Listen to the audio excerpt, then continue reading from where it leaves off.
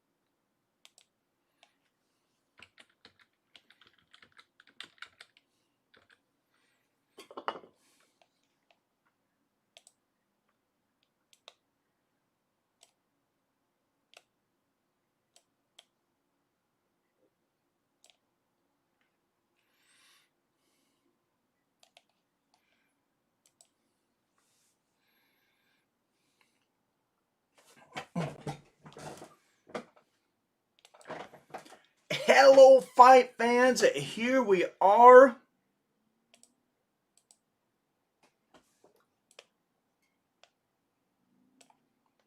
Woo! We're here.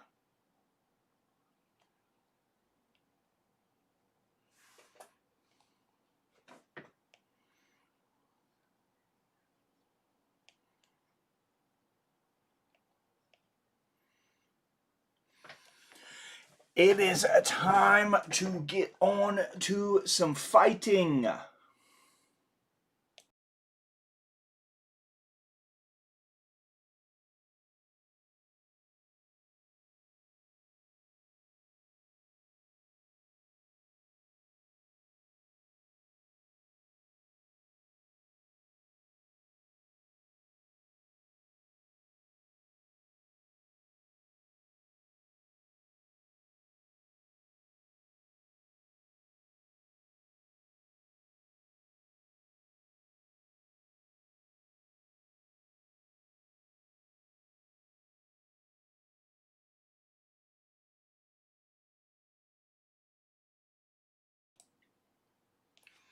How's that?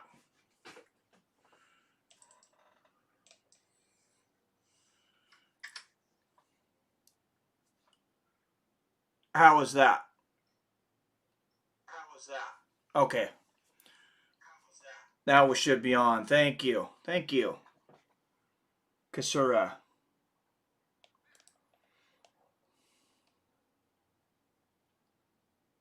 For some reason, I had a totally extra audio thing come up on my OBS, and I wasn't sure they were like duplicates, but apparently only one of them was good, and I picked the wrong one.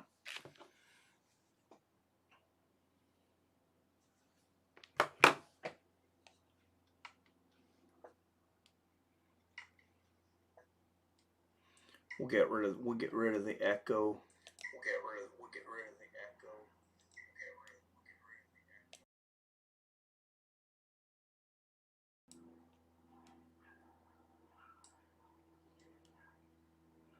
How we doing now?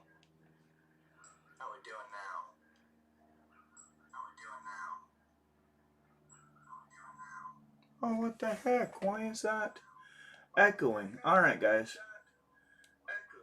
Sorry, guys. I know that's annoying. Give me a second here.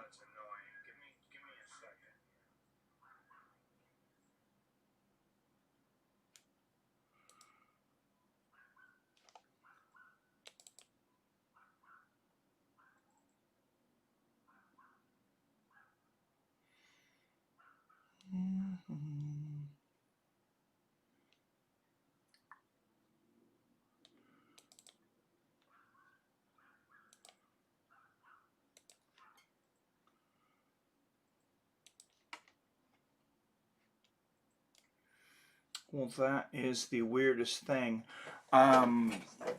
Sorry about the echo. I'll figure that out in just a second. What I was just going to say is they have changed the time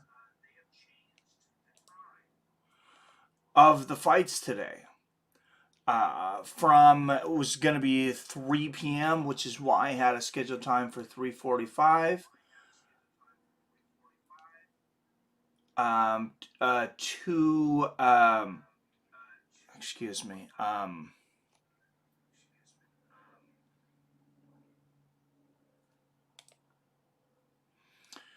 To 4 p.m.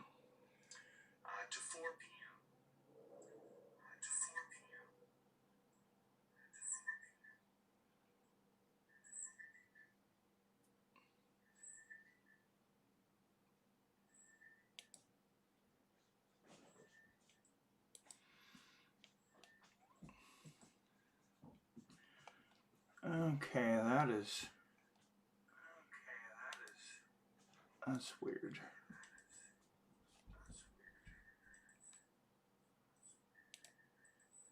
Sorry, guys.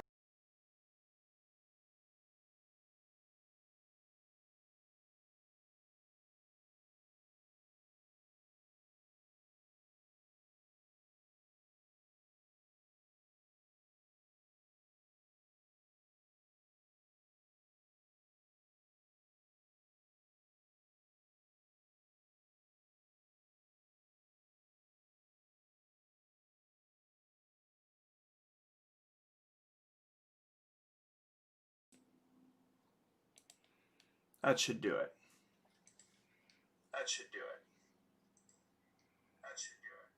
Oh, man. Still got an echo?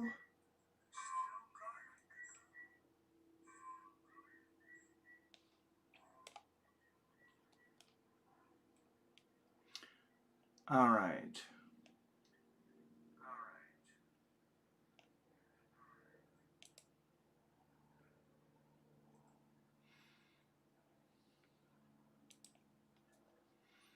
Let me see if I can get this under control here on the side. Thanks for your patience, guys.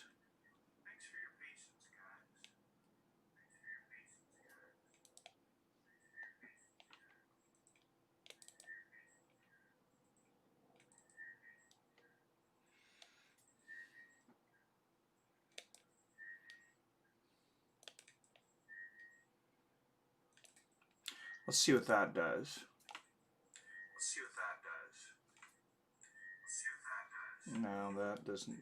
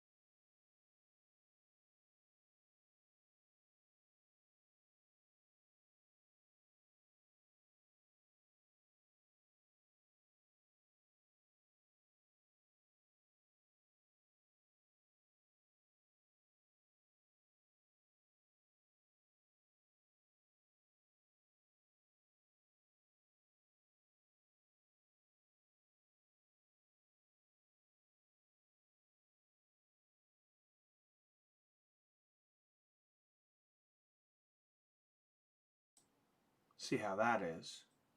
See how that is. See how that is. See how that is. See how that is. See how that is. See how that is. See how that is. Well, that was even worse.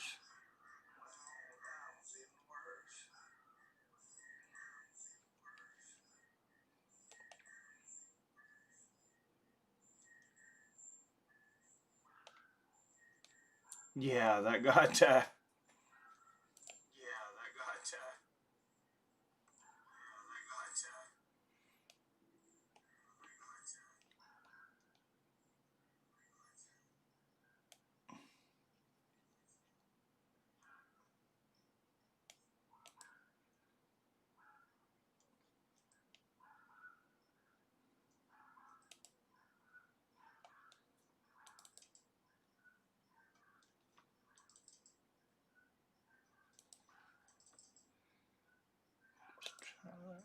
and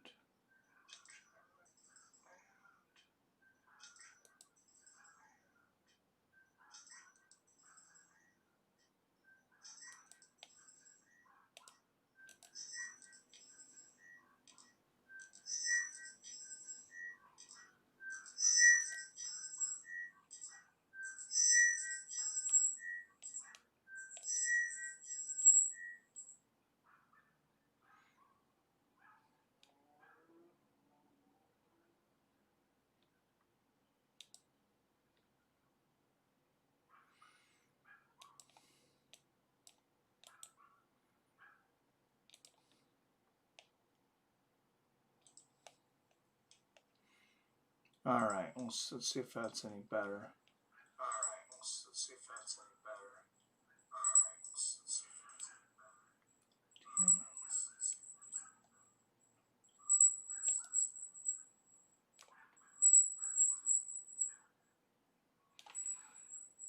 Yep, fights in 1 hour, 21 people watching. Thanks for the patience, guys. Just having a little bit of audio difficulty.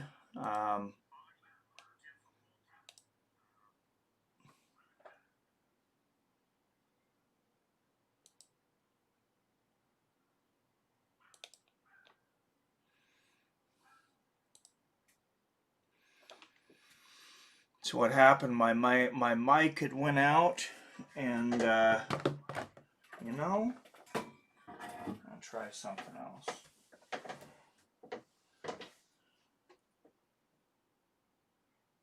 Well, maybe I'm not.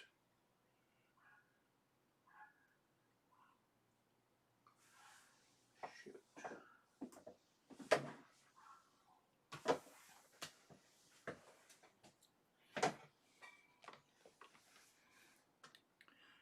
Now it's one of those times you wish you were an audio wizard.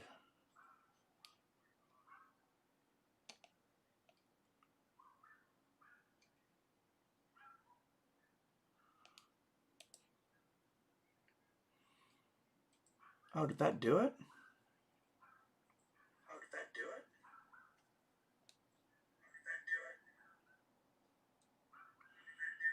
No, definitely not.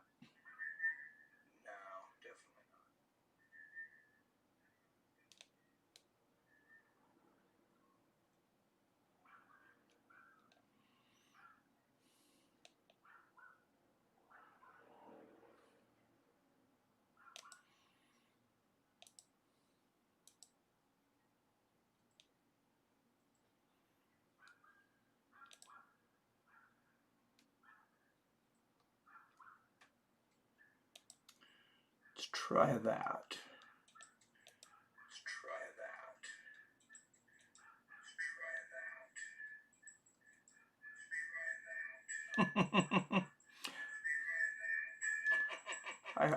I hope this is entertaining. My inability to use technology here today.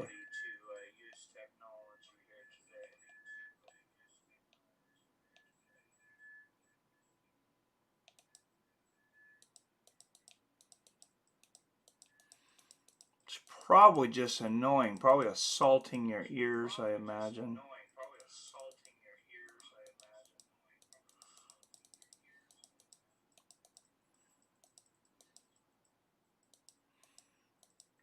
That's what I get for having too much crap on my OBS bar.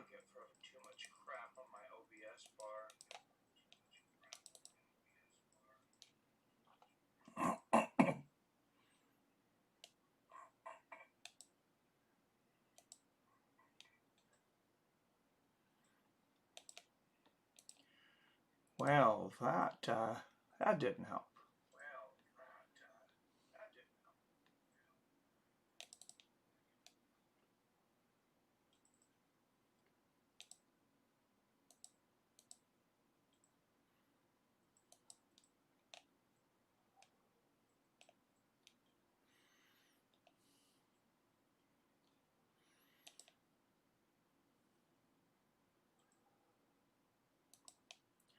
Let's try that.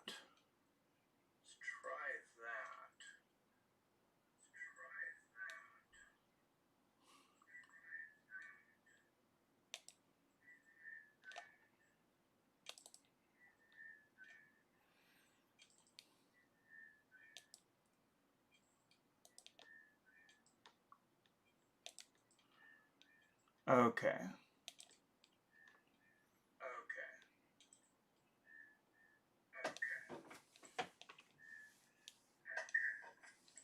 Did the fights begin? No, the fights got pushed back to 4 p.m.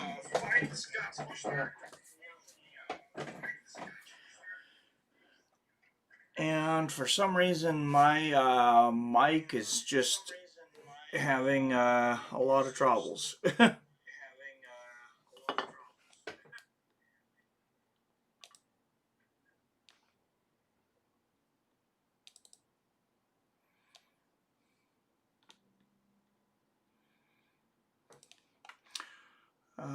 One thing I didn't try.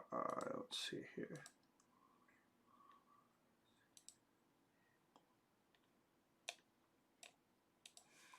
see if that worked.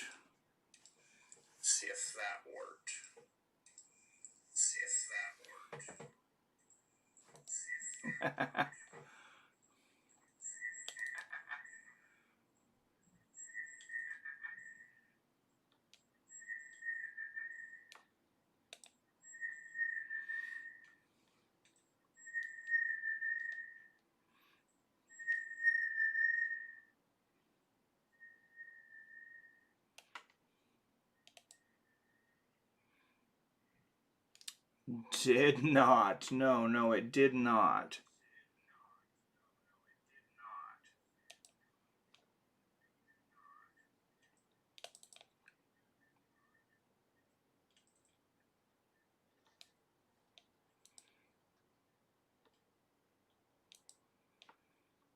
And what about that?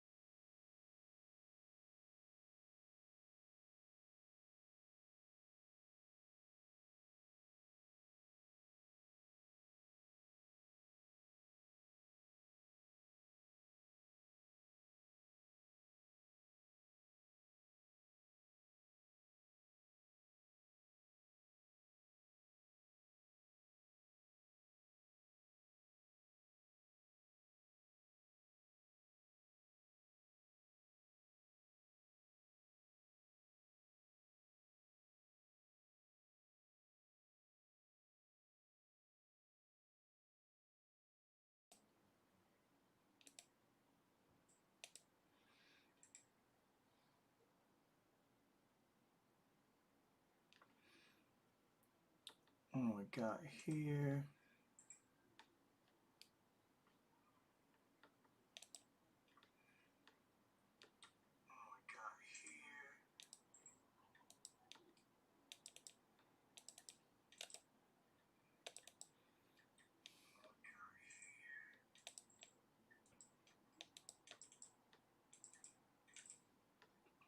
Let's see what that did.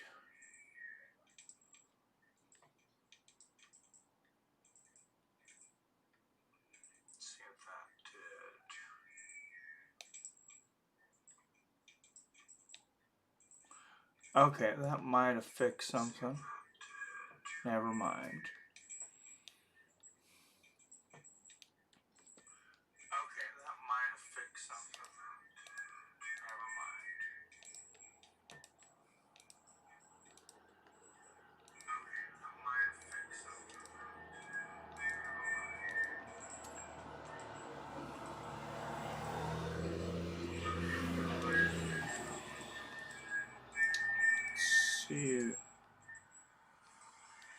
see what happened there.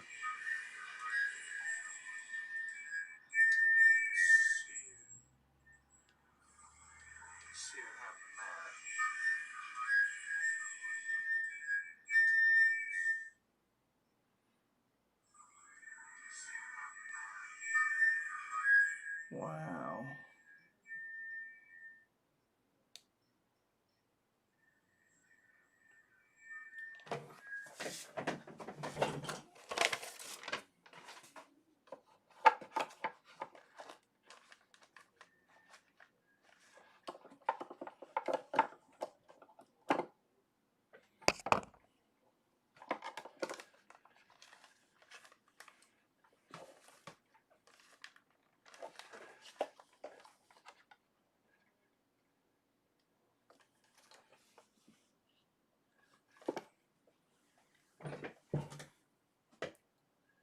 Alright, did that.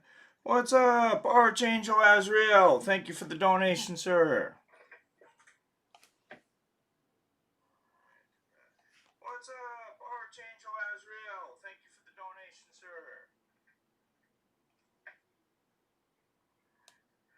What's up, Archangel Azrael? Thank you for the donation, sir. Oh, I thought I had it. Just when you think you got it. Oh, I thought I had it. Just when you think you got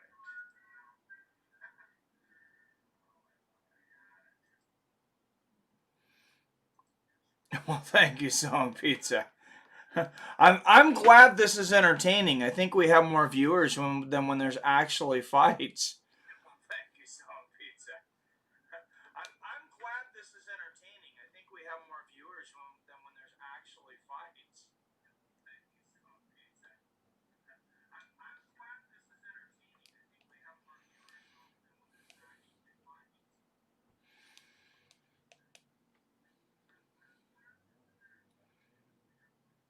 Yeah, this is a problem, MMA or nada. I gotcha. I feel you. Yeah, I got pushed back until 4. That's the first time I've ever heard of a UFC. First time I ever remember a UFC being postponed like that. Yeah, I got pushed back until 4. That's the first time I've ever heard of a UFC. I'm sure if it's ever happened, Billy will let us know if he's in here.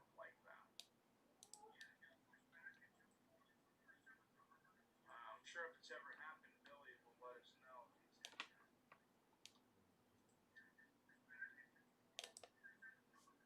I'm sure if it's ever happened, Billy will let us know.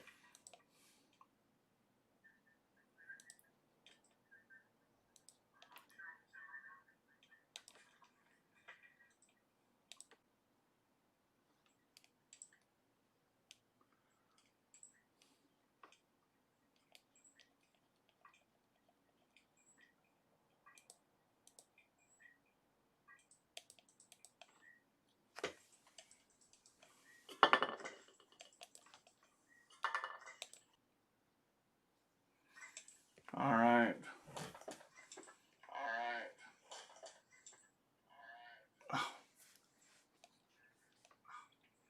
People have told me in the past I need to switch to Streamlabs OBS, and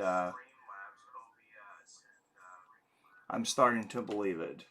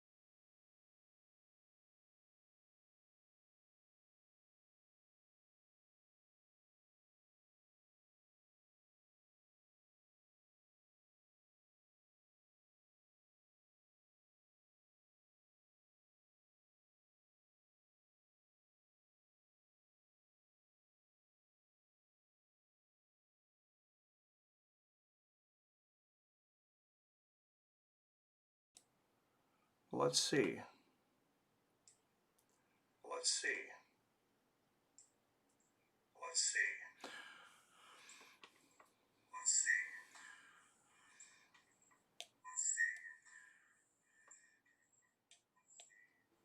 Okay, now I'm definitely slightly perturbed.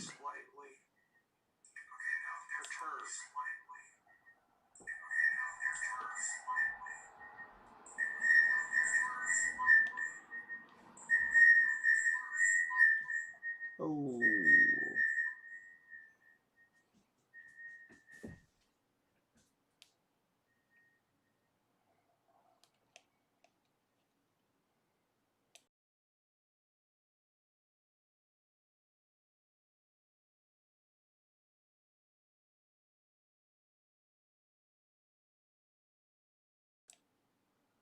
How about now?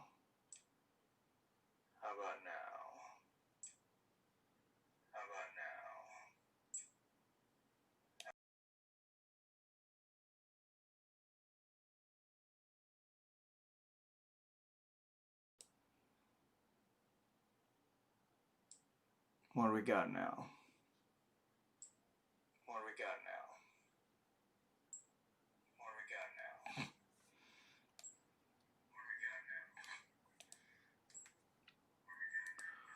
Properties, device default.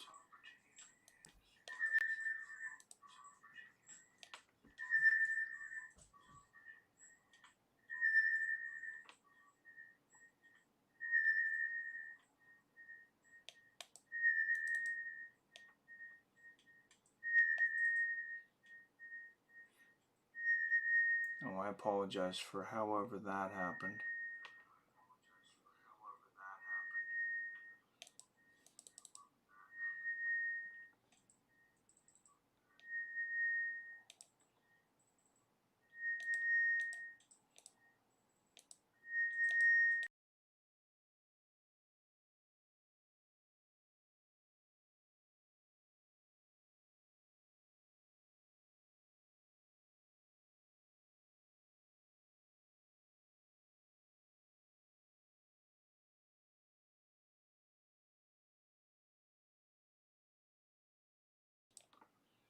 We'll see what that does.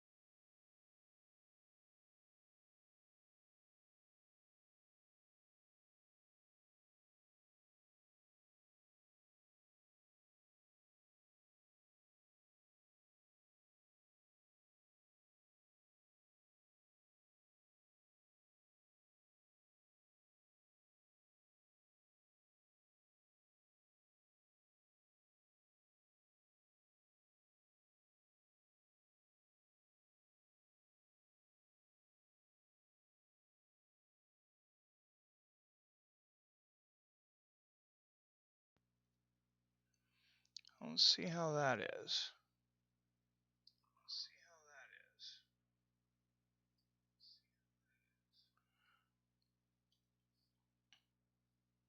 Let's try that again.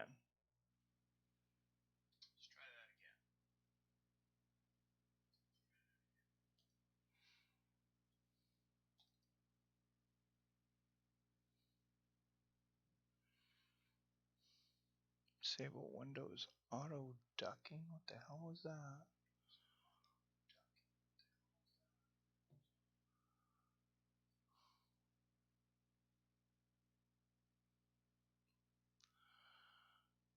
What do we got? Let's see what that did.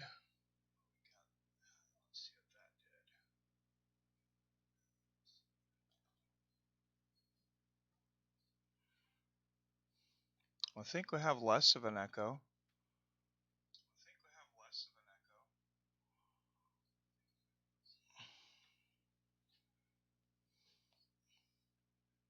No, Chandler not on juice, just hates hassling with all the random 2 a.m. tests.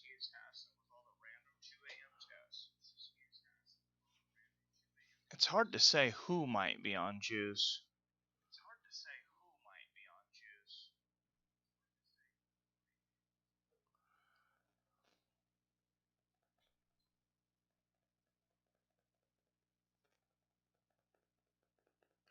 Okay, let me know.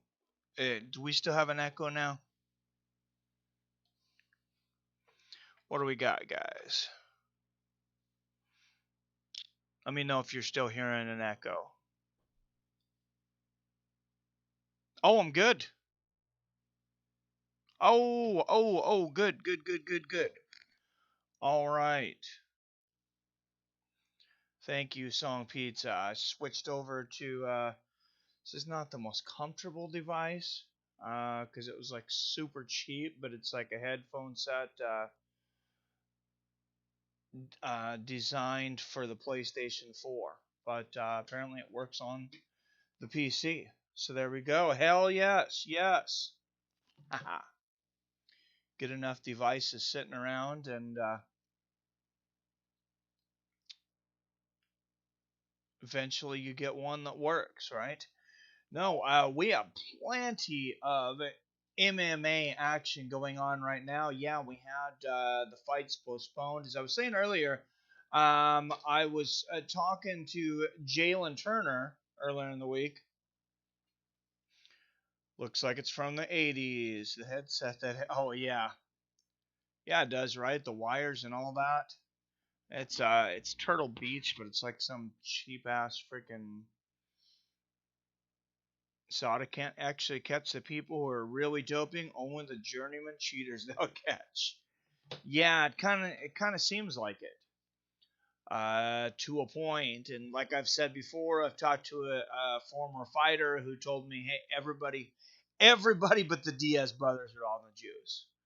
This is what this guy told me. He said everyone but the Diaz brothers are on the juice, and this is a guy that's fought at the highest of levels. That's all I'll say. All the way up to the UFC.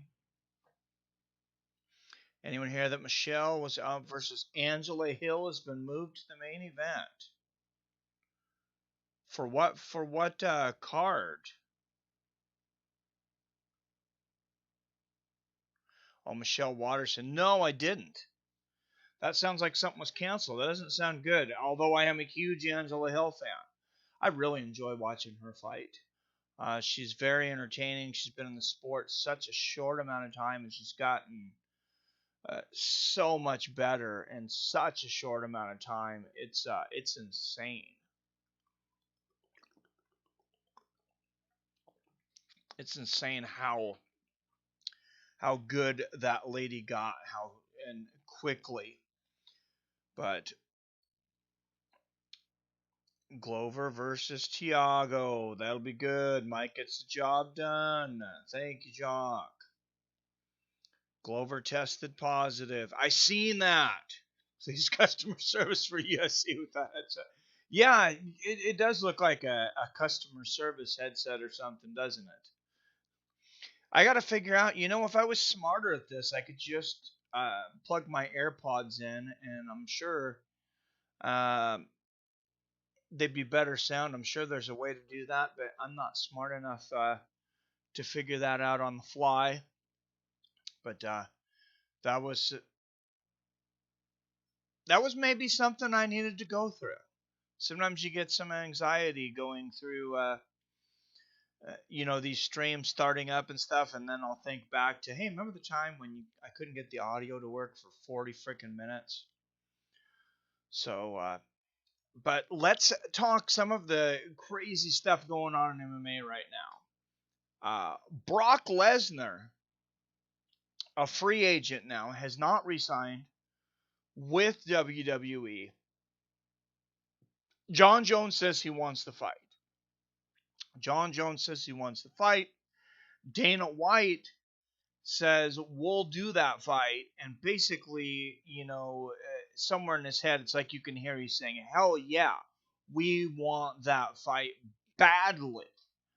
Remember, Brock Lesnar was one of the biggest pay-per-view draws of all time. There's only been a few people ever that could draw on their own. And unfortunately for Jon Jones, he's undefeated. He's done everything basically that he could inside of the cage. And he did a lot more outside of the cage that didn't make him any friends, of course. But Brock Lesnar, yeah, it didn't matter the opponent. People come out to see Brock Lesnar. He's an automatic 1 million pay-per-view sales because of the guys that he brings over from WWE. So even at 43 years old, there's going to be some interest in that, and there's going to be a lot of people that look at that and say, hey, Brock cuts from 300, from 280, 300, and Jon Jones coming up from light heavyweight.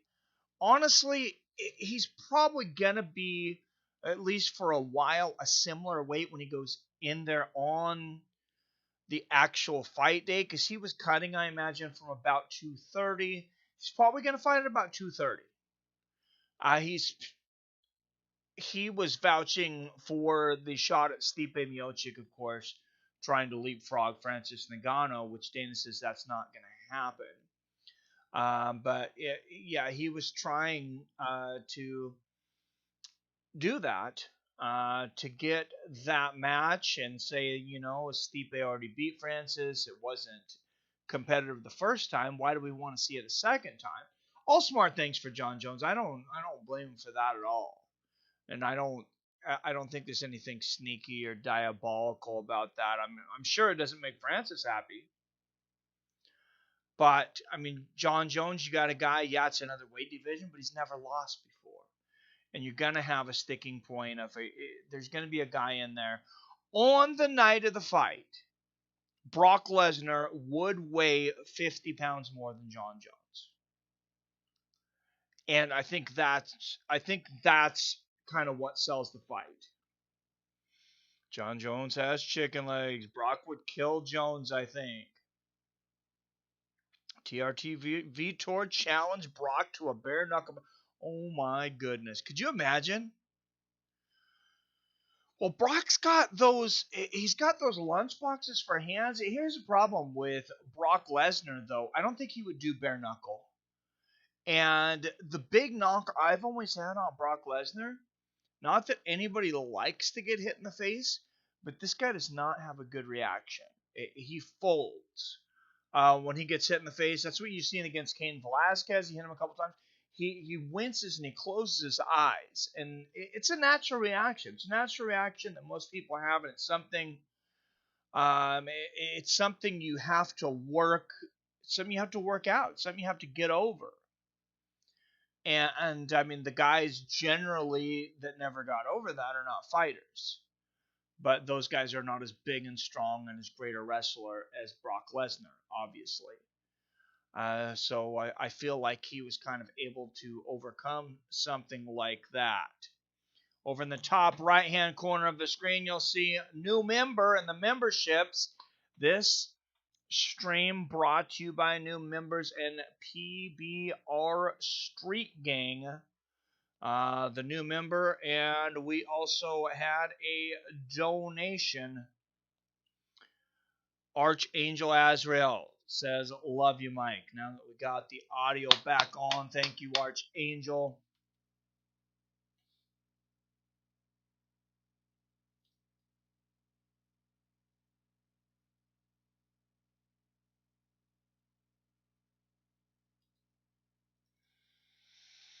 With the $4.99 donation, keeping us moving.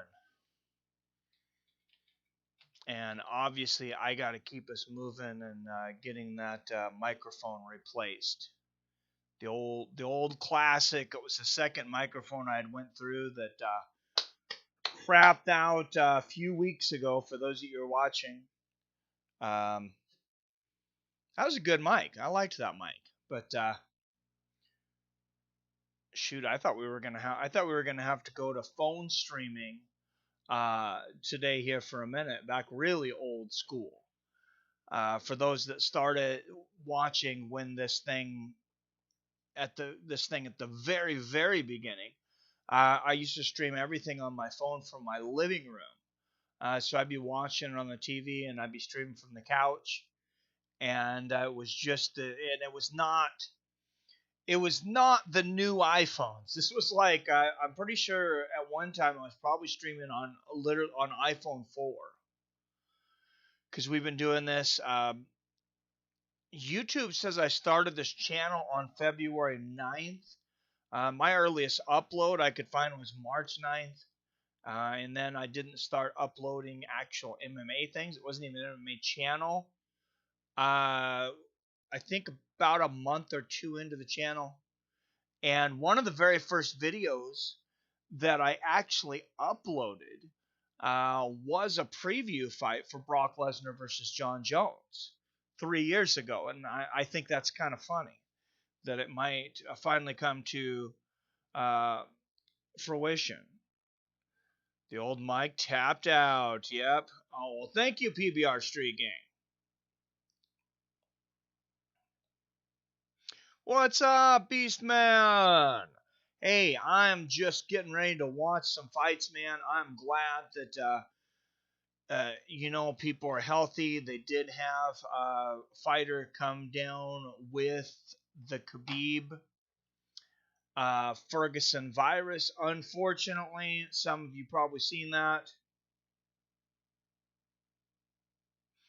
Brock would do terrible in a boxing match. Oh, absolutely. I 100% agree. Brock can't strike. He's got that hammer fist, which is why, I've gotten to a point to where I respect the hammer fist more as a strike. God, that thing used to drive me nuts as a martial arts fan. A guy that grew up watching boxing and true martial arts and kickboxing and all that stuff. First time I seen guys throw that hammer fist, I thought it looked like a 5-year-old. Like a 5-year-old jumping on top of somebody and like how they would strike. I mean, that's, yeah, I didn't like it at all. I don't know that I'm still the biggest fan, but I get it now. Great, I just finished my workout, so I'll be coming back after a quick meal. Hey, good job, Beastman, getting after it with the workouts. I've been getting more into that, working out a lot at work. It's been real physical lately. And this is not a sponsor, but this is just something I've been eating. It's RX Bar. For those of you that don't, want a lot of crap in your stuff and you don't usually take a lot of different supplements, you just want natural food, but you find yourself in quite a crunch. This thing, it's mint chocolate flavored. It's got 3 egg whites, 4 almonds, 6 cashews, 2 dates. And this one's got it's got some cocoa and mint in it and sea salt, which gives it the mint flavor. It's like actual mint, like you pull like out of your freaking garden though. So it doesn't taste like you know, like the artificial flavor for like your chocolate chip mint, but it's pretty good. You tell us who's gonna win those fights. I got Overeem. I think Overeem's gonna make another shot at the another run at the title at 40 years old. He seems rejuvenated. I thought he kind of got ripped off. Not no kind of. I thought he got ripped off in the fight Jairzinho Rosenstruck fight. He was winning that fight, no doubt winning that fight. He got hit with that shot. You know, there was that weird shot that cut his lip, and there was like 20 seconds left. What was left when they stopped the fight? Maybe 10 seconds. I mean, that was a really weird stoppage, and I am really, really surprised at that stoppage. Out of all the stoppages that get criticism, that stoppage didn't get more criticism. I'm talking about stoppages that got criticism. We got your guys' thoughts a little bit on Brock Lesnar and Jon Jones. I think, just to be clear, I think Jon Jones would pull that out. I think he's faster, it's quicker. I think he would train with guys that big. Maybe he trains with Bob Sapp. No. Bob Sapp will only train for a minute and a half at a time, though. That's all you get him for, and then he rolls over and taps. Bob the Tap Sapp, just for those of you that know, or in the know. No, I think Jon Jones would figure it out. I think whatever you think about Jon Jones as a person, I think he's kind of a mixed martial arts genius, and it's kind of hard to say in a little bit, but I have to separate like how I feel about Jon personally, as to just the results of what he has done inside the cage, and the results are hard to argue with. The results are definitely hard to argue with, but we're going to talk about controversial stoppages, and we got to move to New York. And I think I know what you guys are talking about. Why can't you throw spinning back fists in boxing? It might be because it's illegal to. I don't know if sometimes I see a guy throw actual back fist, and I don't know that they've gotten too much blowback from the referee. The spinning back fist, that's easy. I can tell you why that is. You can't turn your back to your opponent. And you turn your back to the opponent, the referee can immediately stop the fight, and I've seen it happen. And it's generally at least going to be called a knockdown, and they're going to get a standing 8 count.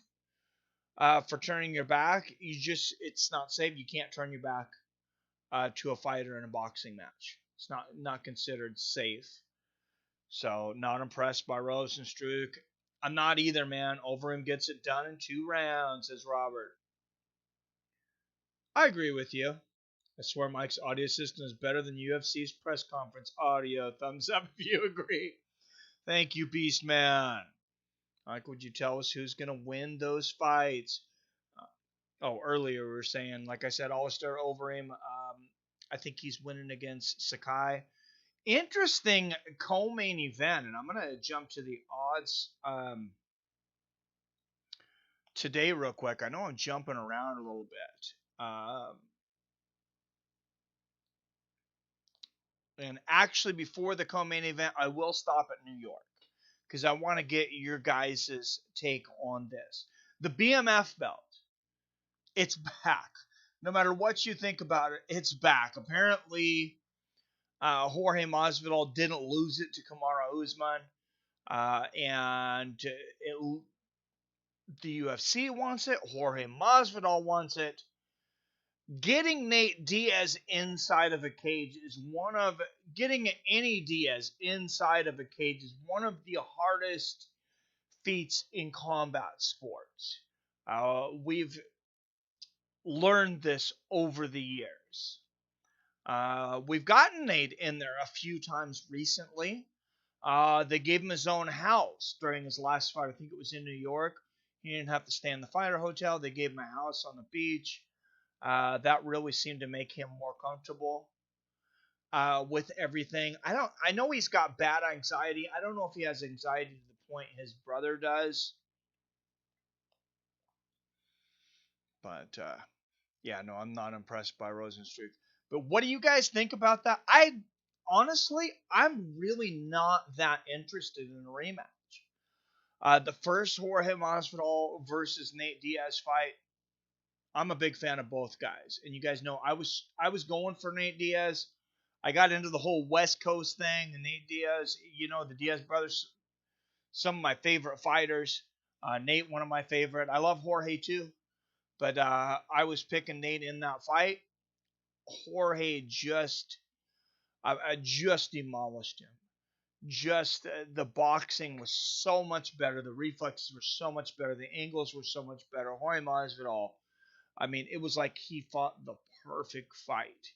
I mean, he made Nate Diaz look like an absolute amateur. Nobody's ever dominated. And by the way, nobody has ever dominated Nate Diaz the way Jorge Masvidal did. I mean, it was almost comparable in the striking realm as if you want to compare what Kamaru Usman did to Tyron Woodley in the wrestling realm. That's how uncompetitive it was. And who wants to see that rematch? Is there anybody that wants to see Kamaru Usman versus Tyron Woodley again? I'm a big Tyron Woodley fan. I'll tell you. If that fight were free, if I was not broadcasting it on MMA with Friends and you guys wanted to see it, I wouldn't waste my time. And there's not too many fights I would say that about. Love to see Usman versus Masvidal for the BMF belt. They just fought, though. Oh, like you can't even turn your back in boxing. Yet Masvidal wins rematch even easier. Oh, wow, I'm in MMA. MMA has desensitized. For sure, Jonk. I don't know if he wins it easier, Song Pizza. So there was a lot of speculation, and both Diaz brothers kind of fed into this, that the anxiety of New York, one of the biggest draws ever in the UFC, and then having the president there with all of the Secret Service, I could see how that really messed with their anxiety. And I'll tell you, the Diaz brothers, both of them have bad anxiety. Very, very bad. And it's a real thing. And Nate talked about, not feeling physically great, the stomach and stuff. I mean, anybody who's had really, really bad anxiety. And I'll tell you, there's a lot of people that could not fight in front of a crowd based on anxiety. And I did not, when I was boxing, when I did the Tough Man contest, I didn't think it was going to be an issue. Because I had always been able to tune out the crowd in judo. And we go to Canada. We went to Hawaii for the nationals. We did different things. And I had competed in front of a few thousand people, 2,000-3,000 people. I think the closest one might have been over 4. Anyways, the Coliseum, over 10,000 people. It was called the Tri-Cities Coliseum at the time in Eastern Washington. It was a little over 10,000, maybe 12,000 people. It's now the Toyota Center. I felt like I was going to throw up every moment of that day. It was horrifying until I got hit. Until I got hit a couple times and kind of woke up. I think about halfway into the second round of the second fight, actually. So I can imagine what Nate was feeling. And as far as Nick's concerned, honestly, he may have such bad anxiety that he is literally not capable of fighting in front of a crowd. And then you add what he's done to his brain, whatever he's done with alcohol and other substances, maybe the partying and things, and self-medicating. Trying to cope with that just insane anxiety. It's almost like an illness. I've dealt firsthand with I have a generalized anxiety disorder where I can do this and probably be just fine, but there's things that really will set me off, and I have to really work on not shutting down. So I get that, and I don't know what my reaction would be nowadays, like inside of that cage. You got to be able to try to block that crowd out. And the UFC Apex Center, I think, has helped a lot of fighters block that out and fight better, because you got no crowd now, or maybe just a few people. Yeah, Masvidal ran him over. Diaz was a punching bag. Boxing's under Queenberry's rules. Yep. Who will win? What's up, Ashatosh? Singh. Who will win? I got Alistair over him. And I think he gets it done inside of 3.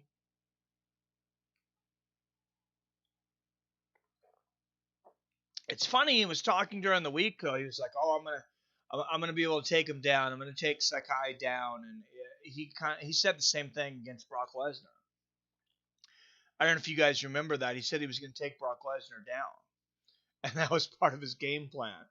And I don't know if anybody believed that, but if you watch the fight, obviously you know that's not what happened. I mean, Overeem put on a sensational kickboxing match against a guy that didn't like to get hit. Bad matchup for Brock. John, that could be more interesting. John's not the striker that Overeem is. He's a little smaller than Overeem. He's going to come in a little lighter. Obviously his wrestling's on point, but he's going to be dealing with a guy that's, a much, much bigger guy as far as getting taken down. Now, due to COVID test results, they're not saying it on here, but Moisés versus Jalin Turner. Jalin Turner's opponent, Thiago Moisés, because I talked to him, Moisés is out. He was out with the Khabib Ferguson fight, or virus, excuse me. So we had 9 fights, including the prelims, originally. Now they're just calling the whole thing a main card, and we got 7 fights. Shout out to India. What's up? All right, see you in a minute. Beast Man says, be right back. Cole Smith and Hunter Azure. That's going to be the first fight coming up.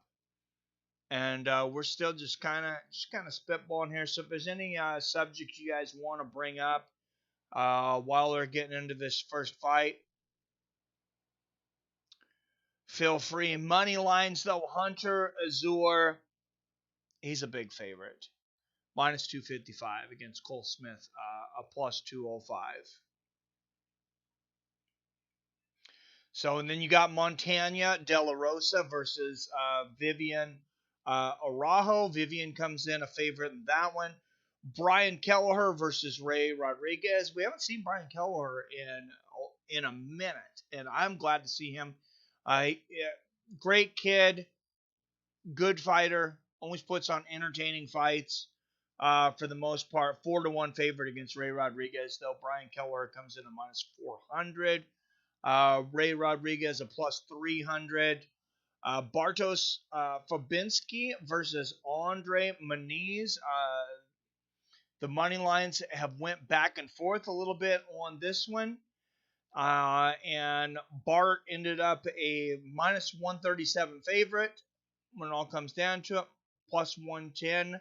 Underdog is André Muniz. And then Zelim Imadaev. He ends up in the 3 spot against Michel Pereira. And Michel also ends up a minus 137 favorite. Zelim just a plus 110 underdog.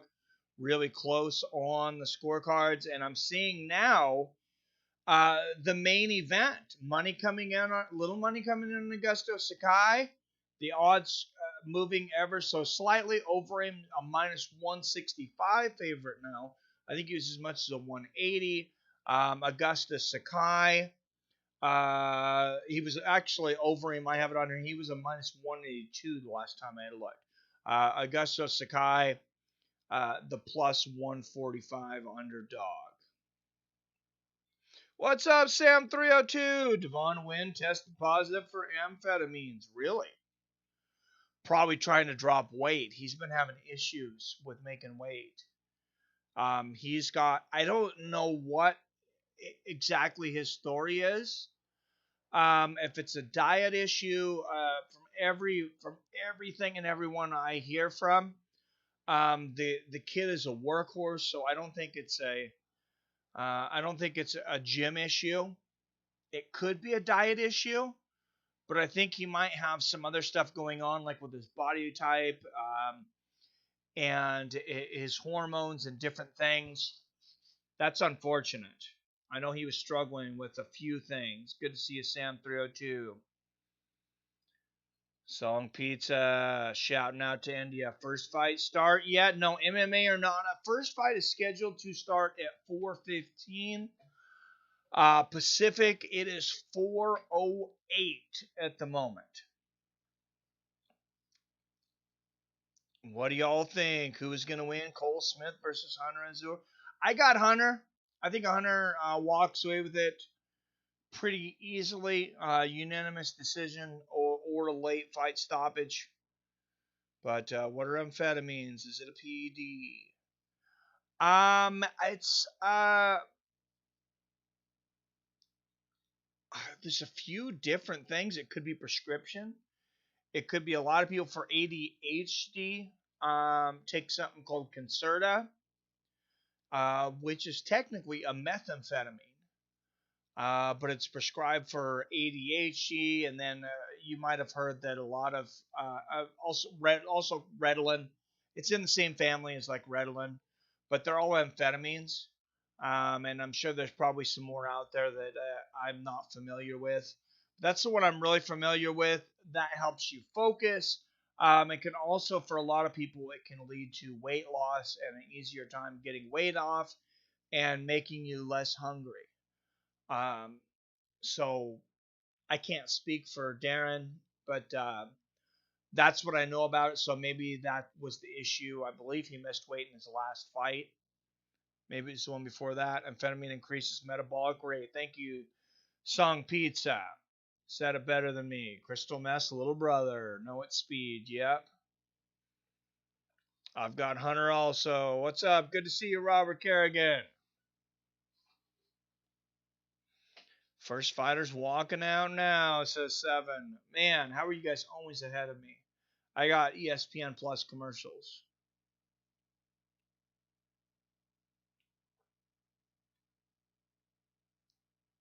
Causes your wife to have 500 babies. Really? I hadn't heard anything like that. And suppresses appetite. Huh. Yeah, people take it for focus and different things like that. I mean, if you're looking for focus, what I would recommend naturally, nootropics, and of course, what I really recommend is that nootropic Alpha Brain.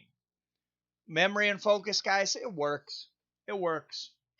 It might not work as good as methamphetamines, but it also doesn't have the downside that you get to it later either.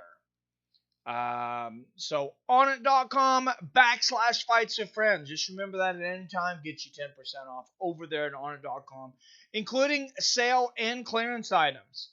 So thanks for the feed into the advertisement. Power thirst reference. Yep, all right. I think there's a small commercial break, and then we're going to have fighters coming down to the cage. So a quick trivia question out there. 5, 4, 3, 2, 1.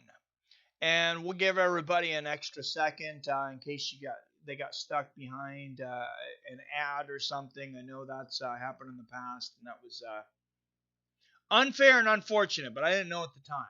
Now we know. Now I know, so I give everybody a few more seconds, on top of that to make sure. All right, guys, ready for the trivia question here. Alistair Overeem was dominating in this sports organization before coming to MMA. What did Alistair Overeem do before he came to mixed martial arts? He was in another sports organization, and he was damn good. And those Dutch guys, they're kind of popular for it. All right, I did say organization. I seen Strike Force twice. I mean, you could say that, but it's another sport. What I was actually looking for, virtually identical, was K1. Great job. Good to see you, Michael Polly. Cole Smith, 3 years older at 31 years old, 3 inches taller at 5'11", and we got some bantamweights coming up here. Did he fight in Glory? I don't know if he fought in Glory.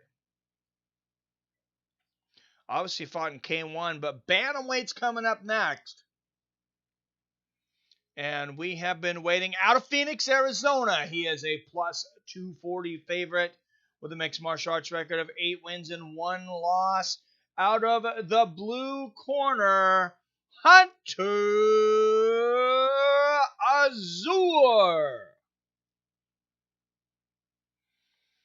And across the cage, his opponent out of Squamish, British Columbia, Canada. He is a plus 200 underdog with a mixed martial arts record of 7-1. A tall bantamweight at 5 feet 11 inches. This guy's as tall as I am. He's 135 freaking pounds. Cole Smith. Referee for this one will be Mark Smith. No relation to Cole Smith, as far as I know. And this is going to get interesting here, though, because to get the sound on the other side here we go. There's the fight clock. Nice front kick to the body from Smith to start this out. Oh, Smith going for the face kick a couple times here. Now, well, you got to wonder which guys are really upset about being big underdogs. And Cole Smith, you got to wonder how much is he thinking about, hey, you going to make me a 3-1 underdog? F you. And there's a body kick there from Smith. Hunter Azure, nice low leg kick there from Smith. But Azure, very patient. Nice little left hook there from Azure. And an inside low leg kick there from Azure. Oh, and Azure, there he goes. He shoots down. And that was a little bit of a sneaky takedown. Gets the kind of a delayed single leg there. And, of course, the man on the mic there for the UFC, Daniel Cormier, knows a thing or two about wrestling. One of the greatest literally to ever do it.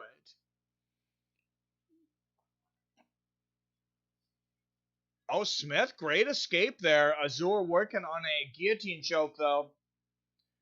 As Smith gets up, now a front guillotine, or front headlock, Nice knee from Azure, nice right hook. Azure really fights good in the clinch. Smith's going to want some space. Oh, nice. Oh, leg kick and a big right hand from Azure. A 1-2, just a minute and a half into his first round. And Azure landing bombs. Which fighters fought in the most organizations? Probably Overeem. He's fought a lot. Who would win against Brian Kelleher and John Ray? I got Kelleher. And Smith standing up here. I think Kelleher gets the finish today. I think he gets the knockout. And Azure get in the back here. Smith standing up, but Azure's got a favorable position here. Very favorable. Got Smith locked up against the fence here and got his back there.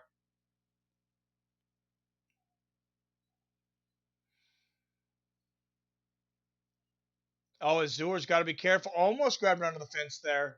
I don't think he opened his fingers. He kind of had his fist leaning up against it, which I think he stayed legal there. Now Smith going for a takedown Drops low. Azure with good takedown defense here. Oh, and a nice elbow there from Smith. Knocks Azure's mouthpiece out. That went flying across the cage.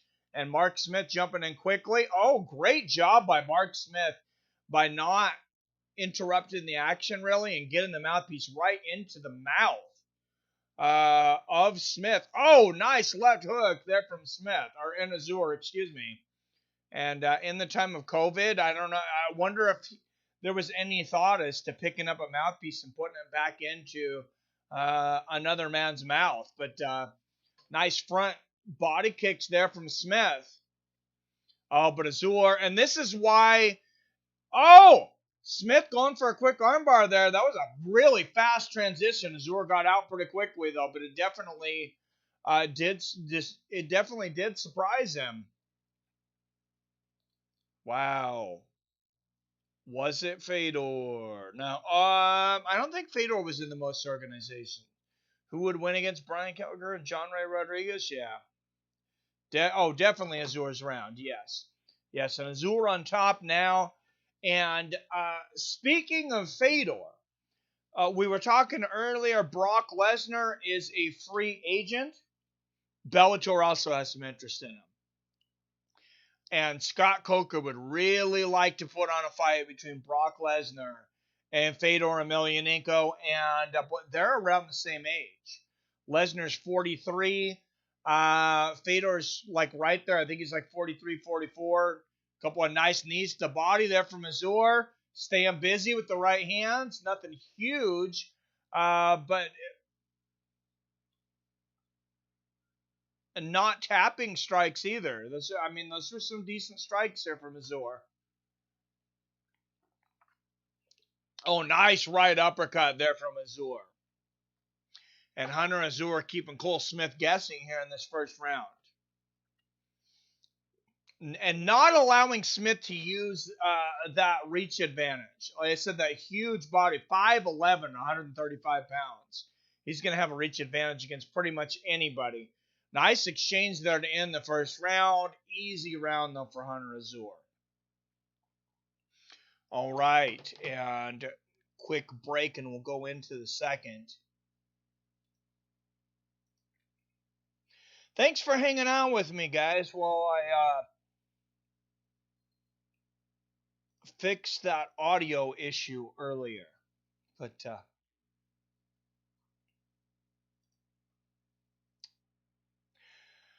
if ever I was actually happy that a UFC fight was postponed, that would have been that probably would have gotten my anxiety.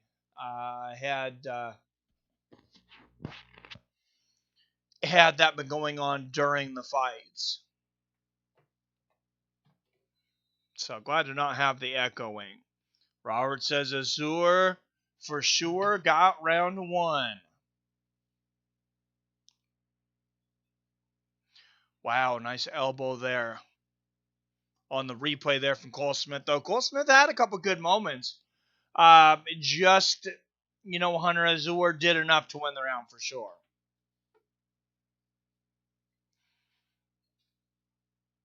And Smith came out. He came out quickly that first round. Nice low leg kick there from Smith. Outside and then the inside leg kick. Cole Smith's got some skills. Nice left hook though, and then the leg kick there from Azure. Barely misses that right hand bomb.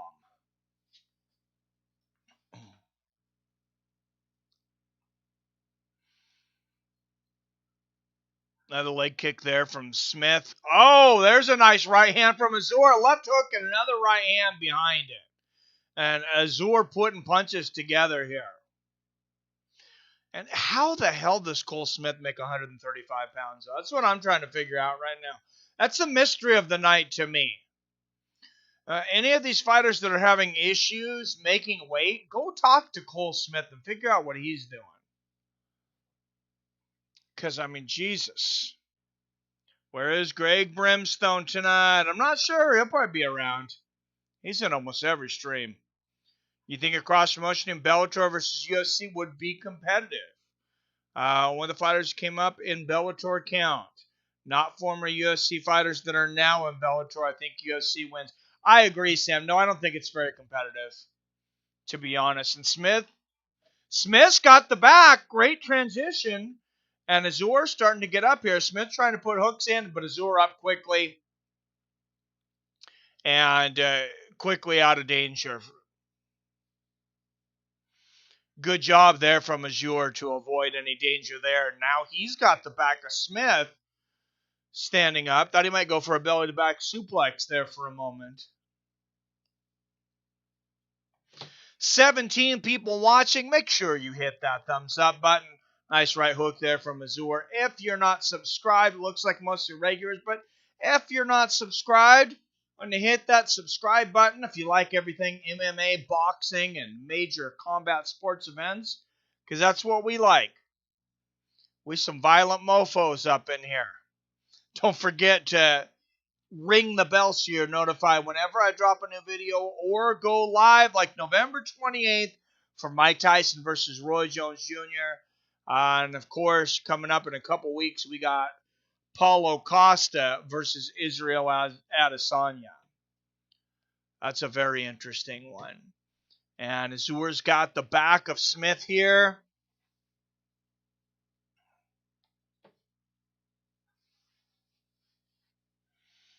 Good job of Smith there, squaring up, defending the takedown so far. Lands a couple elbows there, but Azure is able to drag him to the ground. And Azure using a little kind of Kimura to try to get up there. Gets up, but Azure with the dominant position again here. And Azure's looking like a key lock here. I don't think he's going to go for it. No, and let's look for some knees to the body here. No, he's going to drop down. He is going to drop down and try to get this elbow there for Smith. And Daniel Cormier would know more than anybody how exhausting continuing to go for these takedowns is. He talked about how exhausted he was against Stipe Miocic in that second and third fight, especially that second fight from those takedowns. What's up, Boxing History Made? Good to see you. Style Bender is getting a race, says Song Pizza. I am surprised how many people are picking Paulo Costa to win that fight. It's almost like they're counting the champ out. And man, I'm not sure how I feel about that fight. I'm not ready to commit to a prediction yet on that one. But I will tell you, I never count Israel Adesanya out against anybody. I doubted that kid coming up several times, and he proved me wrong. And Smith getting up here, about 20 seconds left, and Azure hanging on him. And this has kind of become not the most entertaining fight. Azure, but he looks tired. How many more fights until main event? There's 7 fights right away. This is our 7 fights scheduled. This is the first fight of the night. Oh, nice left and a right hook. Good into the round there for Hunter Azure. I don't think there was any doubt that he had already won the round, but a little exclamation point.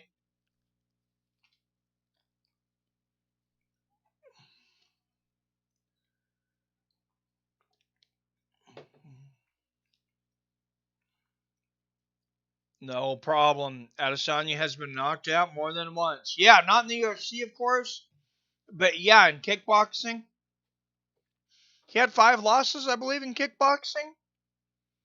And I know he was knocked out at least a couple times.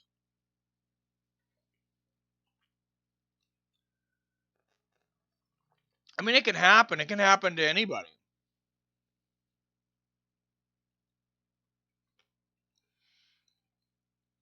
Gaston was able to hurt Izzy bad. Costa will break him.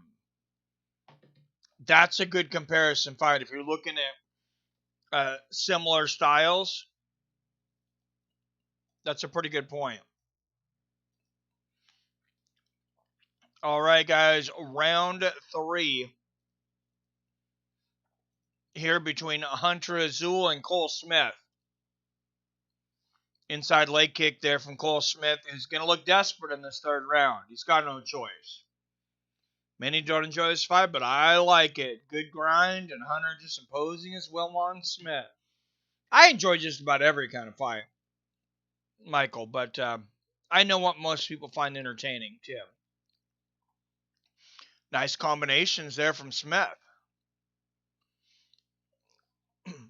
Body kick there from Smith. Smith started quick. I said a left hook from Azure. Is Smith coming in, getting caught. And Azure's got a single leg here. He's been fairly effective with that so far.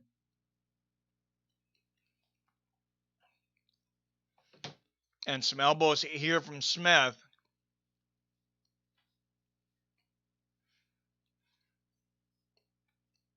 Next fight, just for those wondering, coming up is Montana De La Rosa taking on Viviane Araujo. And then we got Brian Kelleher versus Ray Rodriguez. So still got the meat of the order. I'm a little upset. My friend and friend of the channel, Jalin Turner, not able to compete tonight. Smith comes in going for a flying knee there, but falls off balance. And Azure trying to take advantage to get a choke here. Azure, he's not going to get anything there. Smith's too wily for that.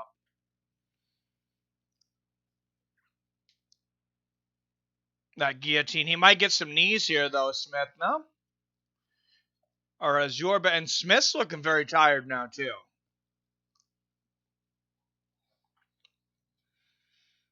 Enjoy the fight so much more now that I come to your channel. Well, thank you, Song Pizza.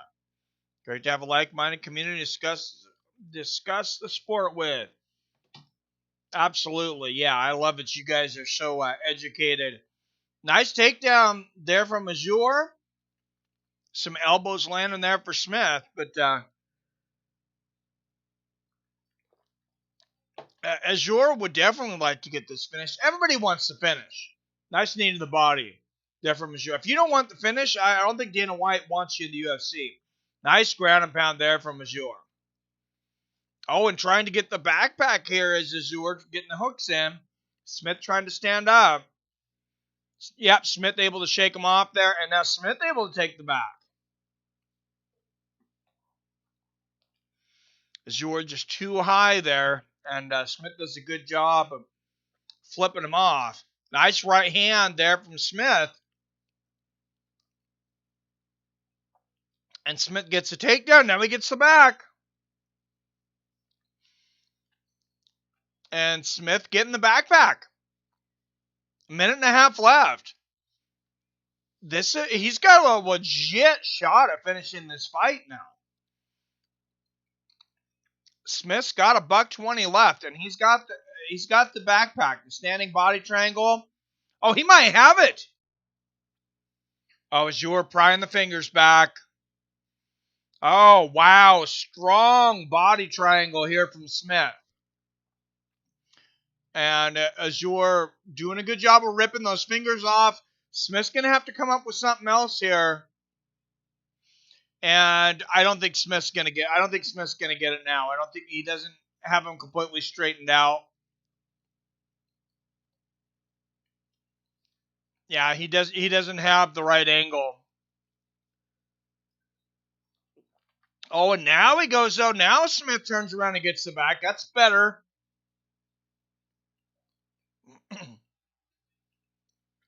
$30 seconds left. And that body triangle again, as you're just surviving here. Up two rounds to one on everybody's scorecards except for those judges, and you never know what those guys are thinking. Rakic was just fired. Oh, Raking doesn't want the finish. What's up, Teletape? Good to see you. Rakic was just fighting smart. Didn't want to hurt Anthony Smith. All right. Should be no surprises on the scorecards there.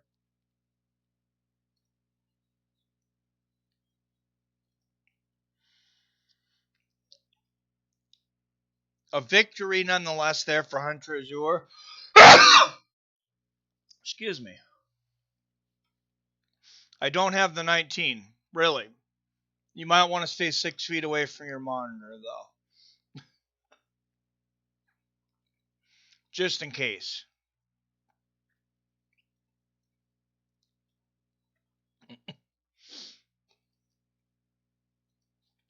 All right, and next fight coming up, like I said, is these the main card? The main card? What's up, JS? It is the main card. Montana de la Rosa coming up next.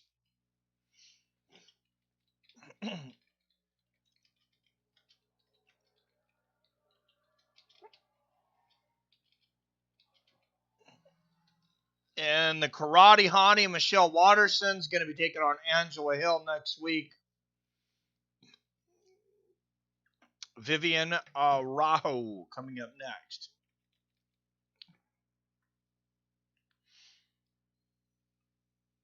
All three judges have a 29-28. No surprises here. Smith knew we needed to finish that fight there in the third round. So, like I said, nobody's surprised there.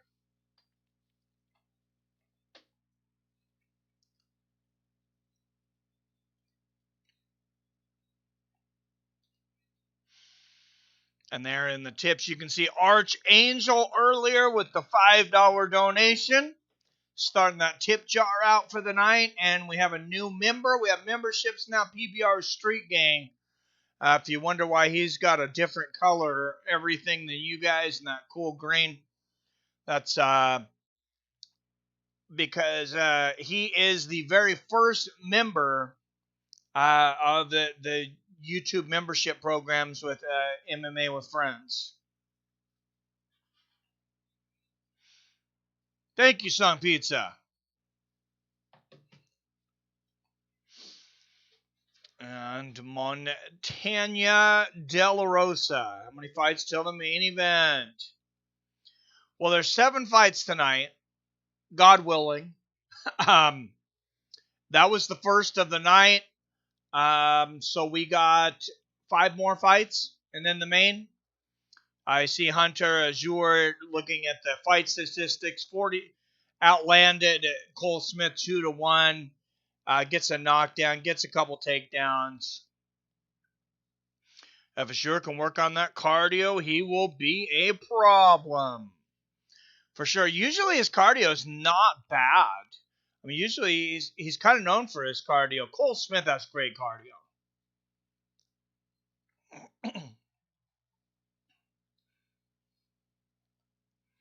So, but yeah, next fight up is Montana de la Rosa and Viviane Araujo.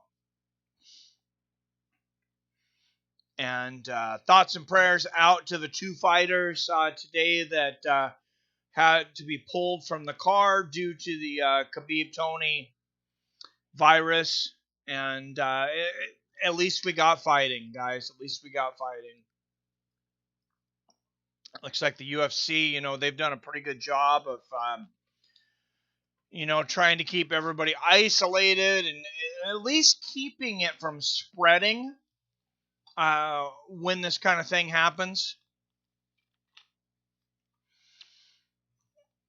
So, but one thing I do want to mention right now, guys, is what's up? We are a week away. We are a week away from 11 on 11 MMA with helmets, the National Football League. First game will be on Thursday, a week from tomorrow. Pretty much everybody's going on it. And our fantasy football team, our fantasy football league is only half full right now.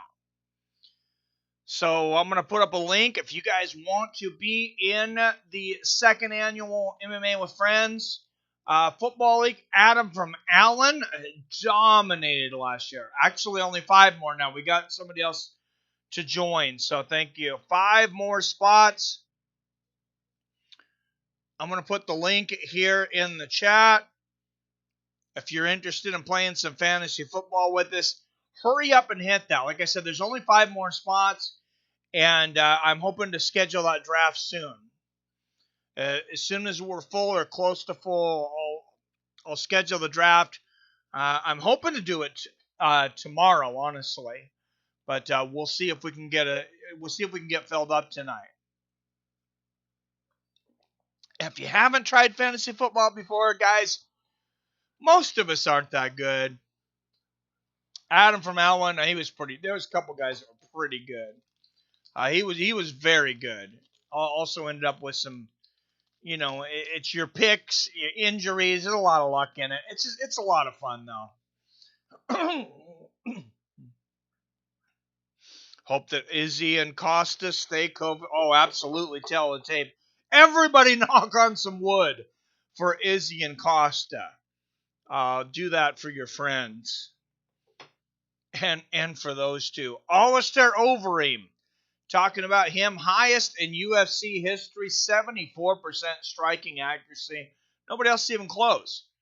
10 knockdowns. Tied for second most in UFC history. Second fighter to win a pro fight in 4 different decades. The 90s. The 2000s. The 2010s. And now the 2020s. The only other fighter to do that in the UFC, that's in the UFC, Alexei Olenek, who's been fighting since 1945. He finished up World War II and then began his MMA career. No, it seems like it. But yeah, man, those knees and those kicks with Alistair Overeem. He's a dangerous dude. 3 picks, OSP, Fabiński, and Sakai. What's up, Harold Fifth?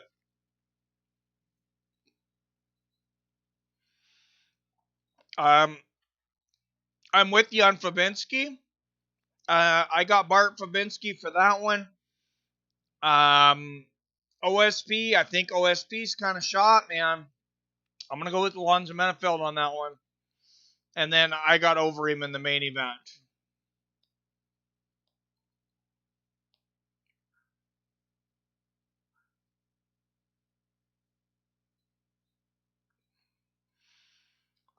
Of course, coming up in a couple of weeks, main event,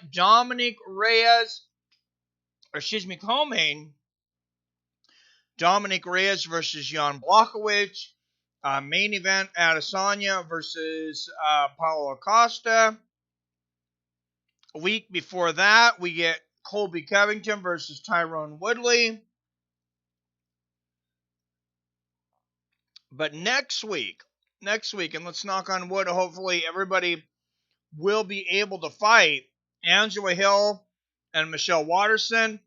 We got Brian Barberena back against Anthony Ivy. Barberena. My good friend Ed Herman taking on John Allen. And there is Montana De La Rosa warming up there in the back. Frank Camacho taking on Brock Weaver. It's a pretty stacked ESPN card next week. My good friend and friend of the channel, Kyle Nelson.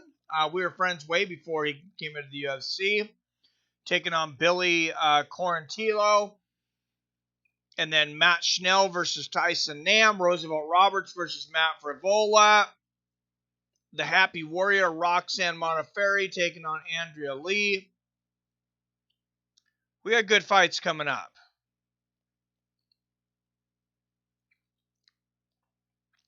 Well, I didn't realize Overeem had the highest striking percentage. Can't wait to see Hill bang. Yeah, I love Angela Hill, man. Sure, not that I don't like Michelle Watterson, but man, she's a fun one to watch. Probably one of my favorite fighters definitely one of my top 5, I'd say, favorite fighters to watch in the game right now.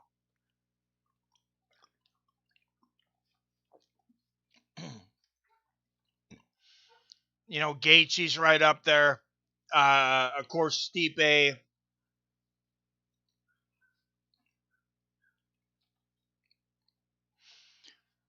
Tony Ferguson.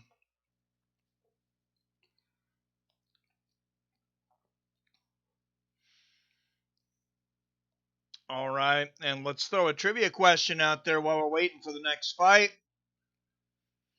Everybody, refresh thy browser. And 5, 4, 3, 2, 1. All right, guys, we're going to have a question about DC. Daniel Cormier on the mic tonight. But years back, he had a very memorable college wrestling championship match against this junior who came into the fight at 159-0.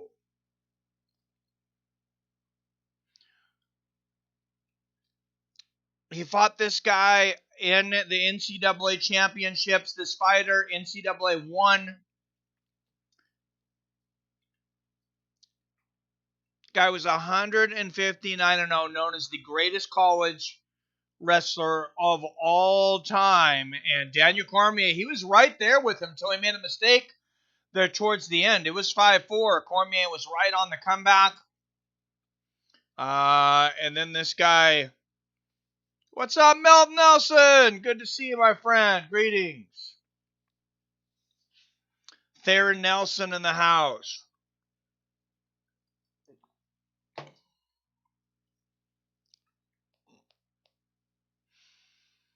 All right, anybody got an idea who the greatest collegiate wrestler is of all time? Considered the greatest collegiate wrestler. Defeated Daniel Cormier in the NCAA Division Championships in his junior year. Came into the fight at 159 wins and 0 losses. And somebody's had a chance. Probably no, it is not Jordan B. That's a good guess though, Jam and Giles. It's Kel Sanderson. Kel Sanderson was the answer on that one. We'll come back with more trivia later, though. Montana De La Rosa versus Viviane Araujo coming up next. The odds are close in this one, but I'm taking Viviane in this. Viviane, I guess how you say her name. Oh! Song Pizza? Did he have it before I said it? Kel Sanderson? Did anybody see it? I think so. So, Song Pizza. I think we're going to give that one to Song Pizza. Michael Pauly and Song Pizza.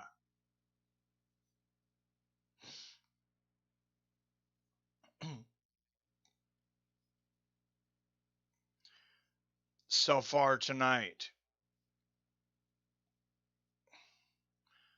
All right. Viviane Araujo versus Montana De La Rosa.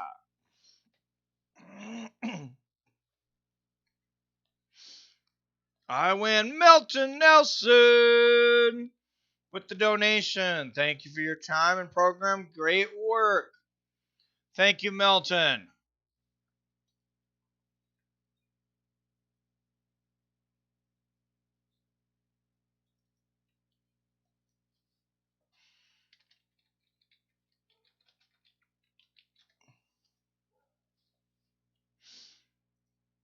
Milton Nelson with the super chats. Thank you, Milton Nelson. Milton Nelson and Archangel Azrael with the donations tonight, moving the tip jar up to $7. And, of course, you see in the top right-hand screen, PBR Street Gang. the first member in the new YouTube memberships program.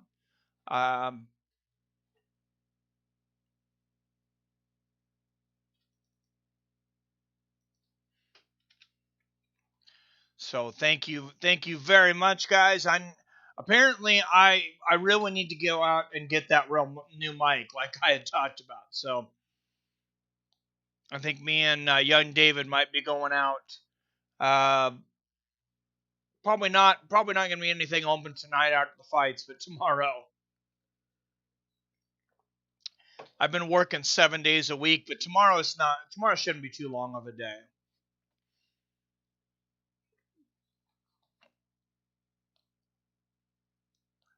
Cal Sanderson was a monster. Oh, hell yeah, he was. Song Pizza. I was actually, the reason I ended up picking that trivia question is that match was uploaded, I believe, from NBC Sports onto YouTube, was recommended for me. And I hadn't watched it. I think I watched it like years back, but I watched it again. If you like wrestling, man, it was a great wrestling match. And you can see in Justin Gaethje, and you can see in Daniel Cormier, though, a different kind of wrestling that I think really benefits a mixed martial artist. Justin Gaethje and Daniel Cormier, you'd see them when the way that they do different athletic dips and things in there. It would get you in positions to strike and do different things. It was almost like they were training for MMA as wrestlers. It was both of those styles translated very well.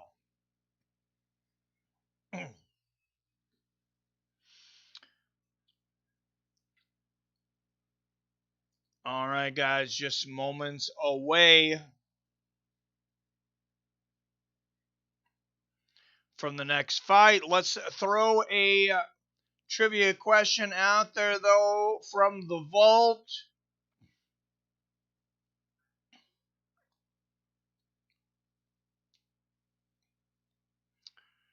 All right, guys, coming off of a huge finish, this fighter is the hottest free agent not in the UFC right now.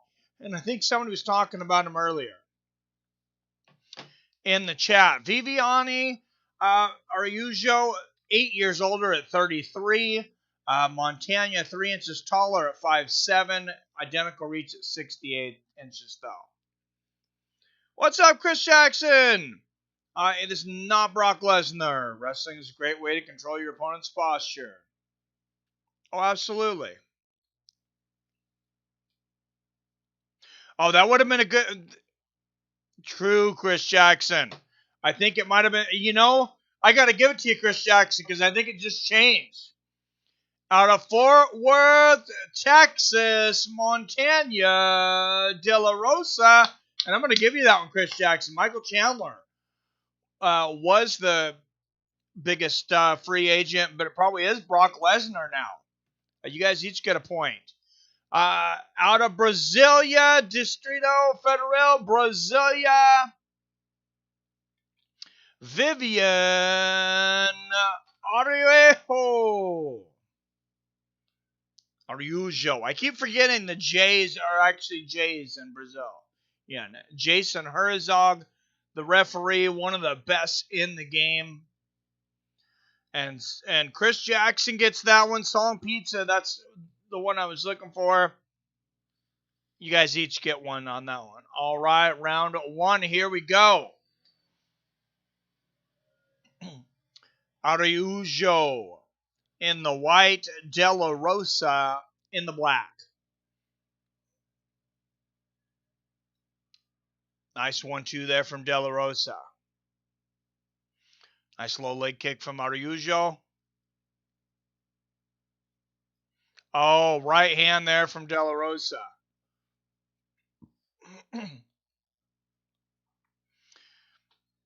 My answers take forever to come in. Weird. I wonder why that is, Song Pizza. Huh.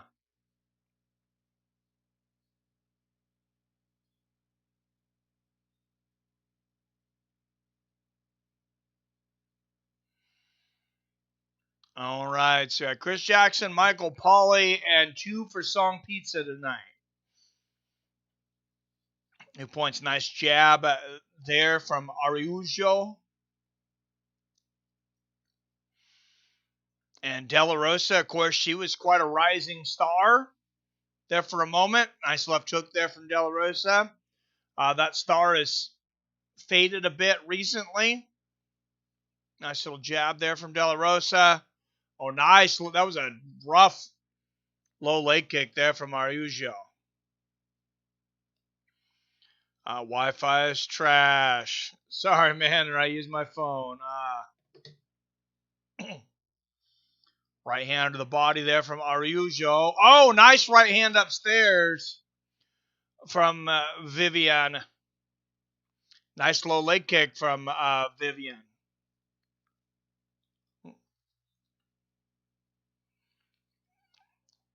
Nice left hook from Viviane.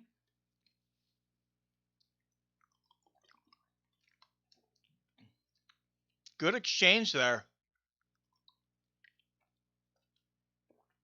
Oh, good takedown there from De La Rosa. Viviane popping right back up, though. Now she's got the back. Viviane's got some jiu-jitsu. Oh, and the ground and pound from behind. 3 big shots there from Viviane. De La Rosa did not look comfortable with those strikes coming from behind her. She got hit with all 3 of them, and the third one bloodied her nose.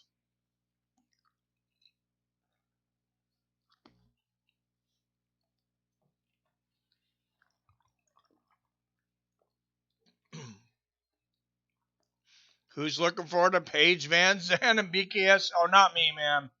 I don't want to see that beautiful face get cut up. I am looking forward to the big BKFC coming up next week. And Dean Hamper with the $20 donation. Dean Hamper bringing down the house. Thank you very, very much, sir.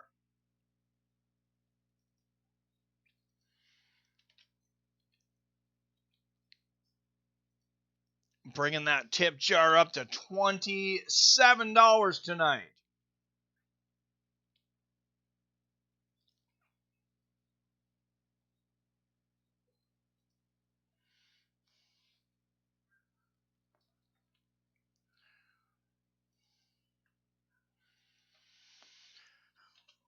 And nice low leg kicks from De La Rosa in this first round. Nice left hook from Araujo.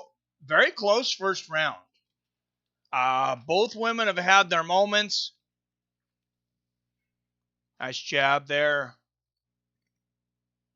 from Araujo. And De La Rosa linking up again. Viviane, good takedown defense there, though. But a good right hook to the body from De La Rosa. Very close first round. Very close. Dean Hamper in the house. I know, poor girl. Yep, yeah, you see significant strikes. Very close. Oh, nice jab there from De La Rosa. Rosa misses the uppercut there. De La Rosa counters. Excuse me. Nice little left hook there from De La Rosa. Oh, and a right hand over the God, this round could really go either way, especially here at the end. De La Rosa getting the better of this last 20 seconds or so. Araujo going for the takedown. Wow, that's a hard one to judge. Dean Hamper with the $20 donation.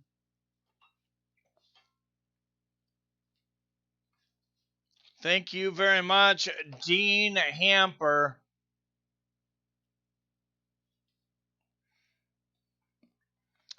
Dean Hamper, Archangel Azrael, and Milton Nelson with the super chats tonight. And of course, like I said, the first member ever in the YouTube memberships program, PBR Street Gang. Appreciate you guys.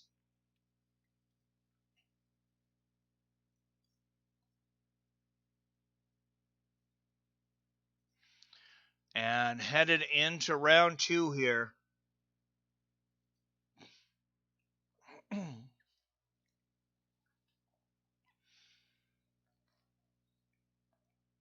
Well, thank you, Virtual Identical. All right, here we go. Round 2. Yeah, I slightly gave that first round to Araujo, but De La Rosa might have stole it there at the end, Michael. I'm not sure.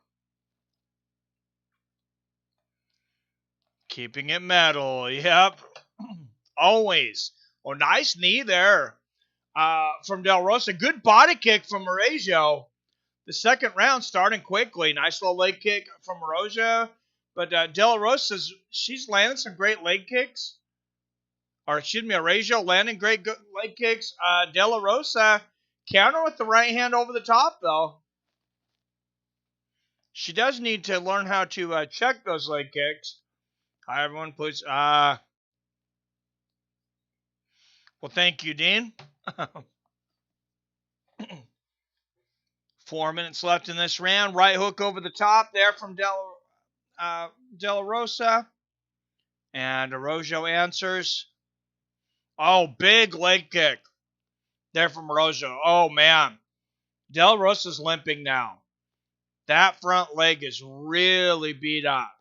De La Rosa can take her out with leg kicks here. She can take her out in this round, too. There's another big leg kick. And De La Rosa shoots for the takedown. Can't get it, but it looks like De La Rosa, she's got a very good chance of ending this fight with those leg kicks.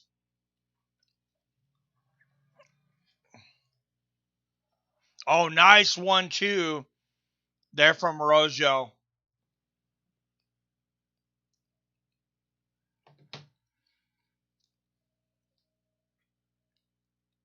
Good right hand there from De La Rosa. She's always competitive. Montana De La Rosa, and win or lose, she's always competitive.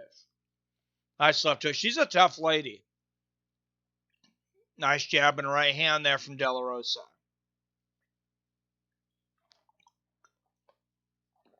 Araujo's got a great jab, and there's a nice left hook.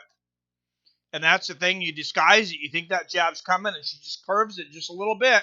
It's an arm punch. She doesn't put the hips and everything into it, but it's so deceptive. There De La Rosa finally checks a leg kick. That's the first one she's checked, I think. And a big right hand for De La Rosa. And this fight's really heating up halfway through the second round, and De La Rosa goes for the head kick. Araujo getting maybe a little over-aggressive here. Lands a jab coming in. Nice right hand there from Araujo. And that blood from the nose and the mouth is really affecting the breathing of De La Rosa. Big right hand from Araujo.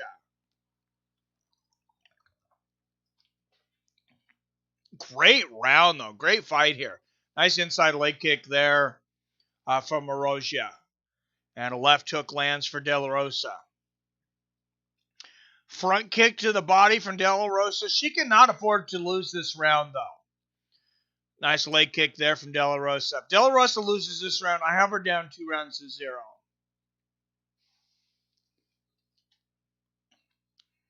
And good defense there from Araujo. Oh.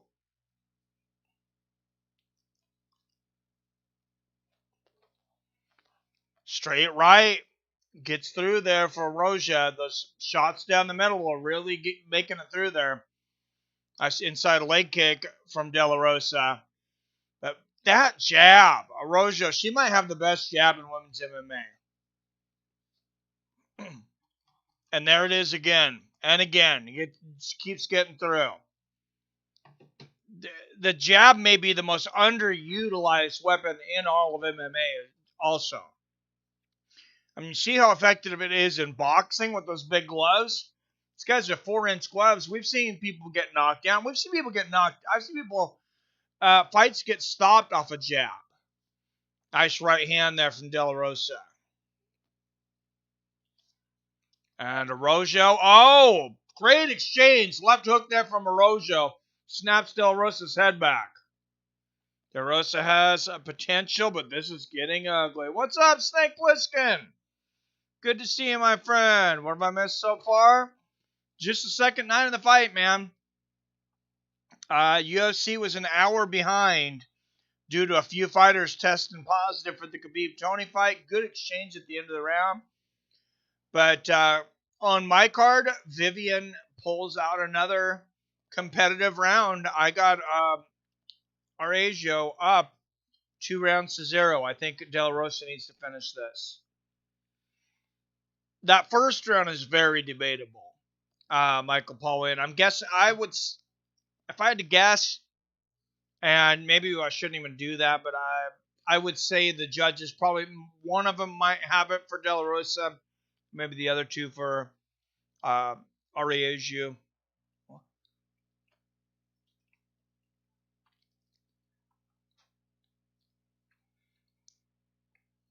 And round 3 coming up.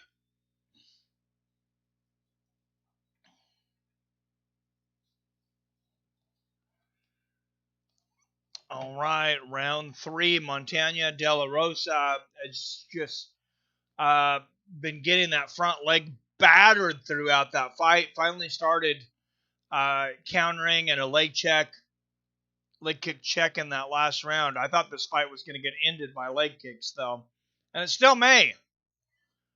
We'll see what Viviane does coming out in this third round. Maybe she went away from it for a moment to distract De La Rosa and then come back to it. Nice left hand there from De La Rosa. Nice right hand from Araujo. And DC kind of says the same thing as me, saying he wouldn't be surprised to see one of the judges or more give that first round to De La Rosa. Nice jab from Araujo. Who tested positive? I think Araujo hurt her foot. I didn't catch that, Michael. Good job. It was, it was Jalen Turner's opponent. And I don't remember the other one. If somebody else has got it right now, I'm trying to watch the round. But otherwise, I will try to pull it back up. I don't remember, though. Nice left hook there from De La Rosa and good head movement. De La Rosa looking good in this third round.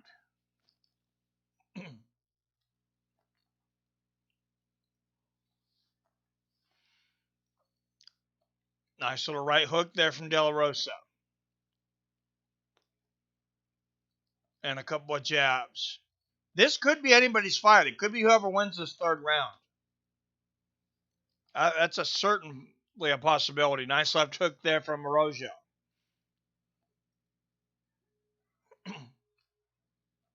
And down the stretch, fight seemingly on the line with 3 minutes left, an exchange of jabs. Oh, nice little left there from Araujo. And De La Rosa trying to feint there. He's doing like a little chicken feint there. That's funny. Nice little jab there from De La Rosa. Another nice left. Right hand to the body there from Araujo. And then a nice right hook to the body from Viviane.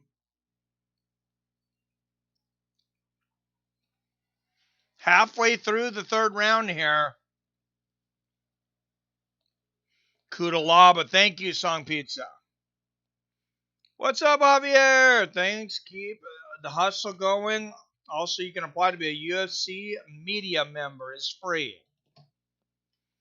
I haven't applied for a while. I did apply several times back and had a hard time getting through. The one event I went to in the last couple of years was in Boise. And I was supposed to go to another one. And unfortunately, this whole virus thing happened. Nice jab there from Araujo.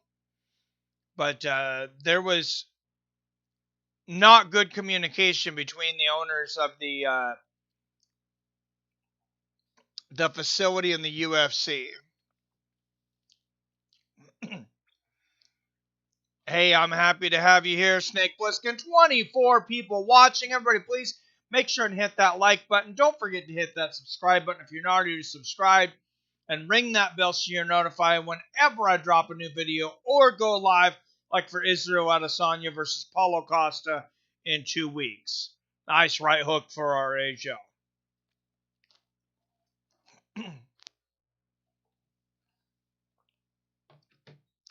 And don't forget, next week, we might get in some UFC. Maybe I'll do 2 streams, but I'm definitely doing bare knuckle fighting championship. Great card.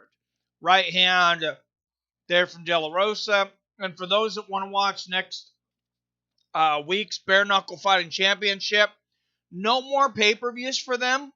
It's just a $4.99 a month BKFC membership. So sure, I'll put it out there. Nice left hook there from De La Rosa. I know it gets expensive being a fight fan. Nice jab for De La Rosa.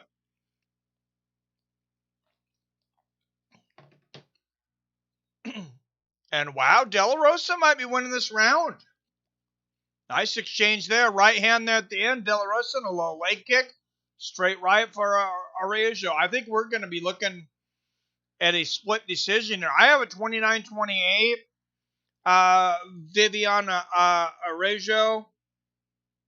But that first round was very, very debatable.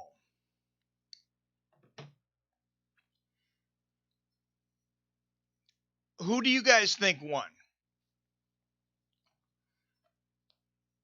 I don't know. I think Araujo did more damage, but De La Rosa was impressive. Good point, whispered soliloquy. And you know, a lot of these judges, they do look at the face and the damage on the face of a fighter. And you got De La Rosa with her face is kind of a bloody mess. So, especially if you're having a hard time picking a winner, that could be a factor. De La Rosa, I thought for the most part, pushed the fight. She was the aggressor.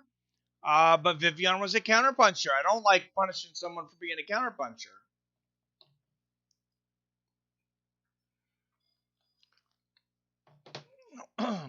So, yeah, I think both of these women, I don't know if both of them move up off of this, but I think it makes me want to see each of them more after them fighting each other.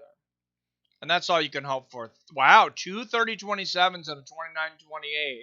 So we know who won that one, I think. Viviane Araujo. So we know some of those rounds were close. I had it 29-28. Viviane, which the third judge had 29-28.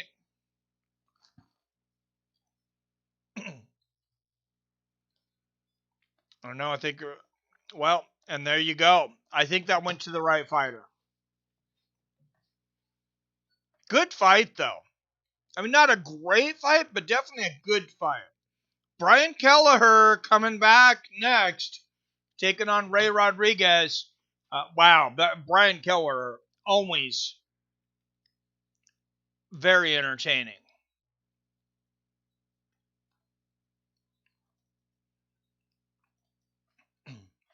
And he's a pretty big favorite tonight. He's a minus 400.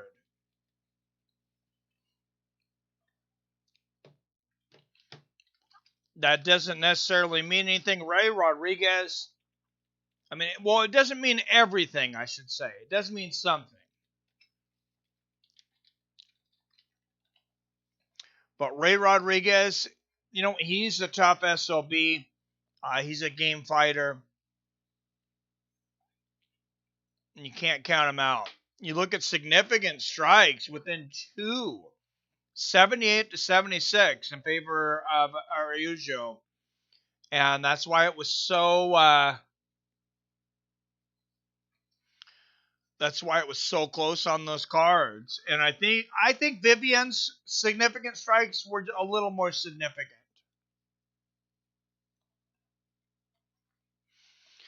And I think that's something that the judges got it right. I think that's something that they need to be aware of. Viviane moving to 9-2. She's won 6 of her last 7 fights, and a young lady. I think she's 23.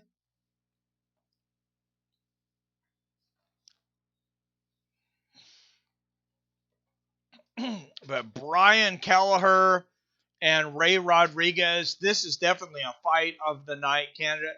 Seems like Brian Kelleher is always in a fight of the night candidate.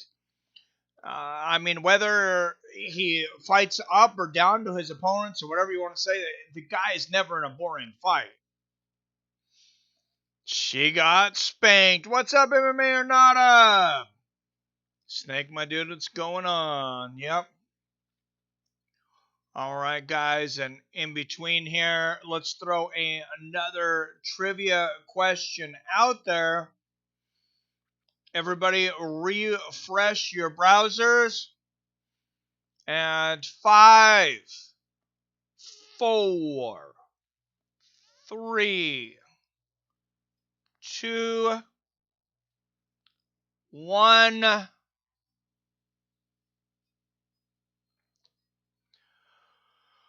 All right, guys. Back in the 80s, one of the biggest upsets in Olympic wrestling history, if not the biggest upset. Rulon Gardner won the gold medal for the United States against an undefeated Russian phenom. This guy coming into this no one had scored a point on him coming into this event. Rulon Gardner at the time, though, he was a little younger, and what he was known for is as he had incredible cardio for a heavyweight. Who did he beat, though? If you're close on the name, I would rather have that than someone to Google it.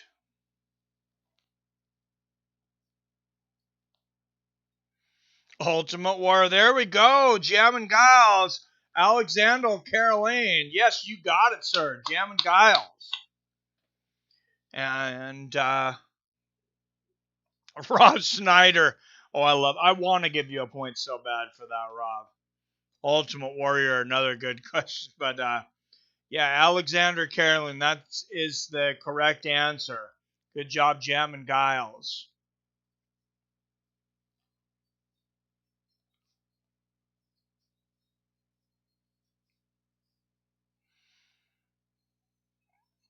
So, and Augusto Sakai, there's an interesting thing right there.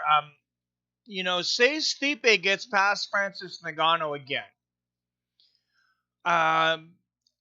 The happiest man on the planet outside of Stipe Miocic is going to be Curtis Blades.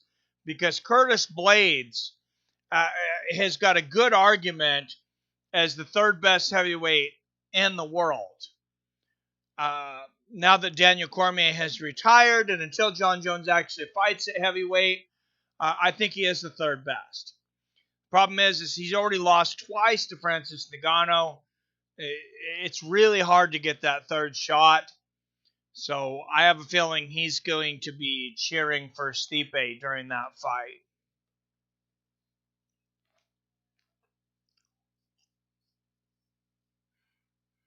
But Jammin Giles gets it. I have met Rulon Gardner. He is a giant of a man. He actually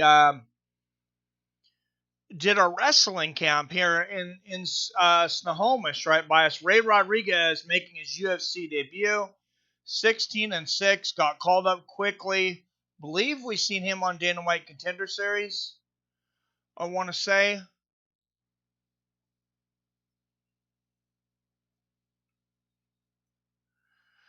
But, yeah, I got to see it. Rulon Gardner, super, super nice guy. And he's actually married to one of my ex-boss's sisters. It was a couple that owned a small store, and the owner's the wife. Her sister's married to Rulon Gardner. But I actually had met him before I worked there. I'd met him because he did my daughter's wrestling camp. I said, super nice guy. Also told me at the time, this is what I had to question him, though. I had to be like, are you a bit crazy? He said he got offered $1 million to fight Fedor Emelianenko back in the day after he won his only MMA fight in Pride, and he chose not to fight. So, standard answer to any trivia question is 4. PBR Street King. All right. Thank you. Whispered soliloquy. Here comes the boom. Count Chocula. That is very random song pizza, but I don't eat a lot of cereal. I got me and the kids some Count Chocula, though, now that it's out. I haven't had any yet. I've really been trying to cut down on the sugar, but once a year, right? Think Alistair has a run left in him? I think he's in the middle of one. Soliloquy. I thought he won the fight against Rosenstruck. I know he wants that rematch. But yeah, I mean, this heavyweight division, it's so wide open. Of course, now we have possibly Brock Lesnar coming back. We got John Jones moving up to heavyweight. We got Francis Ngannou, who's next for Stipe Miocic. I mean, win this one, probably win one more, and then somebody gets injured, and Alistair Overeem jumps right in there. He's probably the next guy at that point. Yeah, definitely. He definitely does. Because a run in the heavyweight division is 2 more wins. All right, featherweights, Brian Kelleher versus Ray Rodriguez. Speaking of featherweights, excuse me, friend of the channel and my good friend, been friends since before he was in the UFC, out of Canada, Kyle Nelson, be fighting next week. So I'm looking forward to that at featherweight. But Brian Kelleher and Ray Rodriguez, the featherweight landscape, very interesting right now. Brian Boom Kelleher versus Ray the Judge Rodriguez. His losses were scary to Nagano and Rosenstruck. But I hope you're right. I'd like to see him grab a UFC belt. Will Brock have to serve his suspension before fighting? Should he return? That's a very good question, Tell with the tape. He should. It seems like the rules, as I understand them, he should have to. Will he have to? I don't know. I mean, it's a money game. That's a money fight. Brock Lesnar comes out. I said earlier, he's one of the few guys in the history of the UFC that regardless of the opponent, you're looking at over 1 million pay-per-view buys. And John Jones has proven he needs a partner. John Jones versus Brock Lesnar, I think sells very, very well. And if Brock Lesnar wants that fight, I have a feeling they're going to make that fight happen in the next year or less. So Brock's 43 years old. Mo Shams, Alexander Carolyn, yes. Might need to refresh Mo Shams. That was a little while back. But yeah, Brian Kelleher versus Ray Rodriguez. I got Brian Kelleher pretty easy in this one, but he has a 4-1 odds. Maybe that's easy to say. Ray Rodriguez making his UFC debut, though. Short notice. That's why these two, if you're wondering why these two ended up matched up against each other in the first place, that's why. But Brian Boom Kelleher, he's been around for a minute. He's got 11 losses, though. 21 wins, 11 losses. He's been finished 7 times in his career, just once by knockout, but he has been submitted 6 times. He's got 9 submissions of his own and 8 knockouts. So he's finished 17-21 wins. And like I said earlier, always a super entertaining fighter.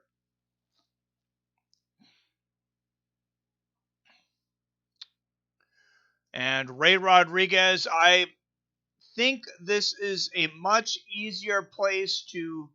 I think it's much easier to make your UFC debut, obviously, in this Apex Center than in front of a live crowd. Maybe some guys will play off the adrenaline, but Ray the Judge Rodriguez, he's been around a little bit before getting to the UFC. 32 years old, 22 fights under his belt, 16 wins and 6 losses. Now, we talked about Brian Kelleher's been submitted 6 times in his career. Out of 16 wins, Ray Rodriguez has 8 submissions. That could be a problem for Brian Kelleher. 8 submissions, 3 knockouts, and just 5 going to decision out of 16 wins for Ray Rodriguez. 6 losses, knocked out once, submitted twice, was Ray Rodriguez. Brian Kelleher, 2 years older at 34 years old. Rodriguez an inch taller at 5'7", but I have a 4-inch reach advantage at 71 inches. And round 1, here we go. Out of the red corner, fighting out of San Antonio, Texas. He is a plus 255 underdog. 16 wins and 6 losses as a pro. Ray the Judge Rodriguez.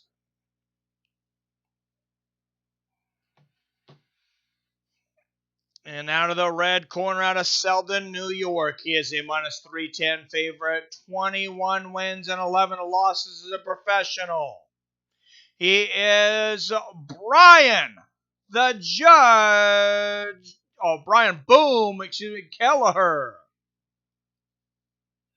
Don't be alarmed, gentlemen, but I think I just seen Miguel Ross Tyson rummaging through my trash can. Yeah, I don't think so, but that is hilarious. Have you been? Do you have something interesting in your trash can? MMA or nada? Nice leg kick from Rodriguez to start this one out. Like I said, Brian Kelleher is a 4-1 favorite. Rodriguez making his UFC debut. Late replacement. But I think one of the big storylines in this is 6 of Kelleher's 11 losses come by submission. 8 of Rodriguez's 16 victories are by submission. And Rodriguez shoots, but Kelleher's got the guillotine. He's got quite a few submissions himself, and he might have it. Kelleher's got 9 submissions himself, and there it is. 4:20 left in the first round. Brian Kelleher getting it done quick. Slick Brian Kelleher. And makes a little home run motion. Great finish there. No, it's not Eldergrass Tyson. My neighbor's name, Tyson Neal. Oh, okay.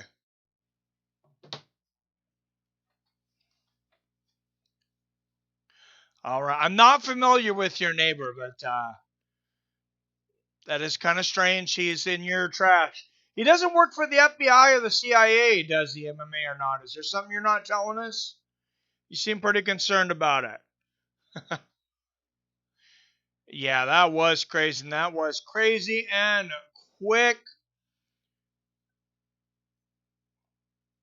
Wow, Brian Kelleher. Like I said, he's always entertaining and does not disappoint once again. An entertaining fighter. Brian Boom Kelleher. And up next, André Muniz versus Bartosz Fabiński.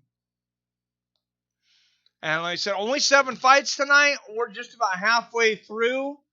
Due to a few fighters testing for the Tony Khabib virus. So that's why there was an hour late start. My dog's name is Tyson. Oh, that is great. My dog's name is Sasquatch. He's a 110-pound beast. But wouldn't attack anybody, though. Super nice and dumb as a frickin' rock. But at least he might intimidate somebody if they try to come in. Michelle Watterson taking on Angela Thrill Hill next week. On Saturday next Friday, I would say on Saturday next Friday, BKFC, so we're going to be able to catch them both. Unfortunately, Bellator fights on both nights, so we'll try to mix some Bellator in there. I just wish they weren't on the same nights. Brian Boom Kelleher getting it done 39 seconds of the first round, winner by guillotine. Boom!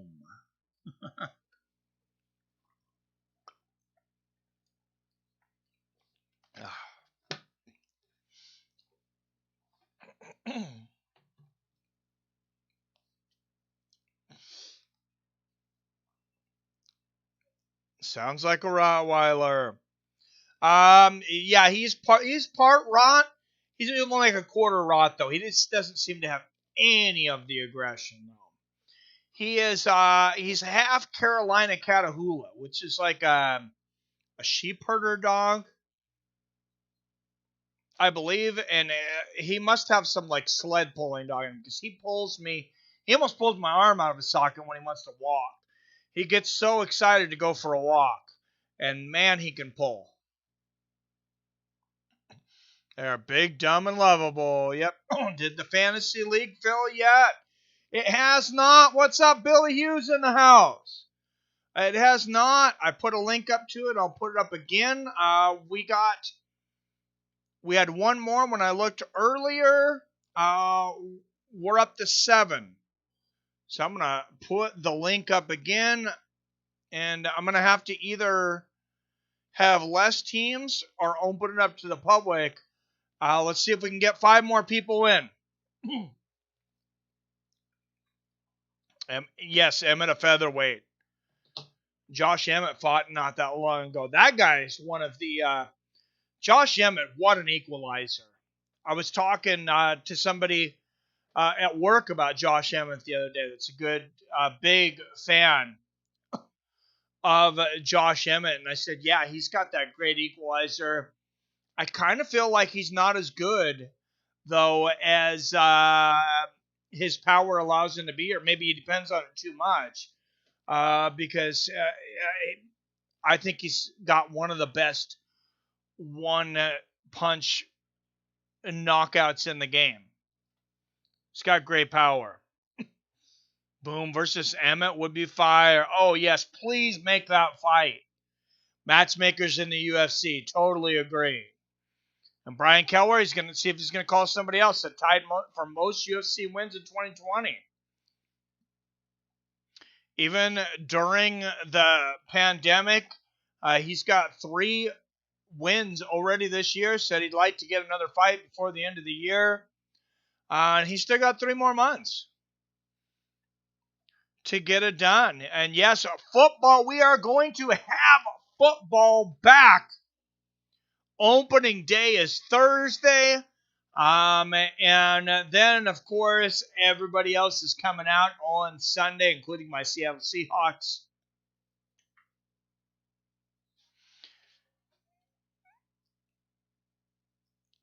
All right, guys. Josh Emmett made a name for himself and knocked out Michael Johnson. For a while, he was the guy that got murdered against Jeremy Stevens. And hit in the back of the head several times, though. We can't forget that.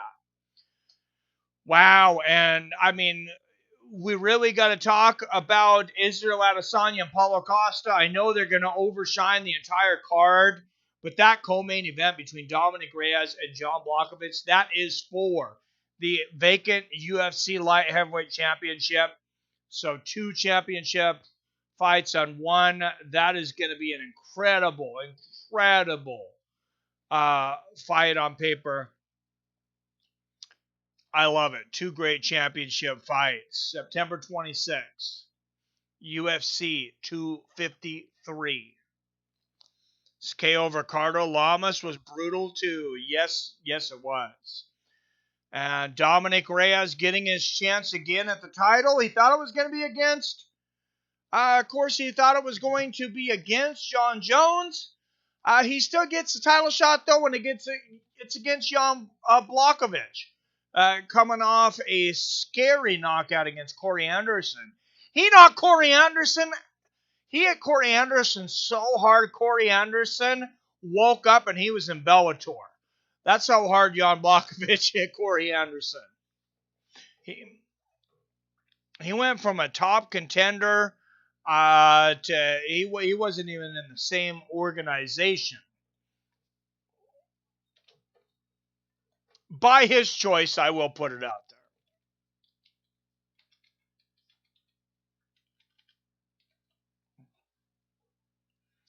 André Muniz, 19-4. He's a Brazilian Jiu-Jitsu black belt. But guys, Fabiński, 15-3. Bartosz is a tough guy. 8 wins by knockout. But out of those 3 losses, Fabiński's been submitted twice. So that could be a big storyline coming into this next fight.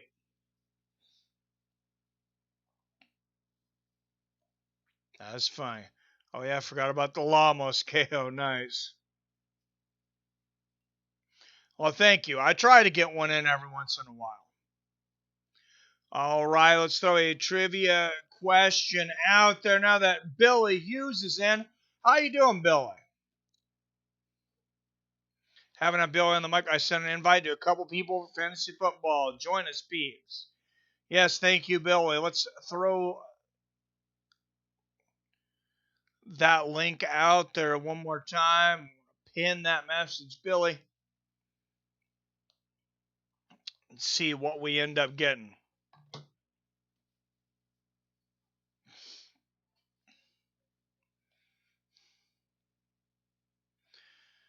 So who is, just real quick, not MMA related, I got one person to join. Oh, is that why I went from 6 to 7?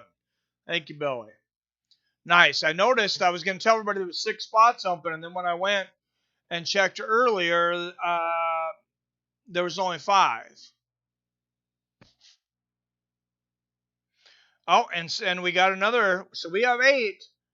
That's enough to do it. We got 4 league members left. I believe it would still allow it to change it to 8. If Greg Brimstone, what's up? Of course, Greg's in. Good to see you, Greg. No, just now got someone. Nice. Okay. All right. Between Greg and you, it's only 4 spots left, guys. If you want to play some fantasy football with us, hang out with us through the week. If you're interested, I'm going to do some football companions over there on my alternate channel, Mike's Sports Experience. That channel is sat dormant for a minute. I almost expected it to have been demonetized by now, but used to hate cocaine until I tried. Wow, that was really random, MMA or not. You are really random today. Cocaine is a hell of a drug. Yeah. That was really out of nowhere. MMA or not.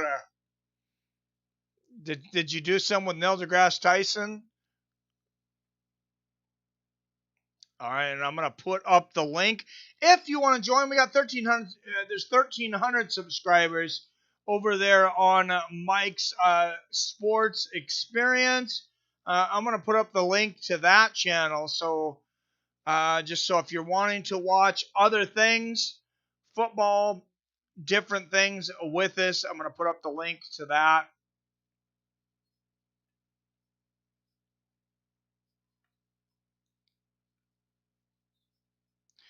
And 6,070 subscribers. Looks like we've got a few new subscribers too. So thank you for the new subscribers. It's like 3 new subscribers in this during this chat. And over there, Mike Sports Experience. That is the link to the other channel. Just in a joking mood today. Hey, that's fun. Is Wyatt in the league? I don't know if Wyatt's in there yet. I didn't check. I don't think he is yet. I'll send him an invite on Facebook because I haven't seen him in the. I haven't seen him in the chat in and out lately. He's been pretty busy with work and stuff too. I know. Join the fights with this fine community, says Son Pizza. It is a fine community. Thank you. Snake Fliskin says I'm stoned. Well, I don't think I could do the show if I was stoned, but have fun with that. Bartosz Fabiński versus André Muniz up next. I sent him in. Thank you, Billy. Billy is on it.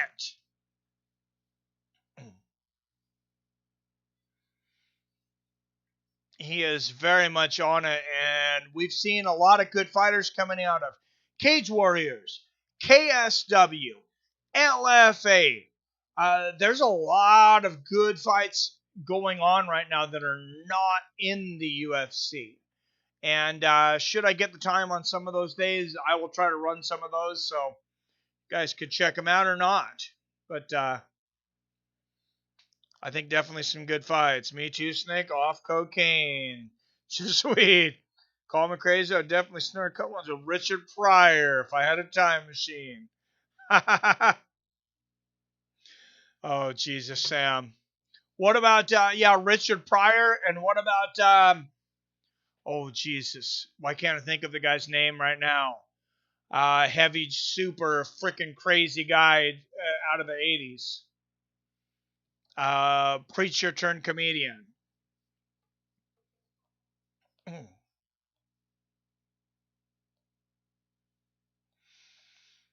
That is crazy. All right, 21 people watching. If you haven't hit the thumbs up, looks like most of you, make sure and hit that thumbs up button for this next fight. For those that aren't subscribed, take care of that now in between fights and ring that bell so you're notified whenever I drop a new video or go live like next Friday for Bare Knuckle Fighting Championship and Saturday for a mix of UFC and Bellator. Friday and Saturday, both of those days might end up being a mix of UFC and Bellator. Sam Kennison, thank you. Adam from Allen. Speaking of fantasy football, the champ is here. The champ is here. Adam from Allen destroyed us last year. Absolute destruction. There's your defending champion right there. You want to try to knock off Adam from Allen? There you go. 3 Stooges on coke. Oh, damn. Richard Pryor was a comedic legend. Yes, he was. Go back in time and introduce the Little Rascals. Oh, my goodness, MMA or not. That is hilarious.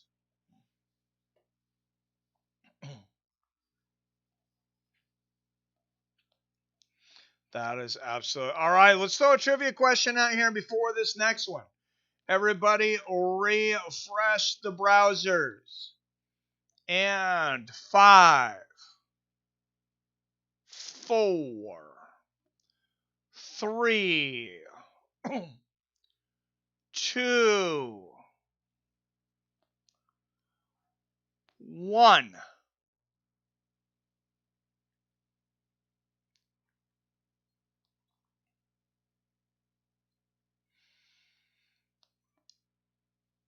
All right, guys, this next one is probably going to be a speed question. So be quick. This city is the home to a mural of Nate Diaz covered in blood that says, "I'm not surprised, mother." What city has a mural of Nate Diaz? There it is, Billy Hughes. Billy Hughes with that fire fiber internet.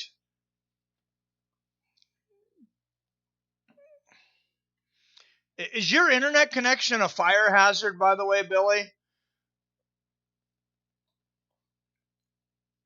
I didn't realize you could get internet as fast as Billy has, but I'd be almost worried my house is going to burn down. Damn, he got it quick. What's up, Panhead Bob? Compton and Stockton? No, they're basically the same town, but Billy gets that one. Bart, 4 years older at 34.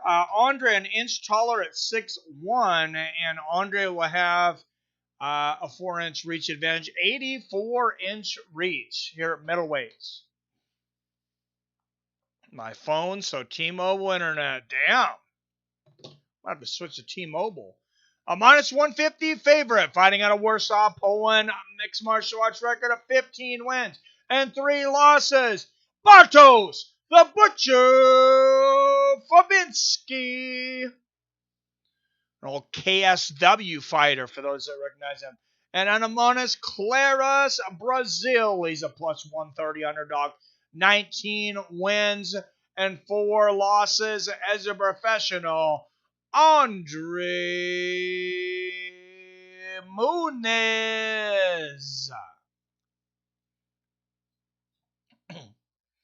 Referee for this one will be Mark Smith.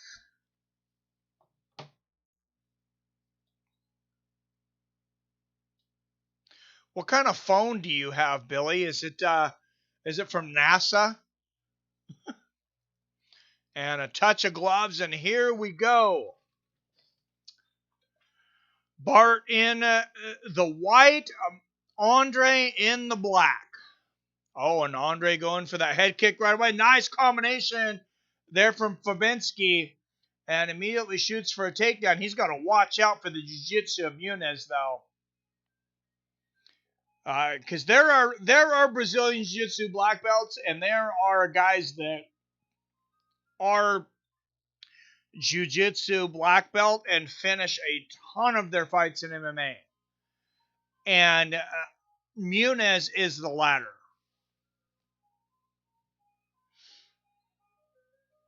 Is this Vitor Belfort's son? Oh, Jesus. I am 150-0. What are you, 150-0? Oh, when it comes to pizza. I thought you were going to say on the new EA UFC 4. This one was designed by Elon Musk.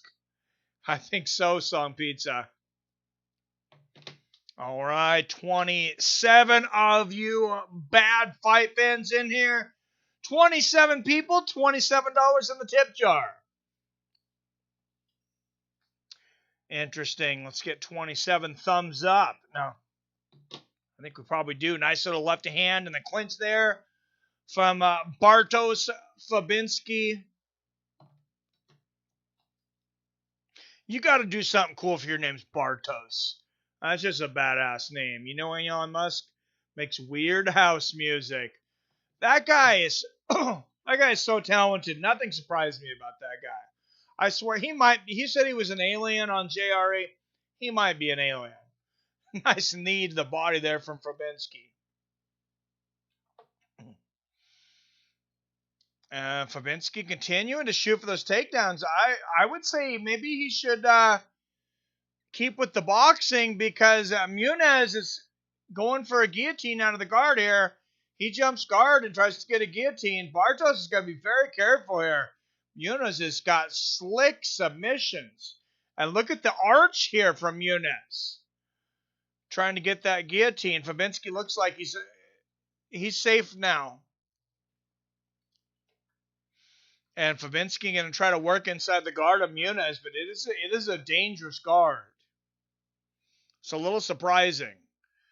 Who's winning? I think... Oh, there it is! Just like that! André Muniz gets the armbar. Bartosz Fabiński gets the takedown, playing with fire. Like I said, I would like to have seen him try to keep it standing. And whoever listens to me, Bartosz gets the takedown, and André gets the arm bar finish. André Muniz now 2-0 in the UFC out of the Brazilian Contender Series. Damn. I want to see Charlie Z and BKFC. What's up, Ivan Report? Looking like a quick card tonight. It might.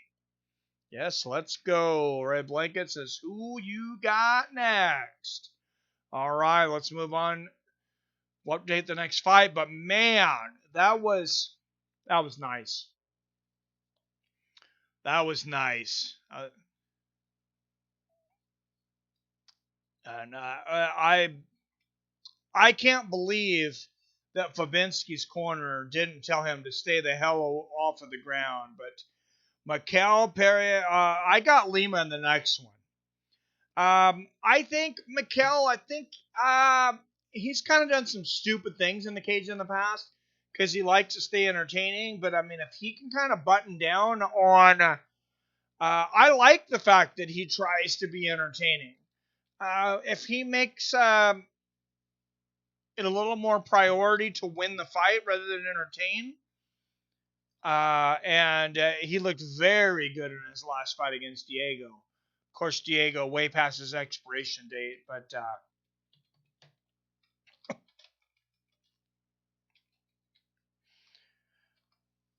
still looked very good, and one of the most entertaining fighters out there you will see.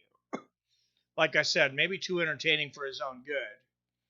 Dude's doing backflips and cartwheels and spinning everything you can think of. And if the guy's victories, and finishes matched what he's trying to do out there, and he's able to put it all together, he could be a huge star. He really could.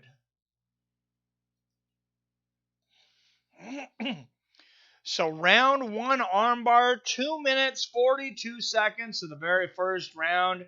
And he could be looking at $50K tonight, too. Let's look at that submission again. I want to see the replay on that. Because sometimes you have those options. It's like you have the triangle choke and you have the armbar, and you kind of wait to see what way it's going to go. But let's watch the replay here. Bartosz had gotten the takedown. His head's kind of stuck, so he brings up that high triangle guard. And for those that are asking me if that rubber guard works, guys have asked, there's your rubber guard right there.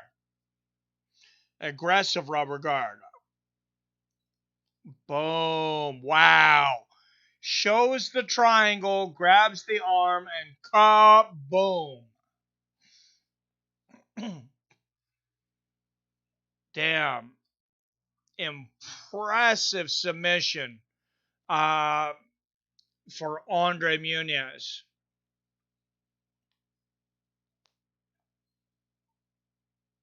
Are you saying you're recovering from COVID? Oh, Jesus. Sorry to hear that. Speedy recovery to you, Iman. Not the biggest fan of UFC 4 on lineup freezes so much. I still haven't played it online. I'm pretty bad. I got to get time to actually get the game down. How was the islands? Beautiful. Just what I needed, man. Just what I needed.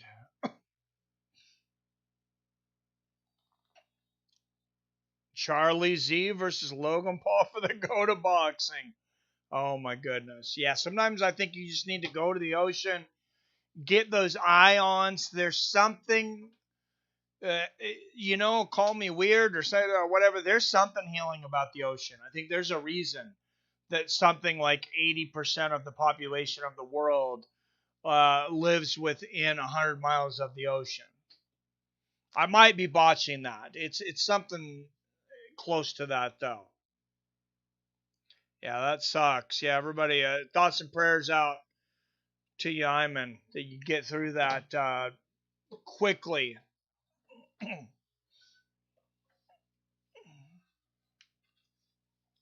Does anybody have Zelim in this next one?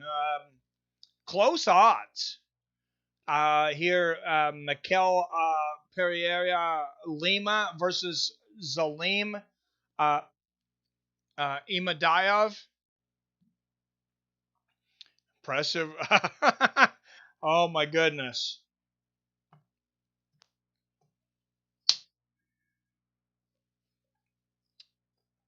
Pretty effective for you, huh, Snake?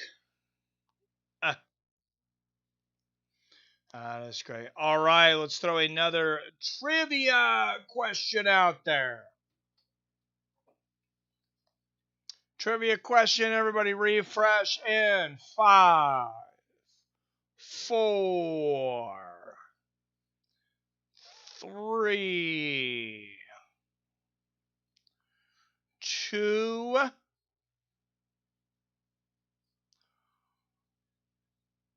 1.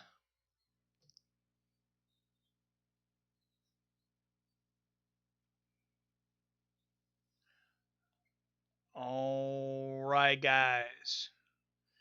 Trivia question up. Mike Tyson recently mentioned that when he got offered the comeback fight, which of course the original opponent ended up being Roy Jones, the very first opponent, was an MMA opponent you might not expect. You might not expect this guy. But who is it? Ortiz, Tank, nope. Tito Ortiz was in there. There was somebody that was in there first, though, and he talked about it on Joe Rogan. He was on the JRE last week. He talked about it on there. Song Pizza. You got it. Bob the Tap Sap. I'm glad that wasn't the original. That wasn't the eventual opponent. Michel Pereira Lima warming up in the back, 22-11. And Zelim Imadaev, 8-2, 4 wins in a minute 34 or less. Larry Bird, I like it. Bob Sapp is a roid monster. Oh, he's on roids for sure. Oh God, John Jones, that would be scary for Mike. I don't think that would end well for him. Much too young. We want the older guys facing the older guys. That's what I like. And I think this new Legends Only League, I think there's going to be some interest in it because I'm already interested in it. That Mike Tyson's putting together.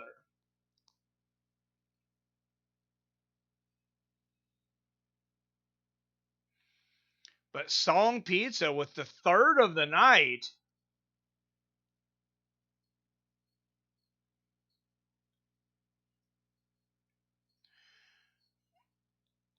I know Billy was in a little late, but 3 points for Song Pizza.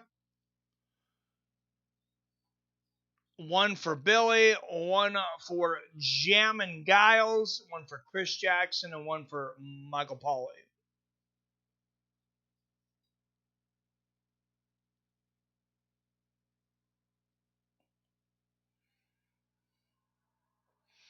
Sapzilla. Yep, Tyson said that was the first fighter they wanted him to box before Roy Jones. Yep.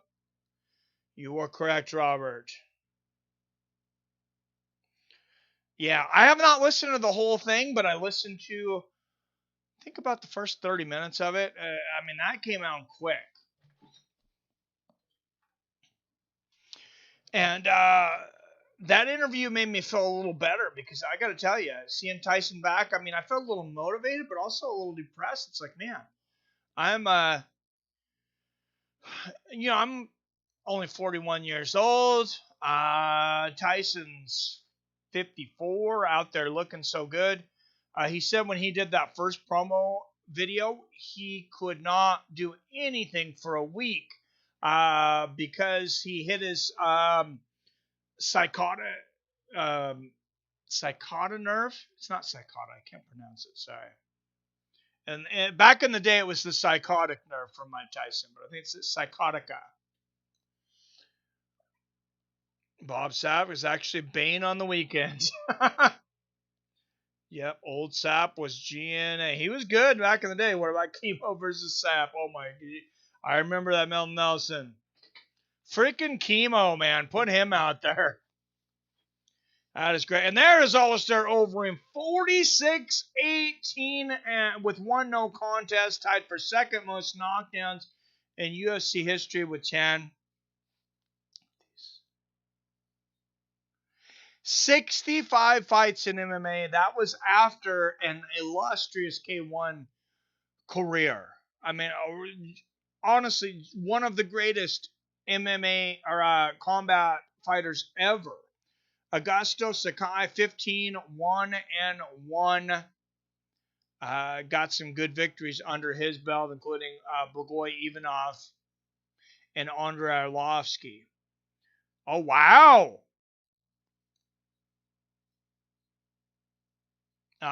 Imadaev pushing Michel's face at the weigh-in. You got to wonder what Michel was doing before that. He's a pretty animated dude.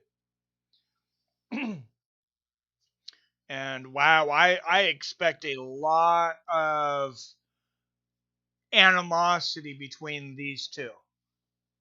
I don't think it's going to be just that.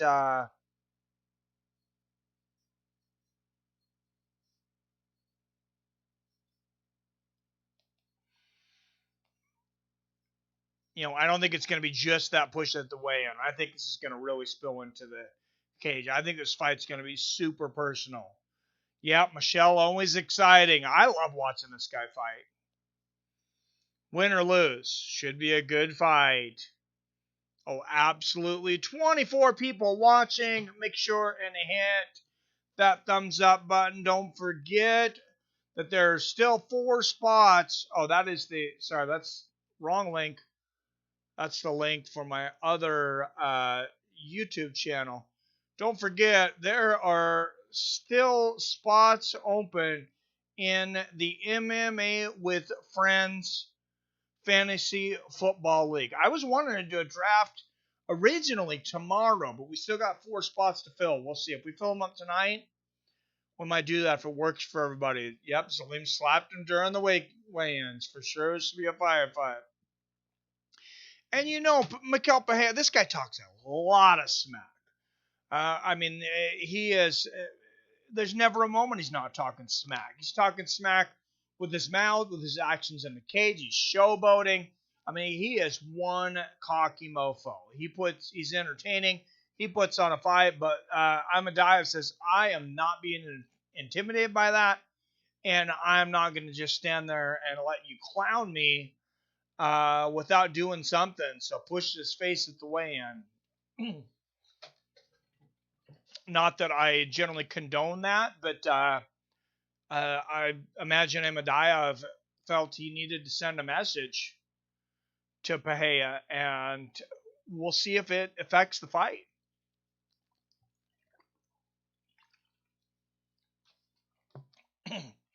I'm just expecting great things out of this fight in the 3 spot. We got that one. Then we're right into the co-main event. Guys, we're only 2 hours in, and right after this fight, we're going to have the co-main event. This is like an old school card, or like a Bellator main card as far as time so far. 7 fights, but only 3 left. And after this co-main event between Ovince Preux and Alonzo Menifield, and then the main event, Augusto Sakai takes on long-time combat superstar Alistair Overeem. Let's go in peace, says Jump. Hey, PBR Street Gang. You got that membership thing. Is it easy to find the exclusive members only emojis? I know I put a few in there, and as I get, it only allowed me that many, and then as you get more members, they allow you to put more exclusive emojis. I think you should put the surprised one up there. Let's go MP. Yeah, I'm 41 too, Robert. Tyson has been my favorite fighter since the age of 8 years old. About the same for me. He's one of my favorite fighters for a long time. Him and Roy Jones. And now, of course, they're fighting each other. Look at all the spots all over Michel. Man, you're ahead of me again by a few seconds. Are they from cupping? Are they the cupping spots?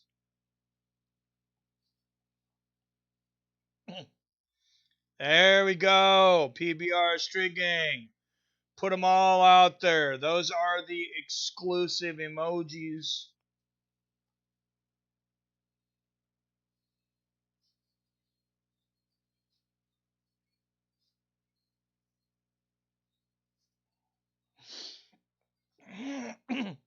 For the members only, starting at $4.99 a month. Michel Pereira, 1 year older at 26 years old, 1 inch taller at 6'1", but Zelim's going to have a 3-inch reach advantage at 76 inches. We'll see if it matters.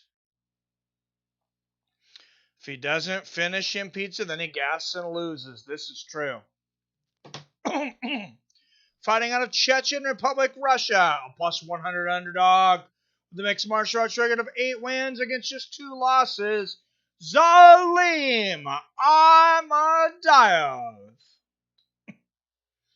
And across the cage in the red corner out of Chacoma para Brazil. He is a slight favorite at minus 120 with 23 wins, 11 losses, and 2 no contests. He is the entertaining Michel Pereira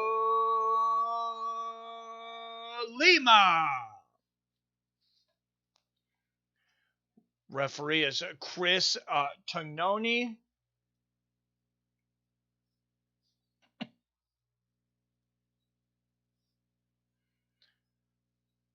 And that is an epic beard on Imadaev there, though.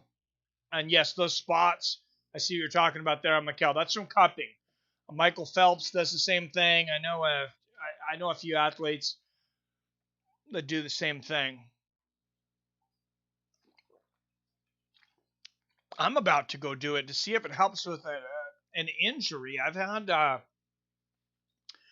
this back injury, and this is when it happens to me. I've done it a couple times. You go to lift something, and you think it's empty or you think it's light, and then it's heavier than you think.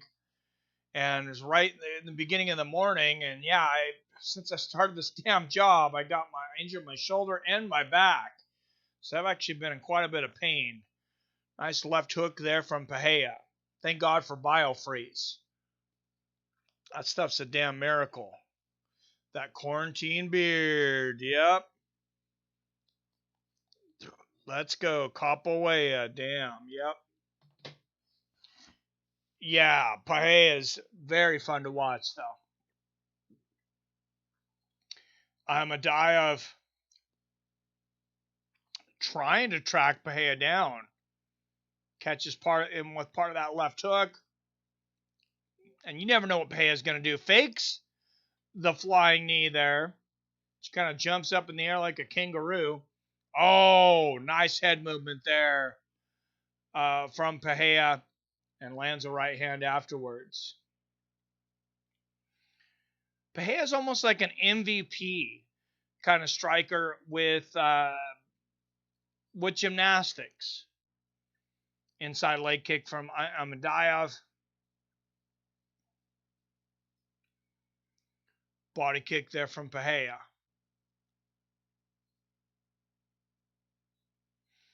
Oh, nice left hook there from Pereira. And Pereira's got Zelim chasing him. That's what he wants him to do, and that's what Zelim's doing.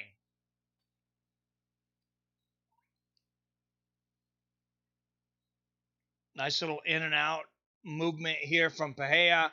Feints the front kick there. That's going to come back. And the referee, wow, he was quick on that. Says, don't expend the open fingers. Oh, big knee for Pereira. Right on the chin of Imadaev. And Imadaev, not a big reaction, though. Left hook to the body there from Pereira. Oh! Nice exchange. Good right. Oh, and the super kick. Wow, Pereira going for the Showtime kick. Now hands behind his back. Ducks a front kick. What's he going to do next?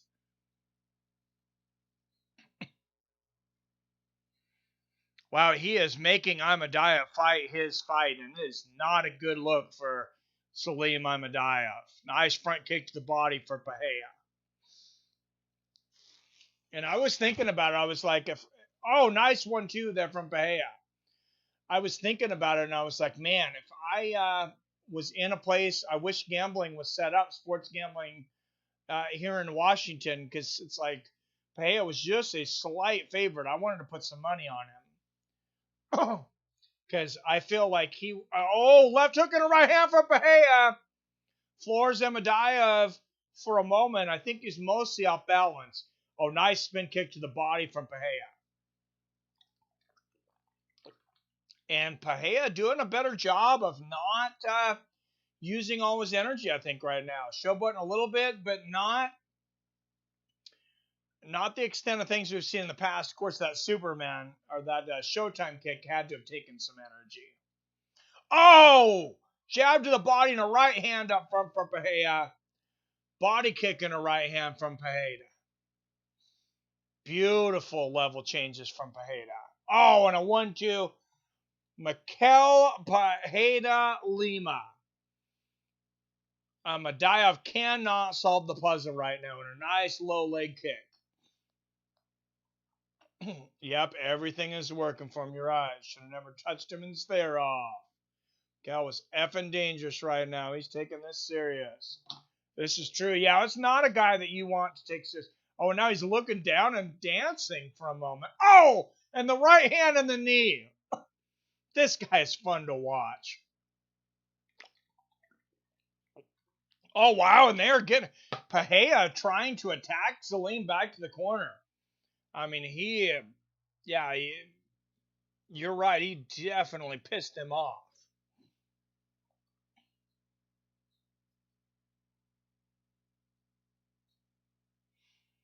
And we will see a round 2, but Pereira's, man, he's looking to finish this for sure.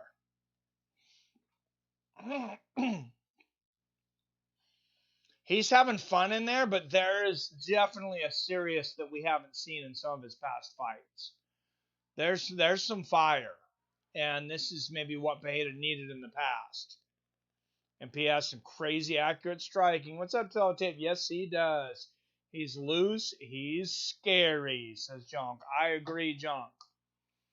Round 2. Coming up. September kickoff. For those who are wondering, and I was wondering myself, I hadn't heard. It's the first I've seen. We are going to get college football in September. All right, and here we go. Kaboom!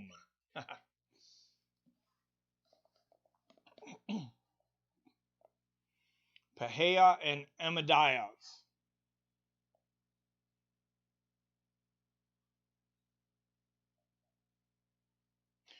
Oh, nice counter right hand there from Imadaev.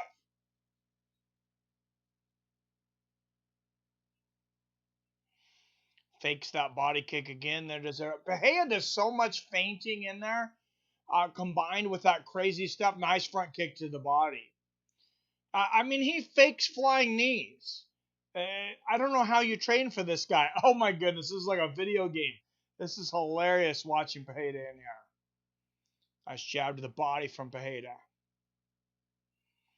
Front kick to the body from Imadaev. Oh, and Imadaev catches Pereira in the air, knocks him off balance. Well, and Pereira with the capoeira kick there, not coming close to landing though. That's something he really needs to work on is, throwing these wild shots that are not even close to landing.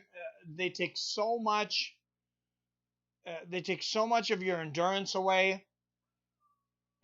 They got to be a higher accuracy strike when you take those risks. Nice front kick to the body there from Pereira.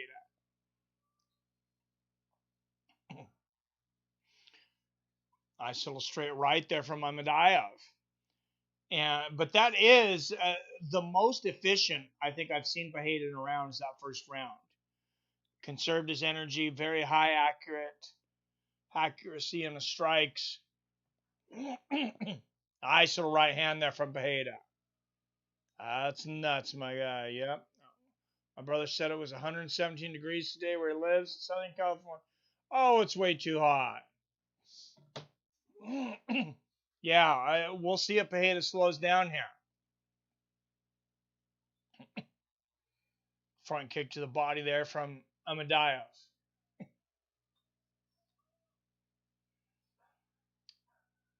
Pereira looking to set up that right hand from behind. Franklin's front kick to the body. Looking to time Imadaev coming in. Imadaev's cooperating with, leading the dance. Nice right hook to the body and a kick to the body there from Pereira. Oh, those look like slaps. So with the open-handed rule now, technically, it seems like you're not really allowed to slap anymore.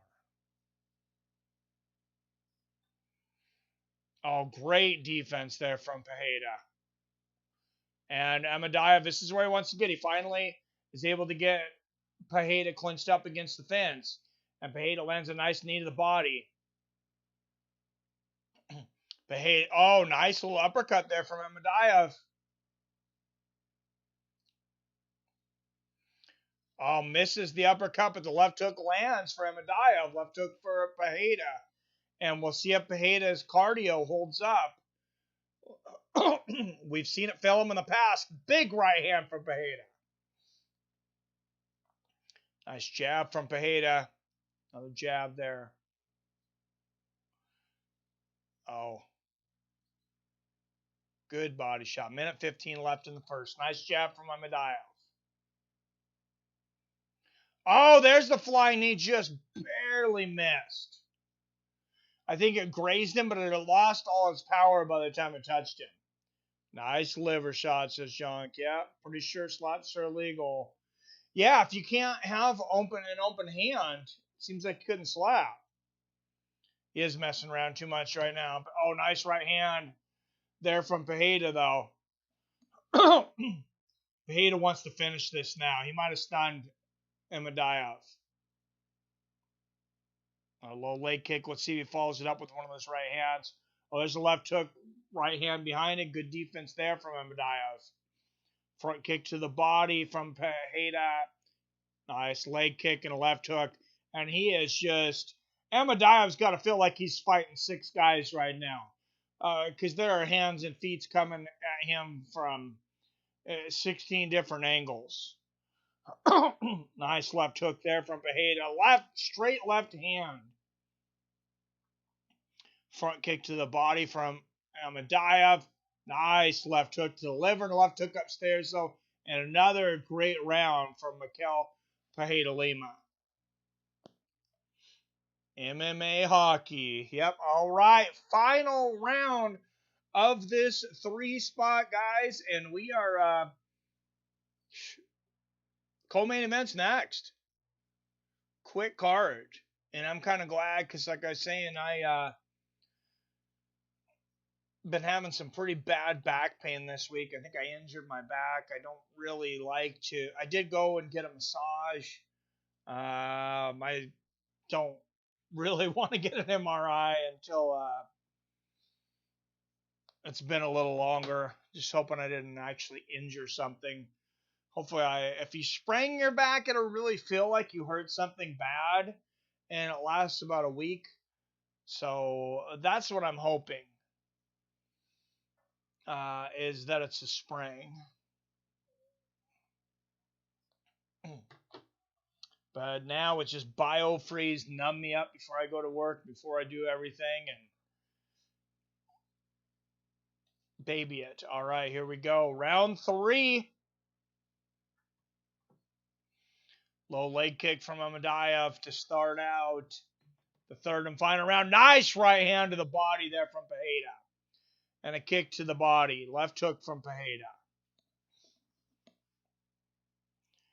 Front kick to the knee there from Pereira. Inside leg kick and a body kick there from Pereira. He's expending a lot of energy in this first 30 seconds, though. Pereira's got to be careful of that. Oh, nice jab. Good right hand from Pereira. Oh, front kick to the body and a jab there from Pereira. And I am at... Oh, wow. Oh! The Superman punch misses off the cage of flying, but some big knees from Pereira. Big knees to the head and body. He's trying to finish this. I shouted the body, but like I said, he is putting out a lot of RPMs here in this third round. Inside leg kick there from Pereira. If Imadaev's tough enough to last, I mean, Pereira could really gas. Finish him, says Jock. Oh! Goes to Superman punch again. Imadaev counters. And the left hook there from Pereira.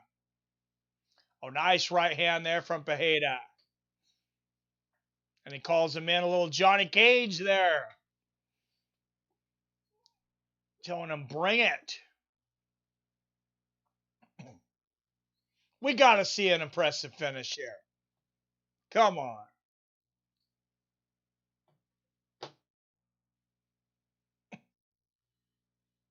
And Imadaev trying to corner Pereira and lands a right hand there. Pereira getting off the fence now. He's jumped off that fence twice now. Went for a Showtime kick and then a flying Superman punch off the kick. Great head movement there, though, from Pereira. This guy could be so good if he could put it all together. Double jab and a right hand from Pereira. Oh, nice right hook to the body. And a good body kick from Pereira. This, I would say, the time to do one of those capoeira kicks or whatever is when Imadaev's backing up into that fence. Wow. Body and leg kicks really mixing it up halfway through the third round is Pereira.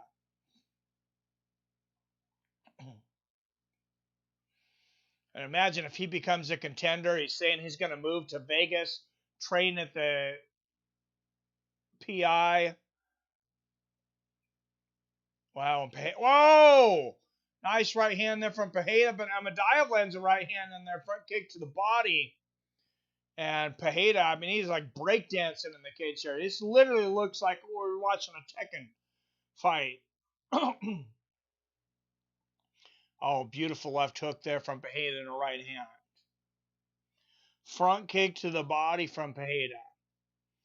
Isn't MVP Michael Venom Page over in Bellator or welterweight as well? That would be an entertaining fight to watch. Oh, nice jab and a right hook there from Pereira. That lead front kick is money. Yes, it is. Oh, nice left hand there from Pereira. He wants to finish this. Oh, nice right hook. Like I said, this has been personal since the weigh-in. Imadaev pushed Pereira. Pushed his face at the weigh-in. Nice left hook from Pereira. Oh, right hook from Pereira. And Imadaev catches that front kick that time. Bryce Mitchell says, dude got slapped. Low leg kick from Imadaev. Doing that behind the back again. And it's like Anderson Silva back in the day. He does things like that to draw a fighter in. And this has been Imadaev has been the perfect opponent for him. Oh my goodness, he's doing some kind of Dragon Ball thing right here. Oh, and now Pereira, is he going to go for the takedown? No, with the back suplex. How fun is it? And Pereira going for the choke. He might have it. He's got it.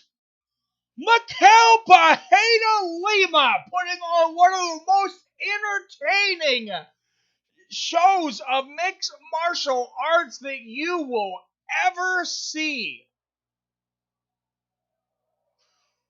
Wow.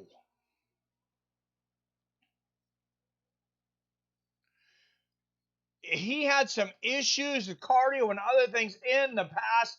Michel Lima has arrived in the welterweight division.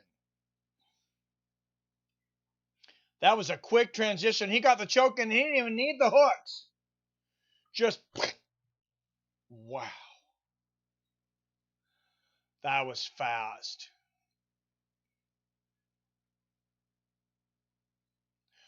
Oh,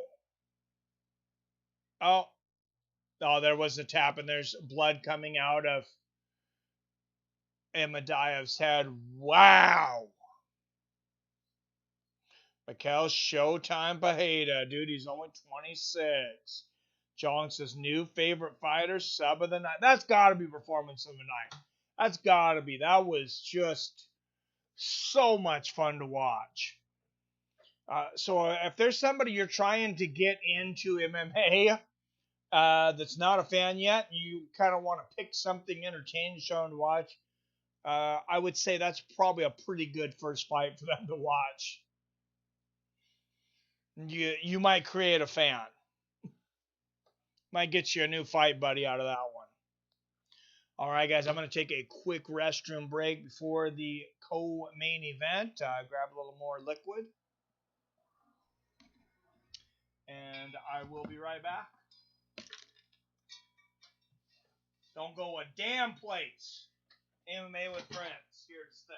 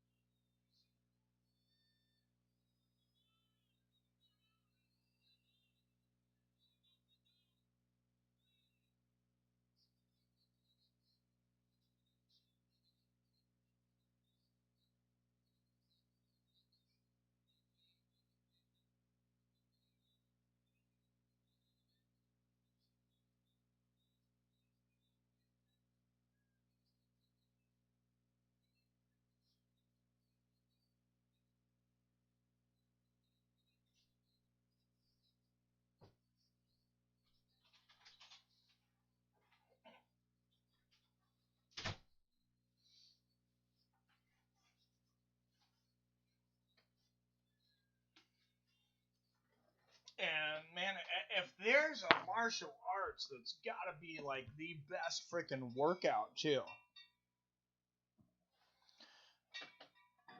What about capoeira? I mean, damn.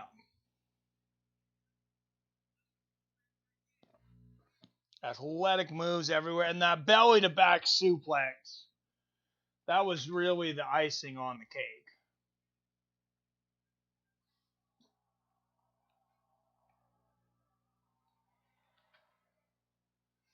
Wow. Yeah, this guy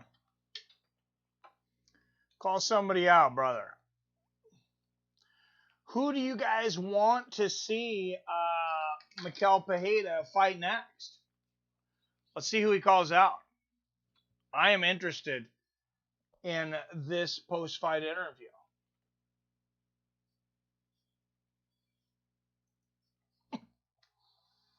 Mikel Pereira has finished 17 of his 24 wins, 7 submissions. Only is worth the price of admission. And he was again tonight.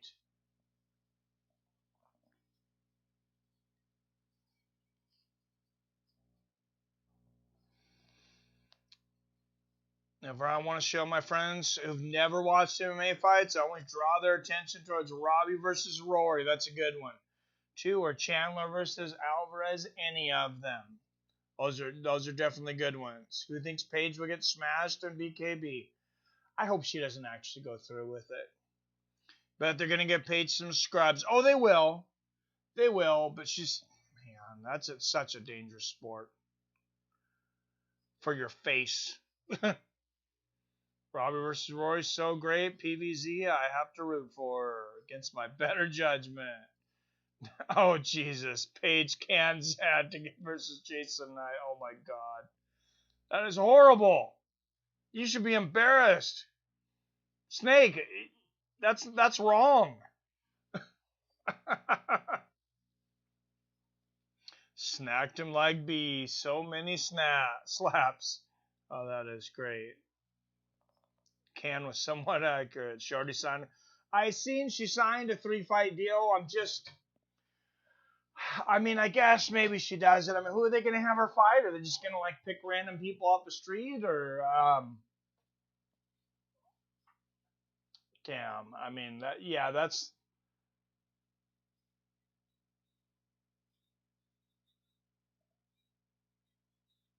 oh. Well, and I don't know if that was the call out to make. Michel Pereira calls out Jorge Masvidal. That's I don't think that's a fight he's gonna get right now. Probably could have used that call out a little better. I don't think that's gonna happen. But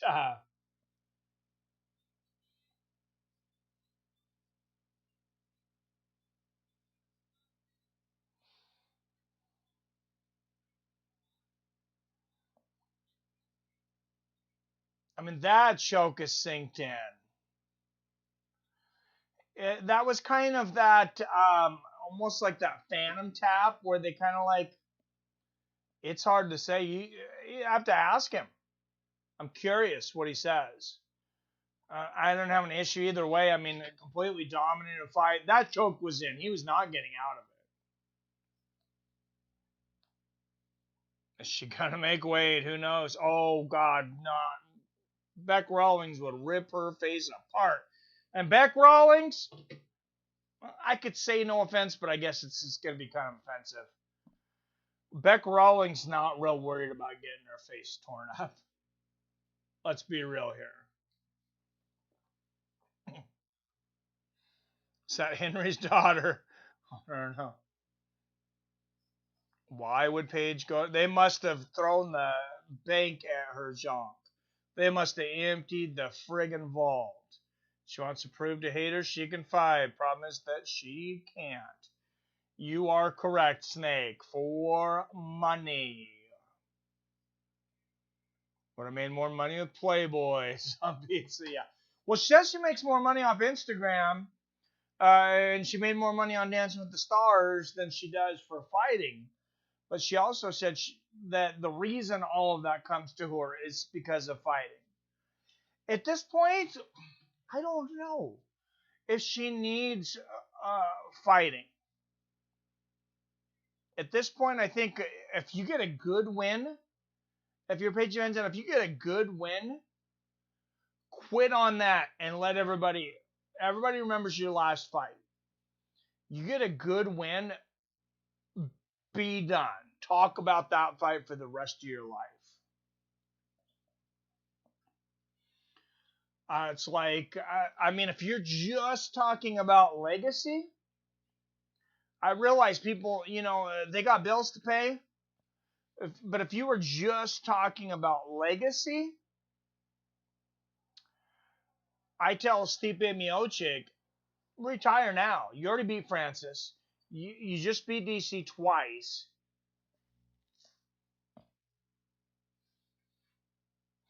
Wow, Diego Sanchez on the prelims of UFC 253. Live on ESPN2 and ESPN Plus. And Alexa Kamor comes back against William Knight at light heavyweight.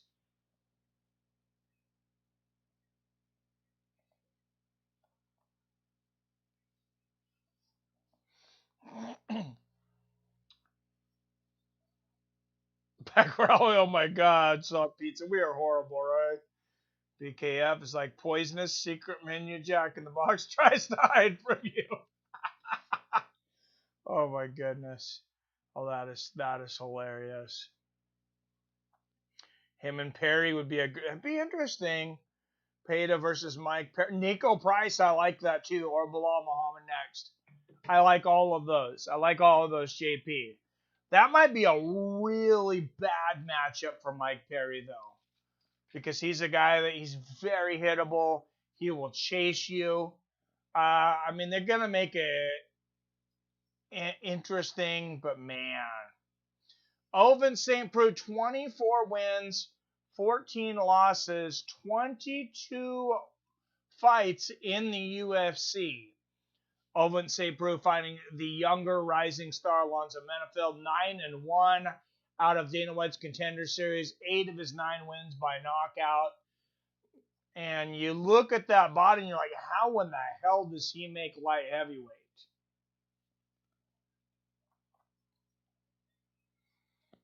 Seems like almost like maybe he's too muscular for MMA, but we'll see. We'll see how this goes. I'm going to take Alonzo Menifield in this one, though, over Ovince St. Preux. I think Ovince St. Preux is not only has he seen his better days, I don't think there's much of anything left, except for he's got that power.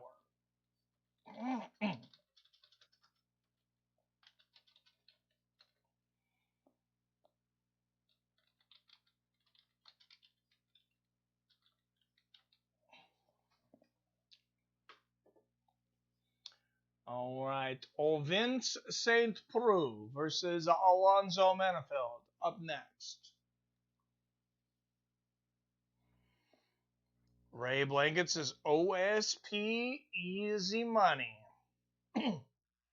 Really like to see John move up to heavyweight. That division needs some help. Well, he relinquished the light heavyweight championship. He says he's officially a heavyweight now. Stipe is a great champ, but he doesn't care about the cameras and microphones. Francis Lewis are great too. Who do I have in the main? I got Reem. I got the Reem. You covering Ryzen later this month, JP? What day is Ryzen on? I kind of forgot it was coming up. Is it Ryzen 21?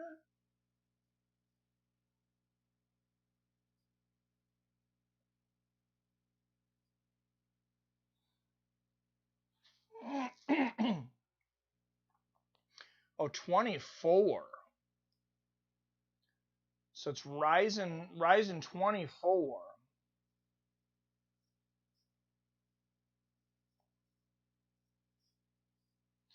Yeah, I didn't even know when it was.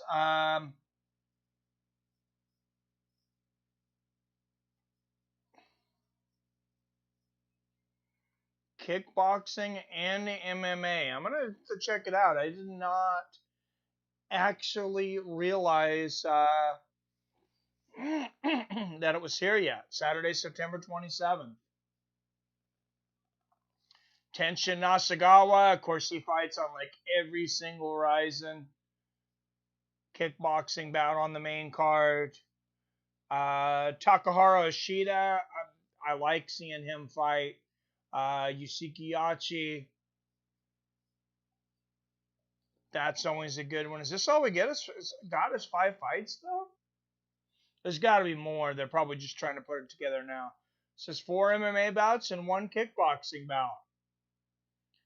So midnight our time. It'd be nice if the thing didn't have, an hour and a half intermission in the beginning, though, or in the middle. 27th. All right. Thank you. You're good, Snake. Peach and brown sugar baked from the oven sounds so good. Oh, that's funny. So as far as Ryzen, I'm not sure yet. I didn't even know it was on. Where can you watch Ryzen? I've watched all the ones in the past over on the Fight app. They are pay-per-views, though. They're usually they're 15 or 20 bucks. I bought some of the older ones later on there for $5. But yeah, I own most of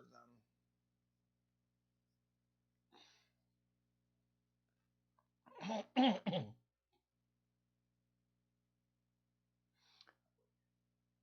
me look. Oh, wait. Ryzen 23 on September 6th? Is that legit? Is that live? One more Ryzen on fight for free on September 6th. Main event is between Hiramosa, Okikubo, and Kai Asakura. Don't miss it.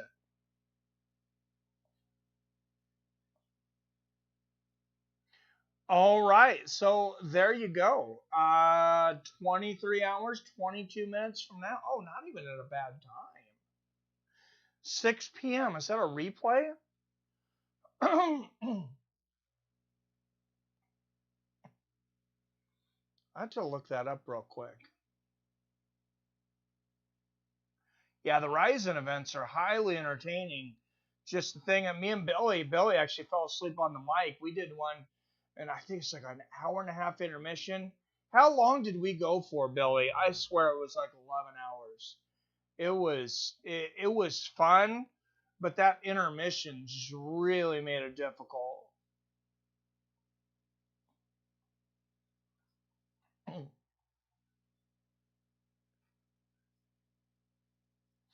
Okay, so it is a replay. I don't want to look to see who wins though, so because I might watch that. It's free tomorrow, 24 hours from now. And then I'll look up Ryzen 24. I'll let you know. Oh, it doesn't even show up on here yet, so I don't know.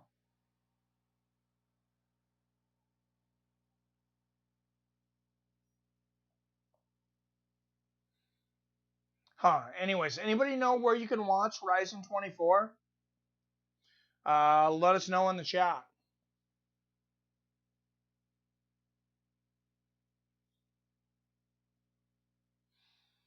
$28 watching, and the co-main is up next. Is it lighter weight classes Ryzen? They're all over. I think they have a 115. I'm trying to think. I think the men's have a 115. But they definitely have everybody else. It was the card on Cam's. Oh, I remember paying $20 to watch Pride in UFC. Oh yeah, back in the day. I don't ever remember UFC being 20. I remember being 25. UFC 3 when we went to order it. It might be different depending on your cable provider at the time, but we ordered UFC 3, me and my friend. And I'm almost positive it was 25. Full Metal Dojo card on the other weekend. I love the weirdness of it. That sounds interesting. Stipe might actually bite the bait and accept the super fight with John Jones and retire if he wins in dominant fashion. He might take the money and run. I would. Screw fighting Francis. Are you kidding me? Francis deserves it, though. Or my mom paying $20. It's Ryzen 24 in your OctaStream box. Yes, you're correct, Billy. That's right. Ovince St. Preux, 6th most wins in UFC light heavyweight history with 12. All right, Alonzo Menifield, 100% finishing rate, 8 wins by knockout. Came to the UFC via Season 2, Week 1 of the Dana White Contender Series, which has been phenomenal for those that haven't been able to watch it yet. Preux has no chance. I ended up watching some of it. Even though I was at work, I was at the warehouse. I had to get some stuff done, but I put it on in the background. Ovince St. Preux, 37 years old, 5 years older than Alonzo Menifield, 3.5 inches taller at 6'3.5", and have a 4-inch reach advantage at 80 inches. And Alonzo Menifield looks like a damn comic book character. Preux has no chin. That's why I'm picking Alonzo. Chris Jackson out of Dallas, Texas. He is a -130 favorite. Mixed martial arts record of 9 wins and only one loss. Alonzo Menifield. And his opponent in the red corner out of Knoxville, Tennessee. A plus 110 underdog with the mixed martial arts record of 24 wins, 14 losses. Ovince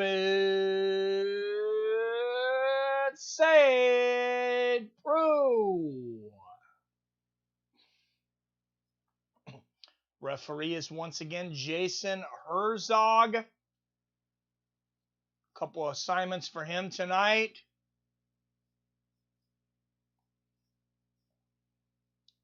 Co-main event, light heavyweights, here we go. A quick touch of gloves. Oh, and a right hand from Menifield right out of the gate.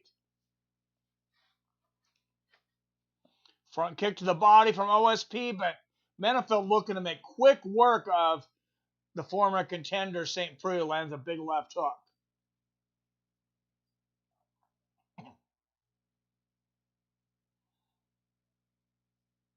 Inside leg kick there from OSP. Nice jab there from St. Preux. Big left hook from Menifield. He is really going for it. Front kick to the body there from St. Preux. And you can just really see the diminishment in speed for OSP. Speed was never his thing to begin with. But, oh, nice left hand there from OSP. Snaps Menifield's head back right between the guard. Oh, another one. He's fighting at home for that jab. Those straight shots. Nice right hook there from Menifield. Oh, big left hook there from Menifield. Menifield's got to really be careful about those straight shots from OSP, though. He's showing he can land them right out of the gate. Menifield clinching St. Preux, pushing him up against the fence. Let's look for the knees and elbows here. OSP working the wrist control. Got a left underhook there. Now Menifield with the right underhook.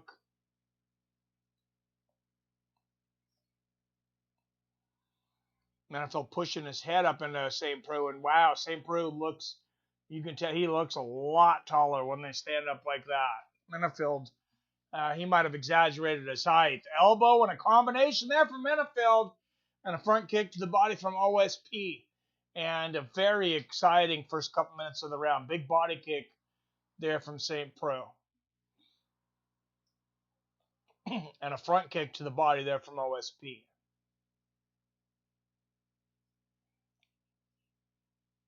Whoa, wild left hook there for St. Preux. Leaves himself open. Menifield doesn't take advantage. He was backing up. Good block there from St. Preux for that head kick. That'll break your arm, though, blocking those kind of head kicks. Oh, 3-punch combination there from OSP. 1, 2, and the soda behind it. Damn. St. Preux found some speed all of a sudden. A nice counter there from St. Preux. It is not a given that Menifield's going to outbox OSP. I mean, OSP, he's had some pretty good boxing in the past. Front kick to the body there from OSP. And another one. Menifield really loading up. He gassed out in his last fight. And like we mentioned, he carries a lot of muscle. Nice body kick there from St. Preux. And Menifield lands a leg kick. But St. Preux really seems like he really had a conscious game plan of going after that body early.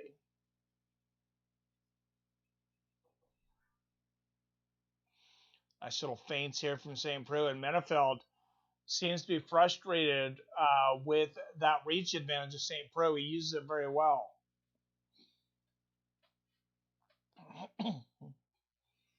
Menifield starting to do a little better job at slipping those straight shots. Front kick to the body there from OSP.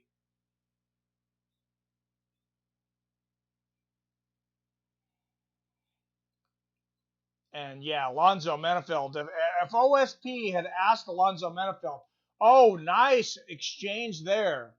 If he'd asked Alonzo Menifield, what pace do you want to fight at? What kind of fight do you want to fight? Menifield's doing exactly what he probably wants right now. Nice left hook there from OSP. Oh, Menifield ducks under, looking for the takedown. OSP easily shucks him off with the hips and a body kick from OSP. Dominant round, actually, from OSP. Nice body kick from St. Preux. Nice little combination there from OSP. OSP looking very good in this first round. Another nice body kick and a straight right and a left hook. Right hand lands for Menifield. Oh, beautiful combination there at the end for Menifield. He is really loading up, though. Remember, OSP just fought a heavyweight.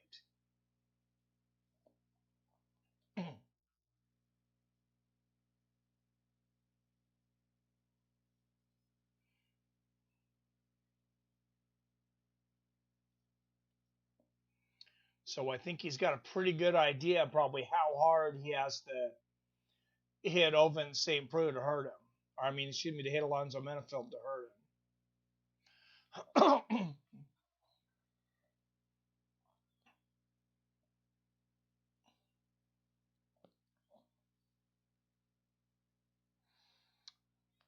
And Chris Jackson is the last concept. Preux has no chin. OSP looking good. Yes, he is. So I was mixing Rising Up with 1, and I dropped Fight Pass when I had to get ESPN Plus. I think most people did, or a lot of people. I still have Fight Pass, but yeah, I don't blame you. What if OSP gets his signature choke again? Highly unlikely against Menifield. Menifield's got he's got no neck. That's the problem. Might be the problem for OSP. Nice leg kick there for OSP, and Menifield coming back with some leg kicks. Oh, nice right hand over the top from Menifield. St. Preux lands the leg kick. Big right hand over the top for Menifield. His OSP stands way too flat-footed. I feel like he can get caught easily. His opponents feel like they can hit him a lot. They get more confident for a knockout. I have Menifield winning. All right, we will see. 4:20 left here in the second round. Nice left there from Menifield. Oh, OSP getting wild. Yeah, missing the head kick. Ovince St. Preux, he might blow his cardio here. 37 years old. He's loading up. Front kick to the body there from OSP.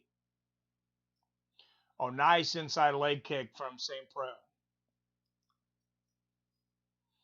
Nice straight left there.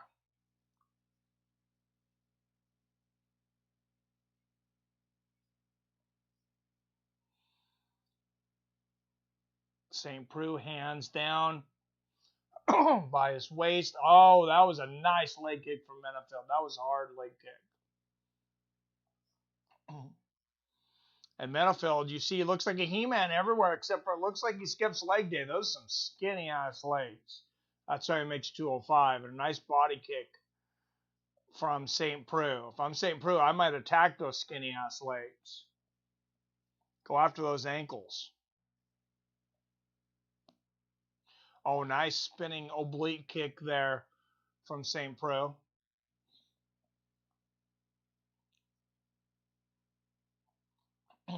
St. Preux got him thinking now, feigning. A lot of feints, front kick to the body. And Menifield allowing the 37-year-old St. Preux now to look like the younger man. Menifield just really having a hard time getting off.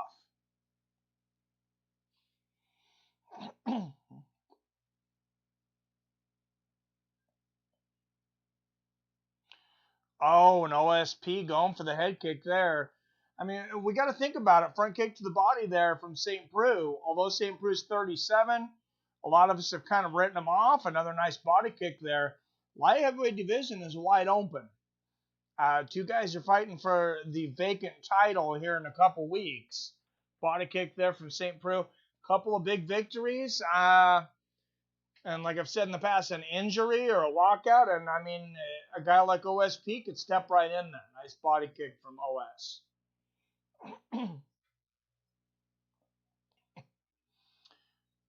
Oh, nice front kick to the body from OSP. And Alonzo Menifield just finding all the wrong ways to fight this fight.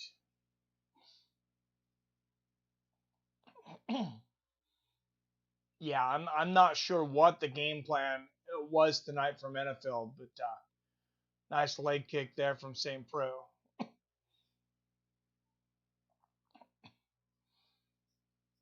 If Menifield's goal tonight was not to get knocked out, nice right hand there from St. Preux. He might accomplish that. Front kick to the body there from St. Preux. Oh, nice exchange there. Menifield finally gets inside that reach, but good defense there from OSP using that reach. Oh, nice right hand from Menifield. Did he hurt OSP or was he off balance? I think he was off balance. Oh, nice. Oh, my God. Counter hook from Ovince St. Preux. Put the lights out. Wow. Wow. Dana White. Guys, I got to tell you. That's what Dana White's doing right now. Pulling out his checkbook. And writing Ovince St. Preux $50,000 performance bonus. There's two. Wow. Wow. Let's watch this again. Oh! And it's the shot you don't see coming. Wow.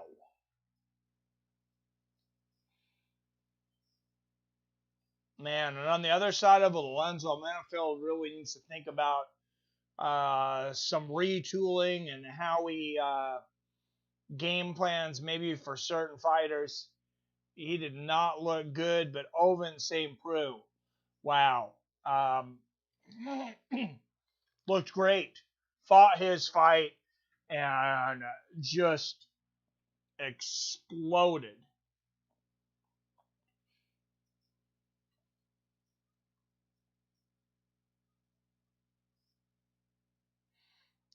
Wow. And Michael Pauly says, wow, did not see that coming. No, that was nuts. Crazy to think OSP threw John Jones a fight.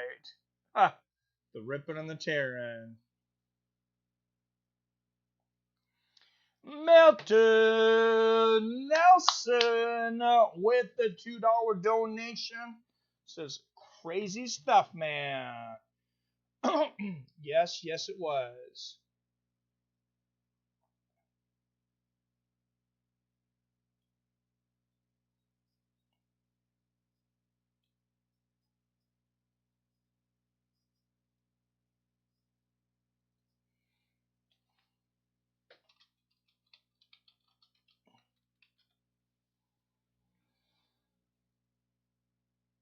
Milton Nelson, thank you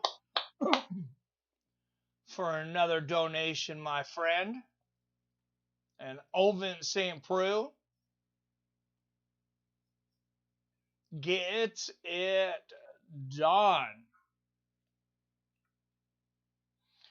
Wow, and now tied with Rashad Evans for 5th most wins in UFC light heavyweight history. That's some pretty good company.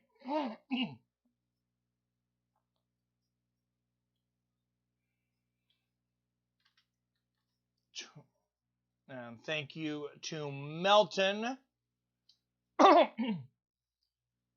That makes $29 in the tip jar tonight.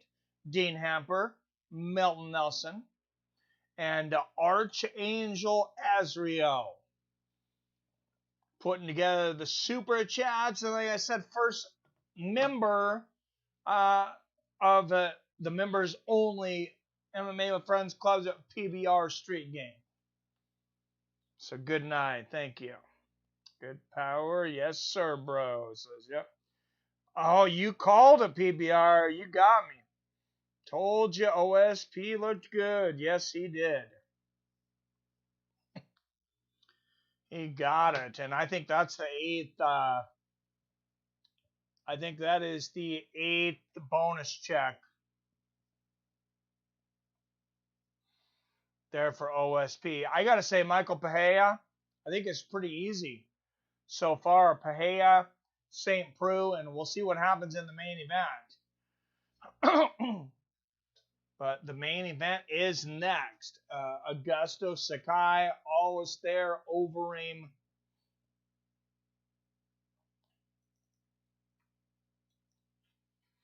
Wow, what a shot from Ovince St. Preux, though.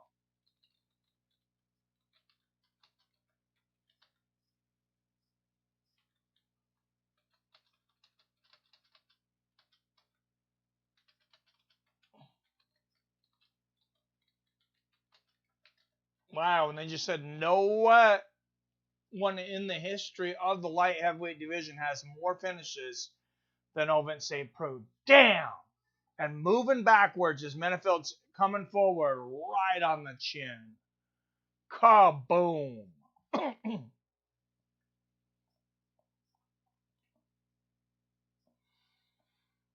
And we'll see what OSP says he wants to do next. Taking the phone to the garden, set up the new hose, got to water these plants, lay down weed cloth. Sounds like good times, Melvin. Really, that's crazy. How does Jones not have the most wins? No, not most wins, most finishes. Jones does have the most wins, most finishes. All right, main event. Here it is.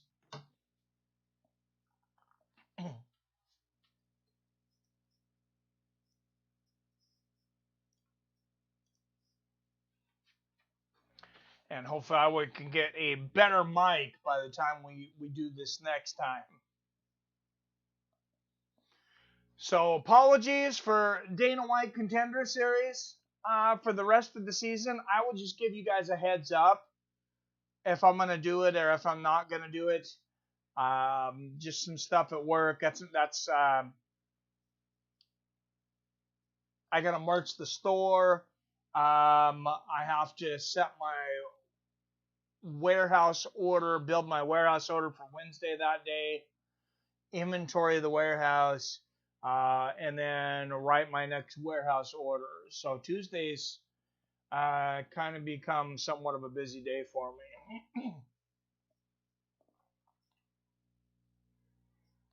OSP versus Paul Craig next. Tell the tape. Joy our fantasy league. Yes. What's up, MMA Knowledge? Yes, definitely join our fantasy league. We're almost there. 4 more.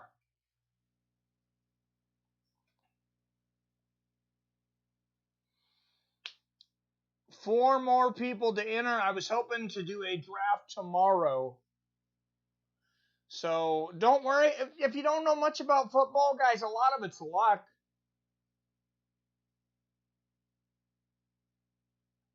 It really is. Check this out. Just 4 more. And gives us something to talk about throughout the season. Was awesome Contender Series. Contender Series is awesome, Chris Jackson. What's up, friends? I brought a case. To my knowledge. All right. Be extra special if you do it for us then. Thank you. All right. Thanks, Snake. I was wrong. OSP paid homage to Chadwick Boseman. Rest in peace. Paradise Chadwick. Wakanda forever. Of course, Sam 302. That's so sad, man. AS plus 155. Yeah, Overeem is the favorite tonight, so I haven't said anything. I know nothing of football and don't want to sound dumb. Hey, Snake, jump in there, man. A lot of people just, you go in there. I remember there was a lot of guys with a lot of football knowledge on one of the freight crews I worked on. And that was 12 of us, and one of the guys' wife just ended up killing everybody because she just got an incredible draft. And it's way back in the day when Kurt Warner had just came out of the CFL and was lighting the league up. So that tells you, that kind of ages me. But I was very young at the time. I will say that. So was Kurt. Just joined today. He says, first time for me, and I'm not a big football fan either. Join for fun. Thank you. If anyone has already joined, have friends that would play, share the link. Yes. Thank you, Billy. I'm waiting. It still says 4 more league members, Snake. Snake. Snake. Snake. Everybody wants Snake. If you need football advice, Snake, I can help you. Adam from Allen's the champion.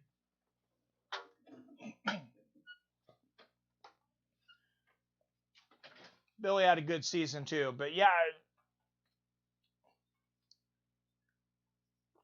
And somehow I beat Billy, and that just shows you that he knows a lot more about football, I'm sure, than me. But that shows you, the draft is big. All right, Snake Pleasant says I'm up for it. All right, I'm gonna pin the link to the top. Make that the pinned.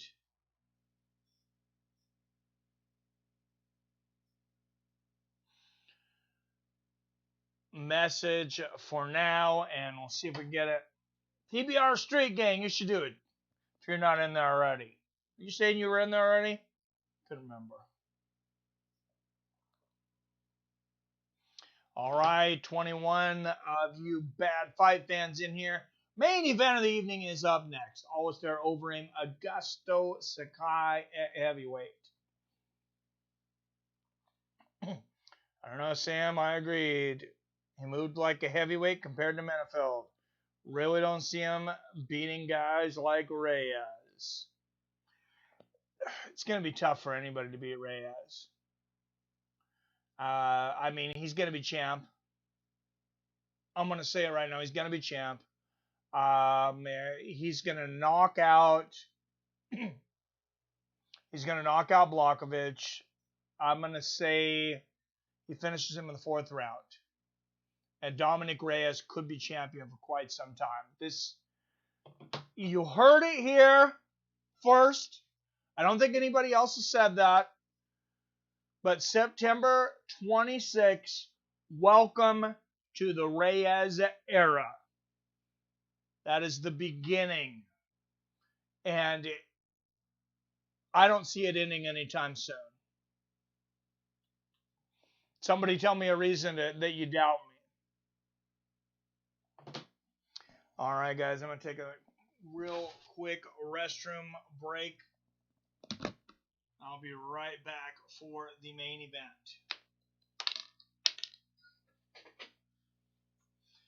Get a little water.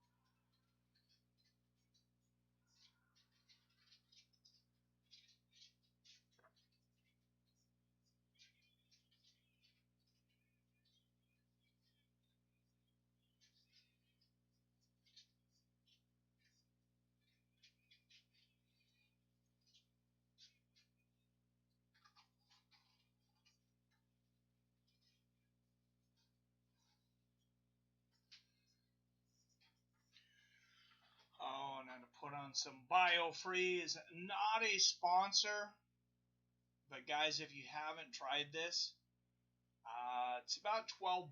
This is the roll-on. They have a spray-on. They have a cream. Basically, it's menthol. It just numbs you up. But my back is just, I mean, I feel like Mike Tyson when he said his back was broken after the Clifford ATN fight. It's this has really helped me because I've pretty much been in constant pain for about a week. And I was hoping it was just a sprain. We'll see. That's but BioFreeze, yeah, at least it mostly numb you up and keep you away from the painkillers and stuff. I don't want to go that route.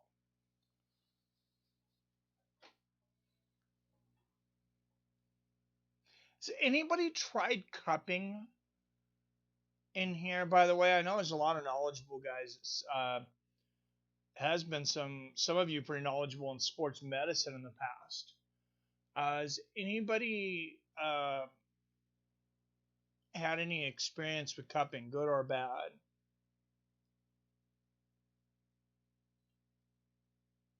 Love it. Longer than the Machida era. Yeah.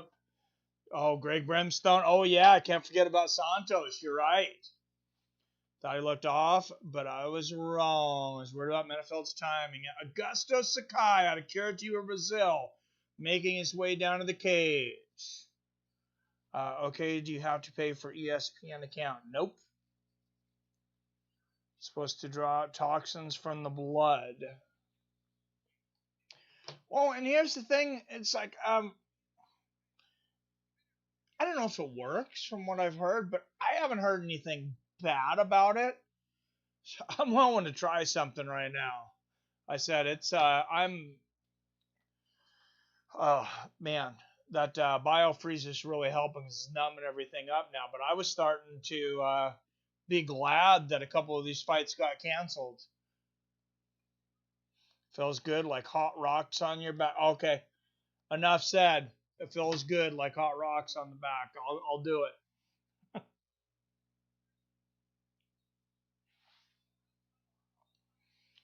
I'll just have to find a place around here somewhere. Okay, all right.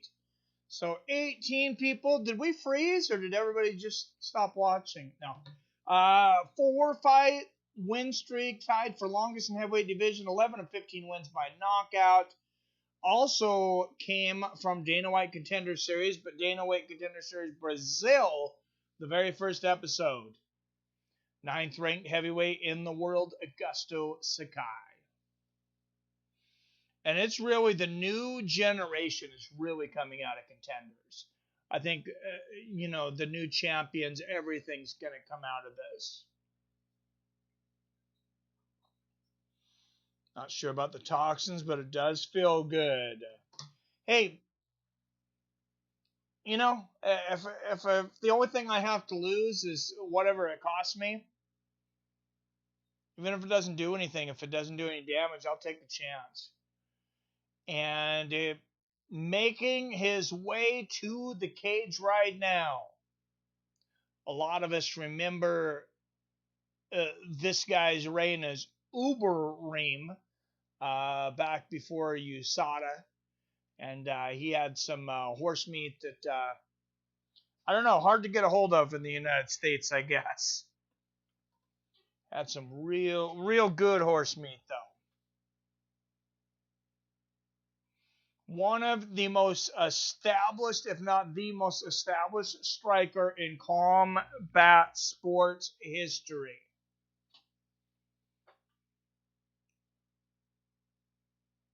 Former multi-time K1 champion. Former Dream champion.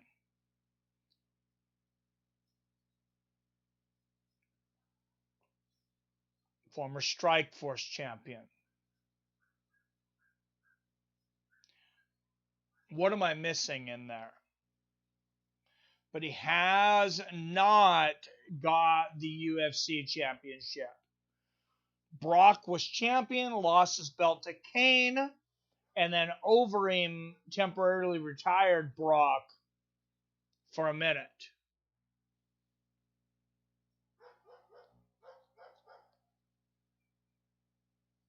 Okay, I'm signed in. So Snakes looks like I'm part of the team now. All right, Snake. Number 6 heavyweight in the world, highest striking accuracy in UFC history, 74%.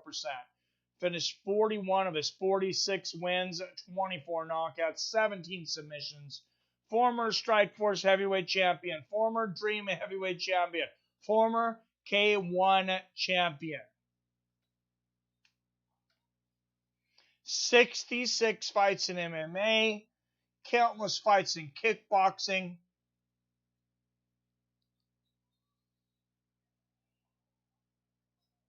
What should I sign into? Did not hear you early. You were early.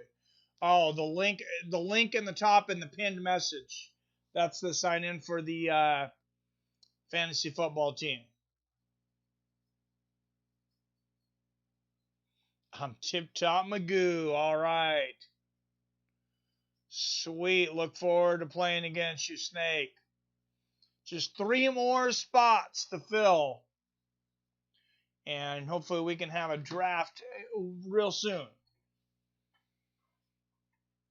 All right. Gentleman, Alistair Overeem, 11 years older at 40 years old, an inch taller at 6'4". Augusto Sakai, 9 pounds heavier at 261 and a half. But Overeem will have a 3-inch reach advantage at 80 inches.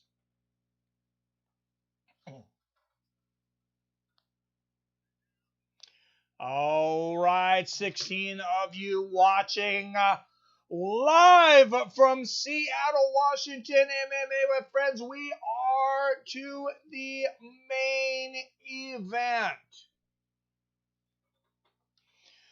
Sponsored by Onnit. Go to onnit.com/fights with friends to get 10% off at any time. And sponsored by our member only crew. Thank you, new member PBR Street Gang, and the super chats of Dean Hamper, Milton Nelson, and Archangel Azrael. Are you ready for the main event? Let's get it on! Out of the blue corner, fighting out of Curitiba, Brazil. He is a plus 145 underdog with 15 wins against only 1 loss and 1 draw. He is the 9th ranked heavyweight in the world via Dana White Contenders Series. Augusto Sakai.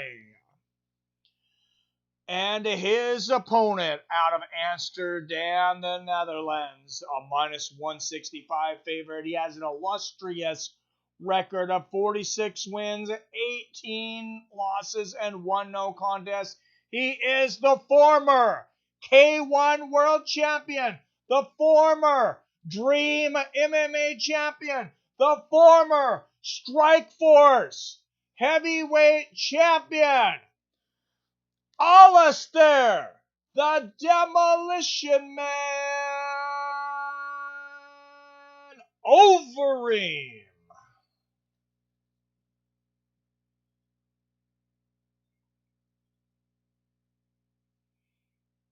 A touch of gloves, and those are 2 big mother others. Predictions now. I'm going to say Overeem inside of 3. Boom! Here we go. And a touch of gloves, and don't blink. Greg Brimstone's Let's Go Ream. League of Drunkenness, says Big Fliskin. I like it. All right. Here we go. Augusto Sakai, a lot of power. Victories already over Blagoy Ivanov, André Arlovsky.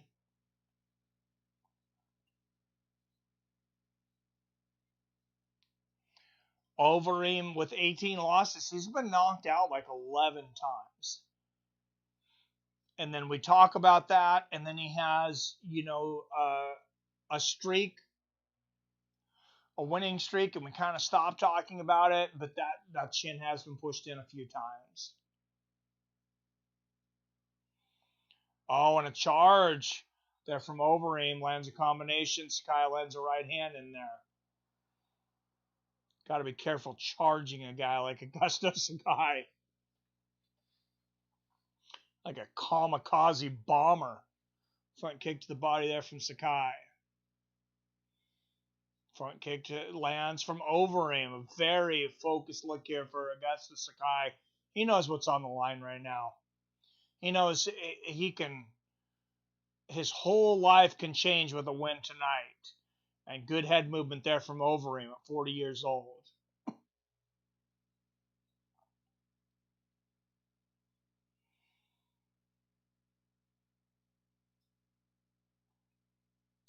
Nice little shot there from Overeem. Oh, good front kick to the body from Sakai in a combination. Knees to the body. 2 knees. Oh, and Overeem says, I can knee too, brother. As a knee to the body. Alistair Overeem, some of the best knees in the history of the sport. It's another knee to the body. Is there anything you can do? I can do better. Sakai comes back with a knee to the body.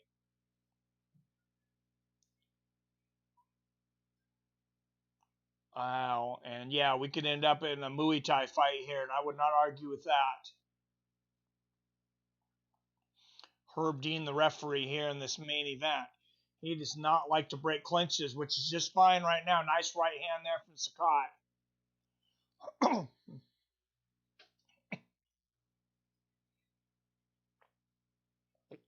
Oh, good right hand underneath from Sakai. Augusto Sakai is not backing up. He's showing Overeem no respect right now. Good jab there from the Reem.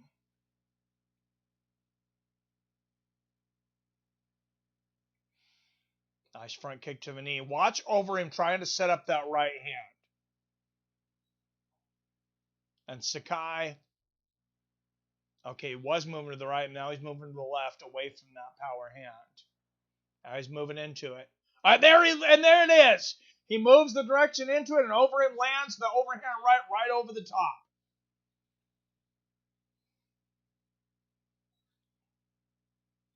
Front kick to the body there from Sakai. Sakai seems a little confused as to which direction to circle against Overeem. Let me give you a frickin' clue. It's not to your left.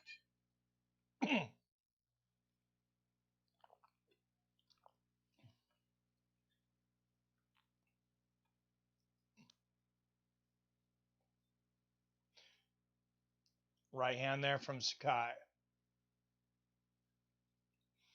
Oh, nice uppercut from Sakai.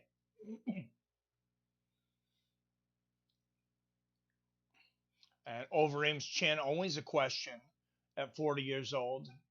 And Overeem just snapping that jab out there. Good defense there from Sakai, blocking most of the big shots this first round, but a good first round here for Overeem. Nice inside leg kick from Alistair. Oh, nice uppercut in a combination from Sakai. Knee to the body. And a standing hammer fist. Sakai's definitely done his damage in this first round as well.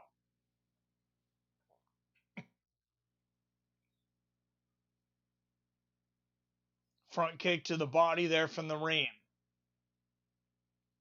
Oh, and I wondered if he might have caught him low, and Sakai is saying, got me low.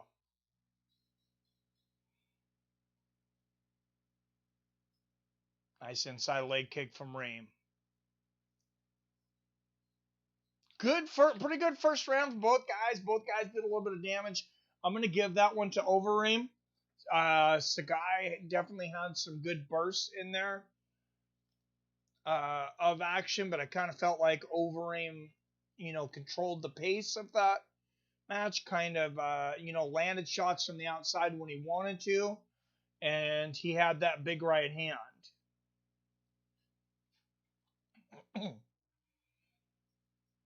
Does anyone disagree? Balance, thank you for doing this with a $2 donation. Thank you, sir.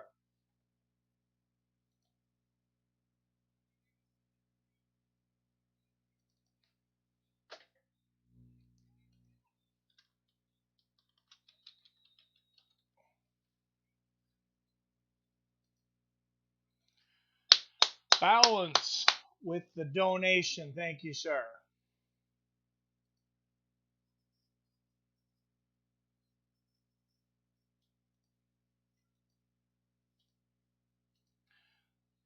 There we go. And round 2.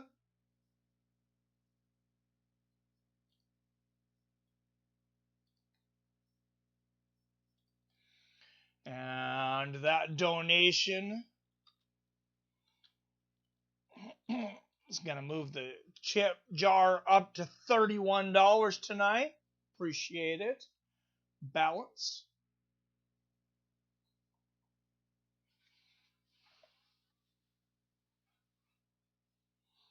Oh, nice head movement there from Overeem. Gets out of the way of the right hook of Sakai. Oh, nice combination there from Sakai with the hands and the knee at the end. Overeem's really got to watch out for those uppercuts. Sakai's been pretty successful with them. Oh, and there's the knee to the body from Overeem.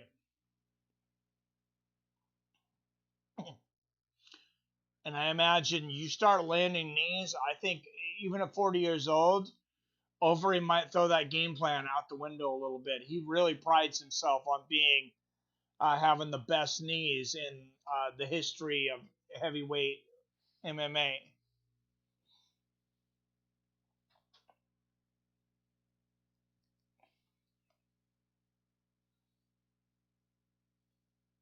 And Overeem kind of waiting for Sakai as Sakai moves forward now. Sakai now moving away from that power hand. Oh, Overeem blocked that kick, but that hurt.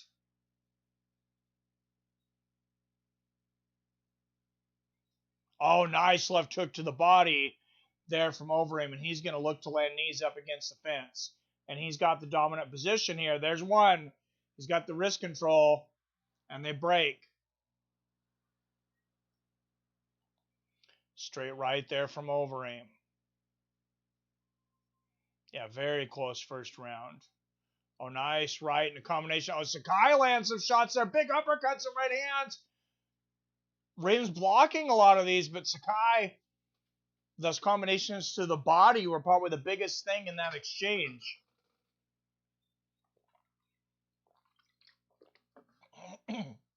Oh, and Overeem looked like he was going to go for a takedown there. Nice left hook to the body. He did go for a takedown. Sakai holding firm.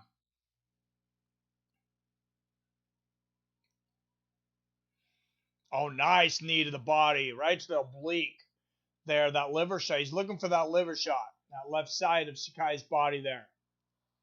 There it is again. And Sakai turns Overeem up against her, and Overeem's corner screaming. Sakai's holding the fence again. Oh, another good knee there from Reem. And the knee to the body. Other knee to the body. And Overeem, he's been here so many times. He's so good at conditioning himself. He's not going to, blow his tank. And Sakai, I mean, he expended a lot of energy, and a lot of those shots were blocked by Reem. Nice elbow from Reem. Sakai pushing that head into Overeem up against the fence. Got to be careful. It would be horrible to have a clash of heads. And an exchange of knees to the body. I think Overeem got the harder one there. And as this goes on longer, oh, nice left hook there from Overeem. I got to think that Sakai, he's carrying a little bit extra around the belly compared to Overeem. That might come to haunt him, especially those knees to the body. A couple of good elbows, though, from Sakai. And you see significant strikes are even at 24. Overeem 71%, though Sakai 37. Oh, they touch gloves, and Sakai kicks him in the belly on the glove touch. Left hook upstairs and a front kick to the body from Sakai. Inside leg kick from Sakai. And that may have been a little dirty there for a moment. Sakai hitting Overeem on the glove touch. I might be misjudging the timing there, though. Front kick to the body there from Sakai. He's not been shown to be a dirty fighter in the past. Oh, that right hook got through for Sakai. And close rounds here. Nice knee there from Sakai. I got to give that one to Augusto, though. I got it around a piece. Sakai did eat some pretty good knees to the body there, though.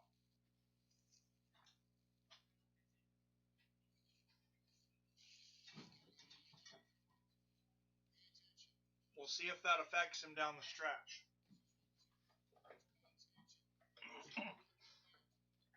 Turn a little light on in here. Getting dark outside.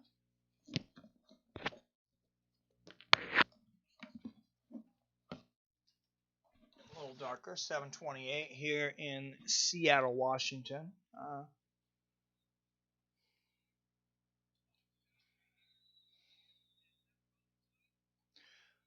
little overcast.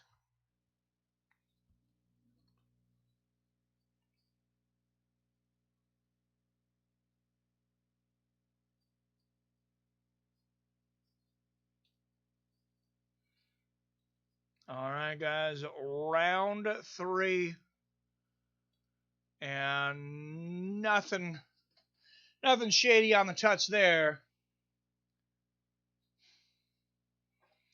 Clear second round for Sakai. Somebody says a round apiece. That's what I got it. Some people are saying 2018 Sakai. Both those rounds are fairly close, though. First round was amazingly close.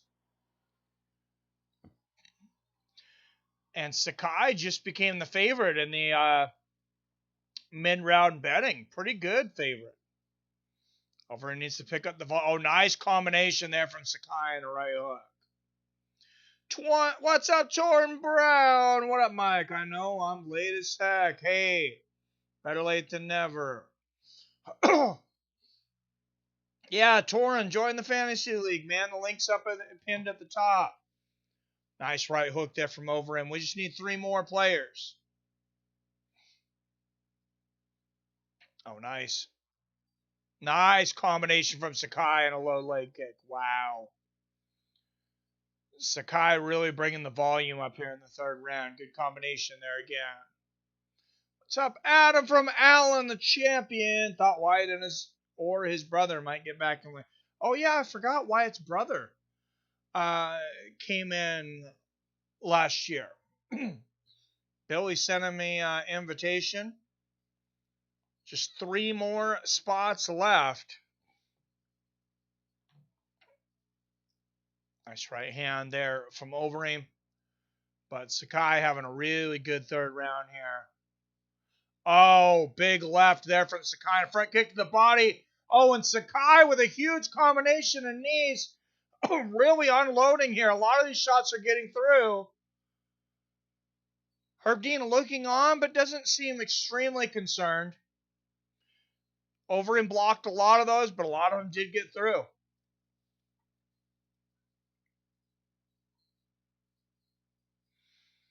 And Sakai pushing Overeem up against the fence. I don't know that Sakai has been in a 5-round fight.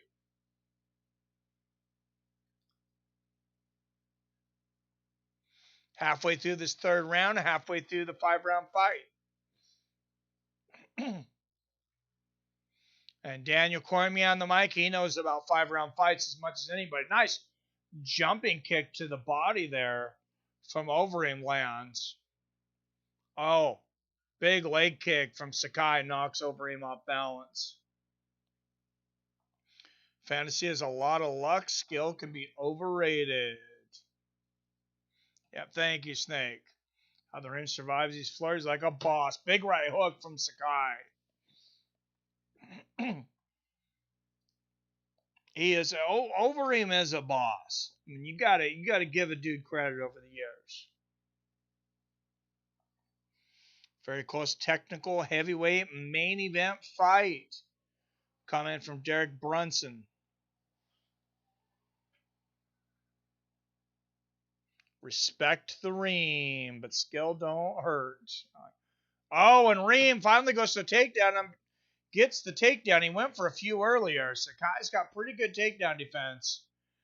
And Reem has pretty good ground and pound. Nice right hand there. Plus, you forget about all the submission he has. He has 17 submissions in his career. Oh, nice left hand there from Overeem. And for a second, I thought Overeem might let him up, but no. Sakai lands an up kick there. Oh, up kick to the head. Nice up kick. Axe up kick to the body. Those are all legal because Overeem's standing over him.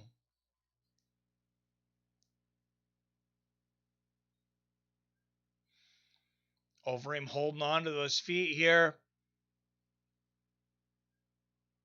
Oh, trying to jump the guard is Overeem. If anything, he's going to get some ground control time if he can get on top and land some ground and pound. Nice right hand here. Oh, big hammer fist from the bottom from Sakai, though. That might have hurt Overeem. Elbows. Oh, and big hammer fist. Right on the face from Overeem. Another one. Wow, you can't take too many of those from a 250-pound man. And Overeem getting the head and arm position here. Oh, that eye just exploded with that hammer fist from Overeem. That is bad. They're going to have to clean that off. But they're going to really have to look at that eye. It's really bad. Let's get a look at it. The cornerman's covering it up right away. He doesn't want Herb Dean seeing that eye, you can tell. Not until they get a chance to look at it.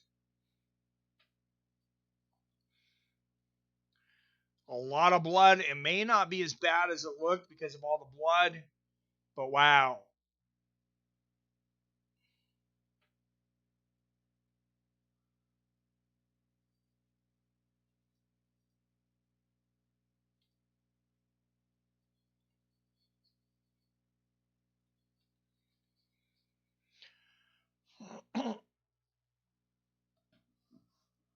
Oh, and there's that hammer fist that busted the eye open.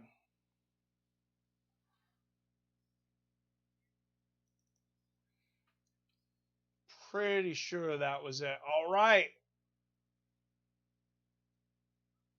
We will see around 4. They were able to get that eye to stop bleeding, but he's got a cut right above his eye.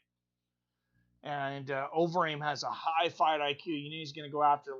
There's the jab right off the grip bat.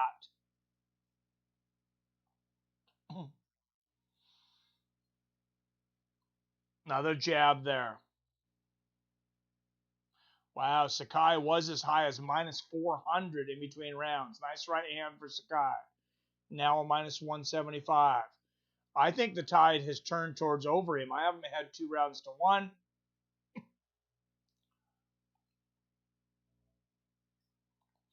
Nice low leg kick there from Overeem.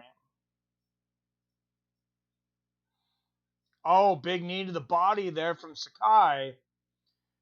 And if you had the over-under was 2.5 rounds. So if you picked that the fight would go over 2.5 rounds, you took the Vegas money tonight.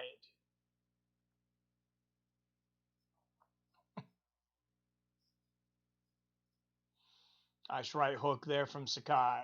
And a kick to the body. Sakai much slower now. Oh, Reem going for the big overhand right, though. Misses. You can tell Reem is really making a conscious effort to condition himself for the 5 rounds. Nice body kick for Reem. Oh, right uppercut and a big combination from Sakai. Oh, he has landed elbows, knees, everything in there. Front kick to the body from Overeem, but Sakai is significantly outlanding Overeem in this round. Oh, nice combination and a low kick. Big elbow from Sakai.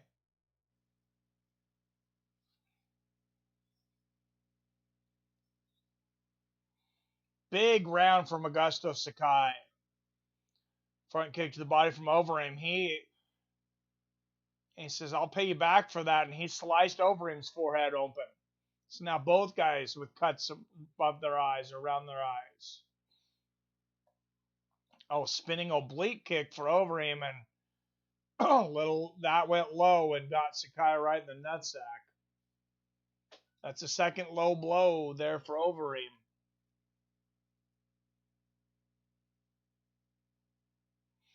Let's watch the replay. Yeah, he got that heel right in the groin. Ooh, that is not a good. That's going to kill the fight clock. I will count you guys down. And he might take a little while. He might take a little rest here. Reem got rimmed, says Boxing History Made. Reem has to get off the fence, like really. Takedown, Reem, takedown. 60 pro fights, boxing is garbage too. Nice body kick from Reem. Good combination from Sakai. Oh, Sakai really attacking that front leg now of Overeem. Overeem shoots for the takedown. Oh, nice little roll there. He goes one way and rolls the other. Right hand there for Overeem. And this is a round that Sakai has been dominating. Body head there for the Reem. 157, 56, 55, 54, 53, 52, 51, 150 left here in the fourth round. Nice left hand there from the Reem.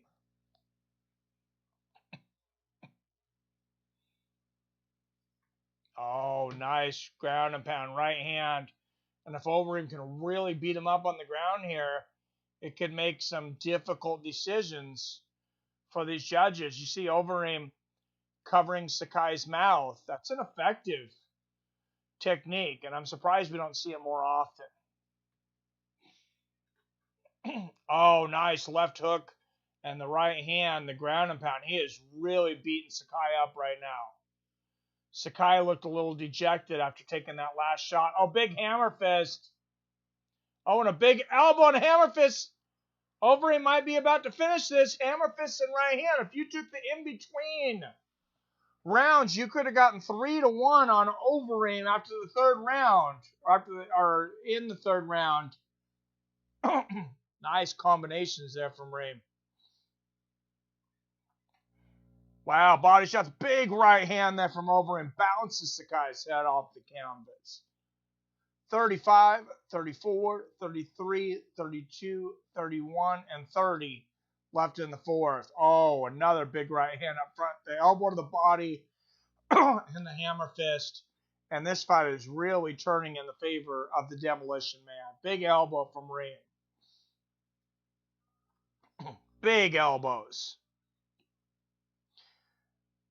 Wow, he was so close to finishing. It looks like he's going to run out of time. 7, 6, 5. Another big elbow there.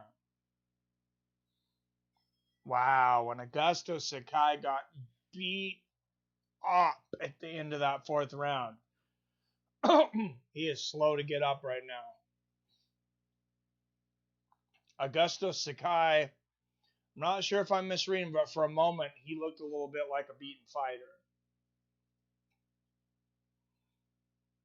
25 minutes is a long time, and 5 rounds is deep, deep water. And Augusto Sakai is in the deep end of the pool that he has never been in. Man, this is a hard one to judge. Yeah, I have a 2-2. I think it's fairly easy, too. On the plus side, no crotch shots tonight. We just had a spinning groin kick from Overeem. But yeah, not a lot compared to the last couple weeks.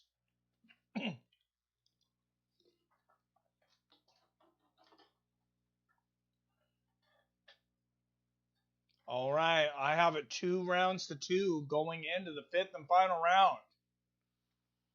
And Sakai almost looking like he doesn't want to touch gloves. I'm not sure how much he even wants to be in there right now. Augusto Sakai might be a beaten fighter right now. Overeem immediately shoots for the takedown, rolls in the other direction. Not a lot of resistance from Sakai. Oh, big elbow from Overeem too. And Herb Dean's really looking close. 3 big elbows. Overeem's going to stop it here. Big hammer fist, and it's all over. Overeem Alistair Overeem just broke Augusto Sakai. He broke his eye socket open, he broke his face open, and he broke his will. He took his soul tonight inside of the cage. And it'll be interesting to see what's next for Overeem. But what a 5-round battle. And after the 4th round, about halfway through the 4th round, you could tell the will of who wanted to fight and who didn't. Elbows from hell. Yep. Should John Jones take on a Brock Lesnar or Anthony Johnson to get a title fight? I'd like to see him against Lesnar. Anthony Johnson's been talking about coming back for like 2 years now. I mean, when he actually steps inside the octagon, I'll believe it. Yep, perfect stoppage. I agree, John. Reem going to close it. Yep, fatality, says Song Pizza. Yep, Reamer's chin came tonight. Wow, great night of fights. Once again, the show-stopping left hook from Ovince Preux. I don't know what's next for him, but that was very impressive tonight. Alistair Overeem with the huge elbows, a back-and-forth battle that was 2 rounds apiece. On my card going into the 5th round, but Alistair Overeem took Augusto Sakai to the deep end of the river and drowned him.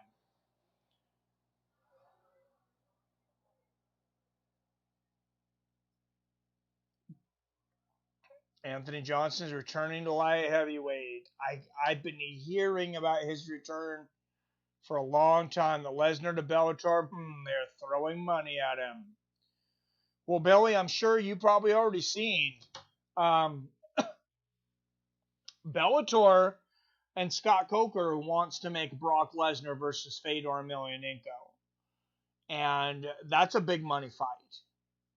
That fight is going to excite a lot of people. If I'm Bellator, I would consider throwing a lot of money at Brock Lesnar, because especially if that fight ends up being exciting, Bellator to me it's like they're almost on life support right now.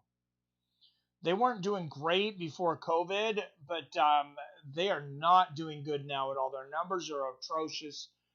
They've had several broadcasts under 300,000 viewers. And you pull a guy like Brock Lesnar and you have him fight a legend like Fedor Emelianenko, you're talking really, really big numbers. And honestly,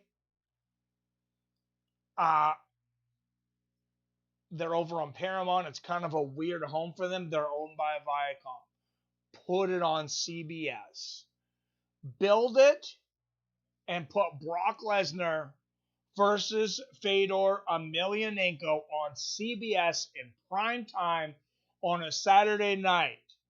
You're welcome. Alistair Overeem, 42 of his 47 wins by finish, 45 knockouts, 66 fights now in his career. He'll be 41 soon. Wow. Joe Real, I hope so. And the Beast Man with the donation, $5 coming away from the Beast Man. Thank you, Beast Man.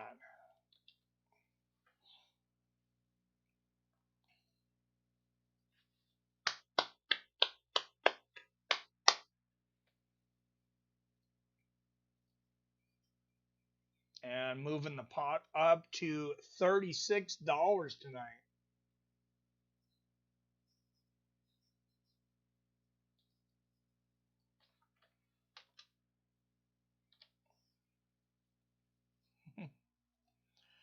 They asked him, what's next for you? He says, I don't know. Can I have a little bit of a break? That camp was gruesome.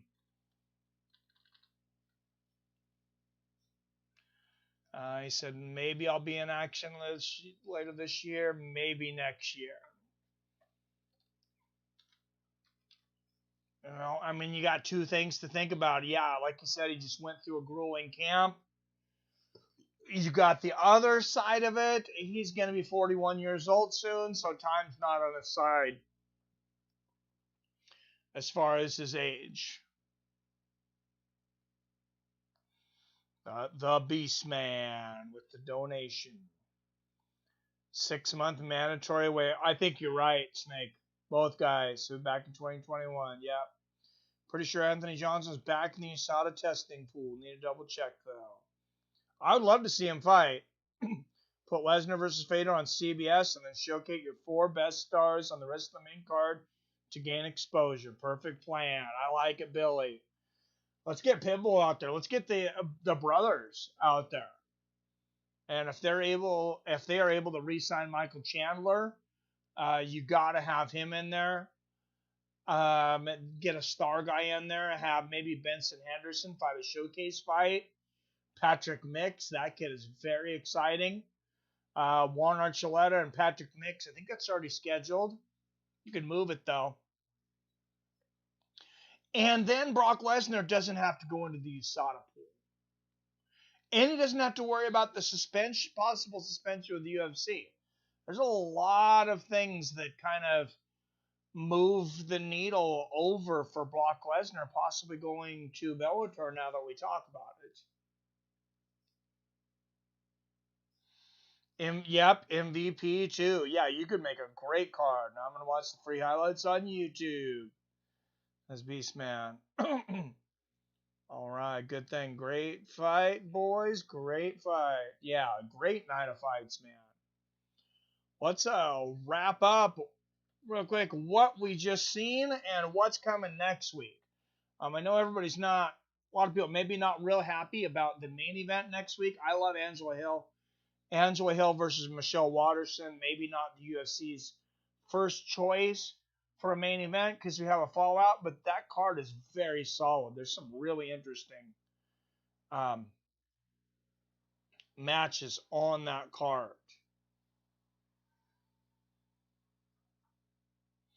And I think that's got to be your third bonus. That's got to be your third bonus, though. I'm going to go through the results of tonight. I'll tell you who I think should get the bonuses. Of course, that'll be up to Dana here in a little while. Only 7 fights tonight, but I think it was worth the price of admission.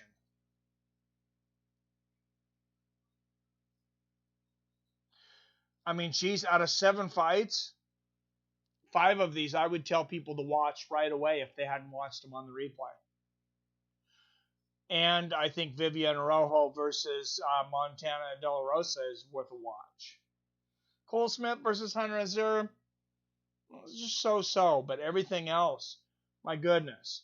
Congratulations, Hunter Azure with the unanimous decision win tonight. Viviane Araujo stays in the win column, gets a victory against Montana De La Rosa. Brian Kelleher with an impressive submission, gets the guillotine submission, 39 seconds in the first round over Ray Rodriguez in his UFC debut. André Muniz versus Bartosz Fabiński. Fabiński came in a decent favorite. Also came in with 6 losses by submission in his career. And Muniz is a submission master. Bartosz made the mistake, I think, of going for the takedown, getting stuck in there. Great armbar sub for André Muniz. Michel, Pereira, Lima really arrived tonight against Zelim. Imadaev got the choke submission at 440. The sub in the third round. Fight was never in question. Complete domination. Some 10-8s, maybe some 10-7 rounds in there. Ovince St. Preux with a slight upset but a huge bomb knocking Alonzo Menifield completely unconscious. 4 minutes 8 seconds in the second round. Then the Reem moving one step forward to possibly his first UFC championship. He's had a championship in every other league he's been in.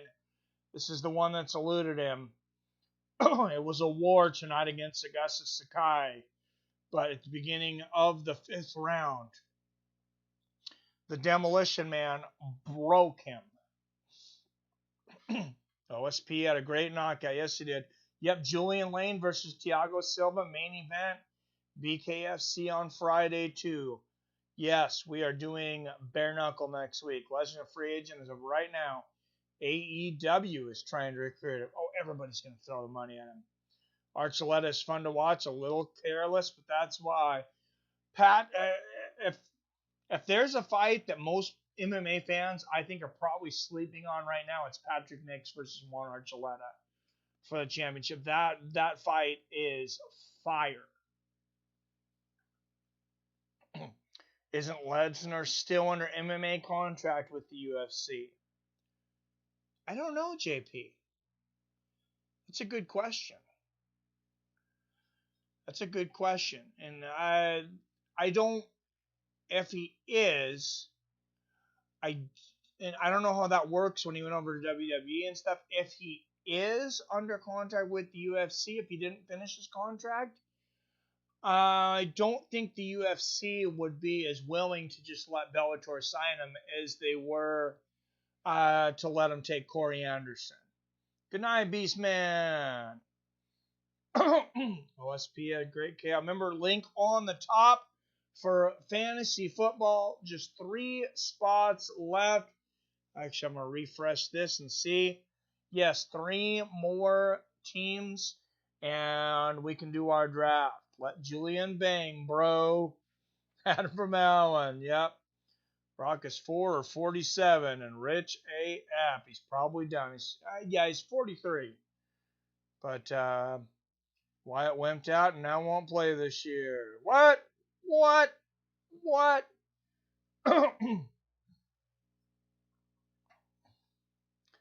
Oh, yeah, he didn't. He was supposed to sing. Join our fantasy league. Oh, I might have to give him some crap. That's wrestling, different contract stipulations. That's what I thought. That's what I'm thinking. But I was thinking maybe there was something creative in there between the UFC and WWE. Remember that for a while, WWE did not have Brock Lesnar exclusively. He signed with WWE with the option for so many fights in the UFC.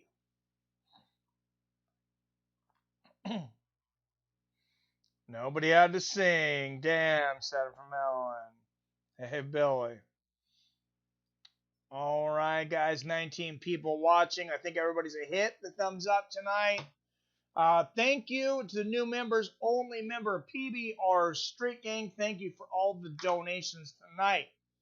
Archangel, Azrael, Milton, Nelson, the Beastman, Beyond,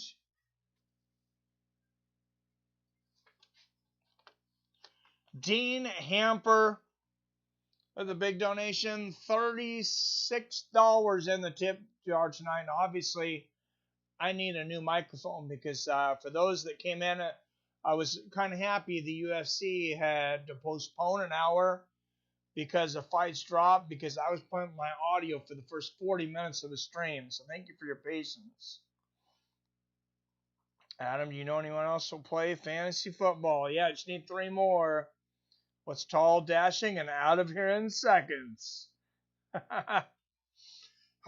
Says Snake. All right. Yep, there is the link. Make sure you join. Next week, guys, real quick, I can't leave without talking a little bit about next week's card, though. And I'm going to put it up on the display capture. I know we've lost a few people here, but the hardcores are here, and we got some stuff to look forward to, my friends. I said sometimes it's almost better to not have the biggest name on the main event because they get to spread that money around and you get a loaded card.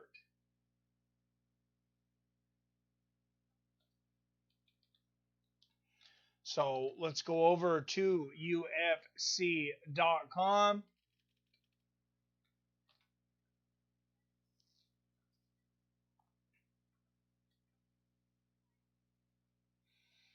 And we will bring up next week's event. Shoot, and we got it all done. It's 2 minutes to 8. Started at 4, 2 minutes to 8. That was the shortest UFC we've had in a while. But, of course, it's Michelle Waterson and Angela Hill in the main.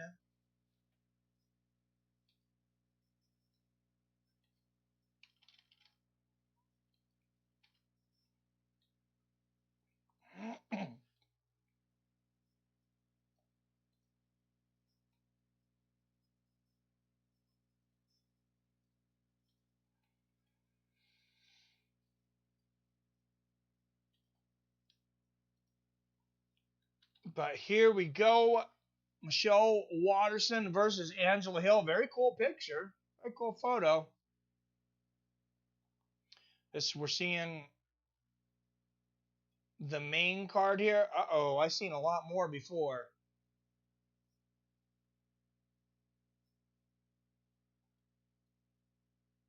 Let's try to bring this event up again. Did they just cancel like almost all the fights? No, there's no way.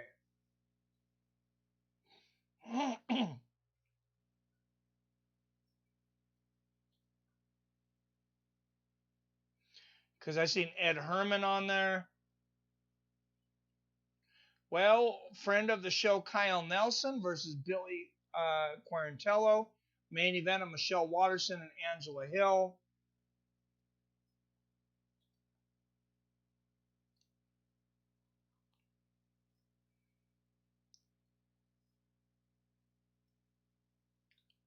I don't know what's going on there, but let's go over to Tapology and see what we get. I think somebody's updating the website or something.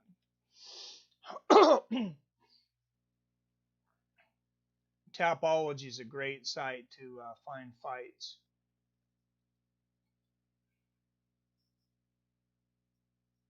And find out what's coming up next. Here we go.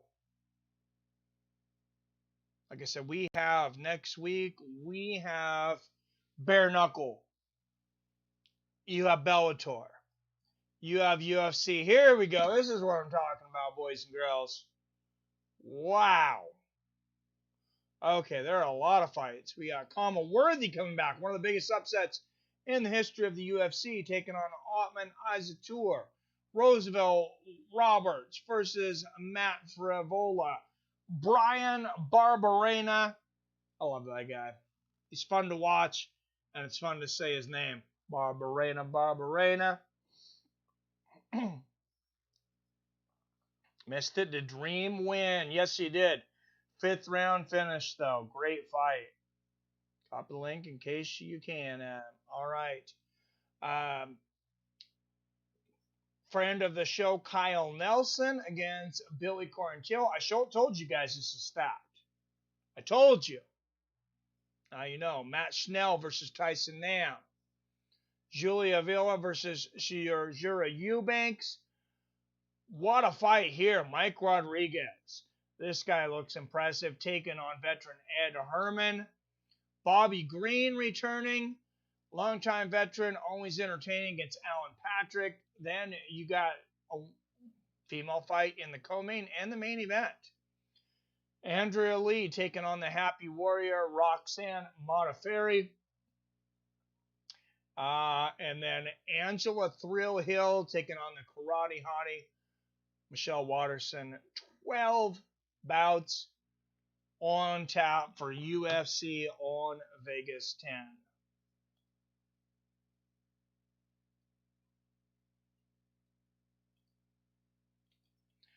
I'm excited, guys. I'm excited. There's a lot to watch. And a shortened card did not disappoint this week. Wow.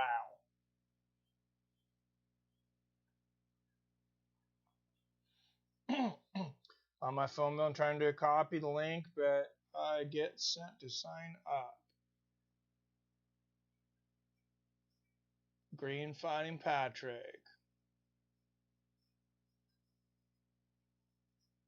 Yeah, it's the link, and the link is on the top. I pinned on the top there. Mike said add a link so he can share it. All right, I will. I'll send it to you on Facebook, Adam.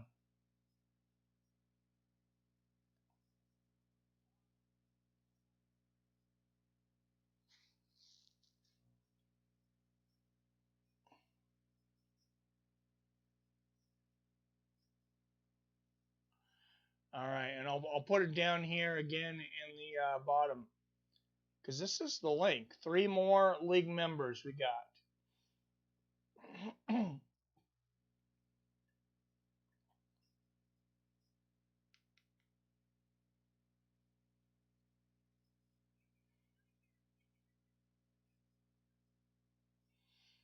Oh, and real quick while we're on here, UFC veteran and Ultimate Fighter 2 runner-up, Luke Kumo. He could use our help if you didn't see my message the other day, getting minutes on YouTube. So I've been watching some of his videos. He's got some good ideas on health and stuff. Some very interesting. I don't always agree with him on a lot of things, but genuine dude, and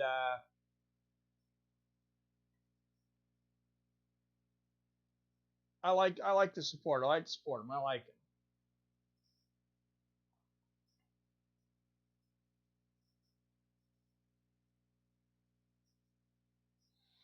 So I've been falling asleep to like one of his longer streams.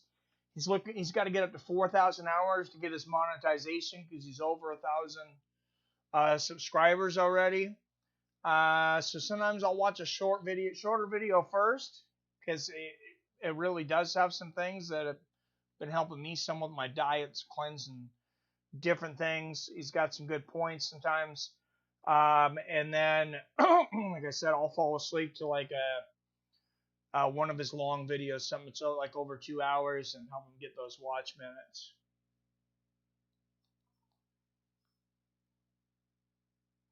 Anyone know who won between White and Povetkin?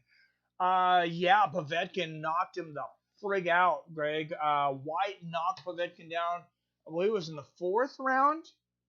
And then Povetkin came back and knocked him out cold in the next round. Yeah, look it up. Look it up on like Twitter or something. So we need 2 more people. Nice. For one more spot, my brother. Maybe by email or something. I'll send it to you on Facebook. If that link doesn't work. Okay, all right. Thank you, guys. Great night of fights. Great week of fights coming up. Bare Knuckle FC, 2 Bellators, tons of boxing. I don't know if we'll end up even getting a chance to get to the boxing. Dana White Contender Series on Tuesday. Boxing coming up throughout the week. Bare Knuckle FC, and then a pretty stacked UFC card. So we are pretty spoiled as fight fans. Pretty much all the time anymore, but definitely next week. I mean, man, really, compared to other sports. And then tomorrow, Sunday, 5 p.m. Pacific, Fox Sports. We got Yordenis Ugas versus Abel Ramos for the WBA welterweight title. I might put a poll up, see what interest there is in that. If you guys are interested, 5 p.m. tomorrow, we'll do some boxing, man. All right, nice boxing, says Greg Brimstone. All right, guys, until next time, as always, I love you. I respect you. And I'll see you fine asses later.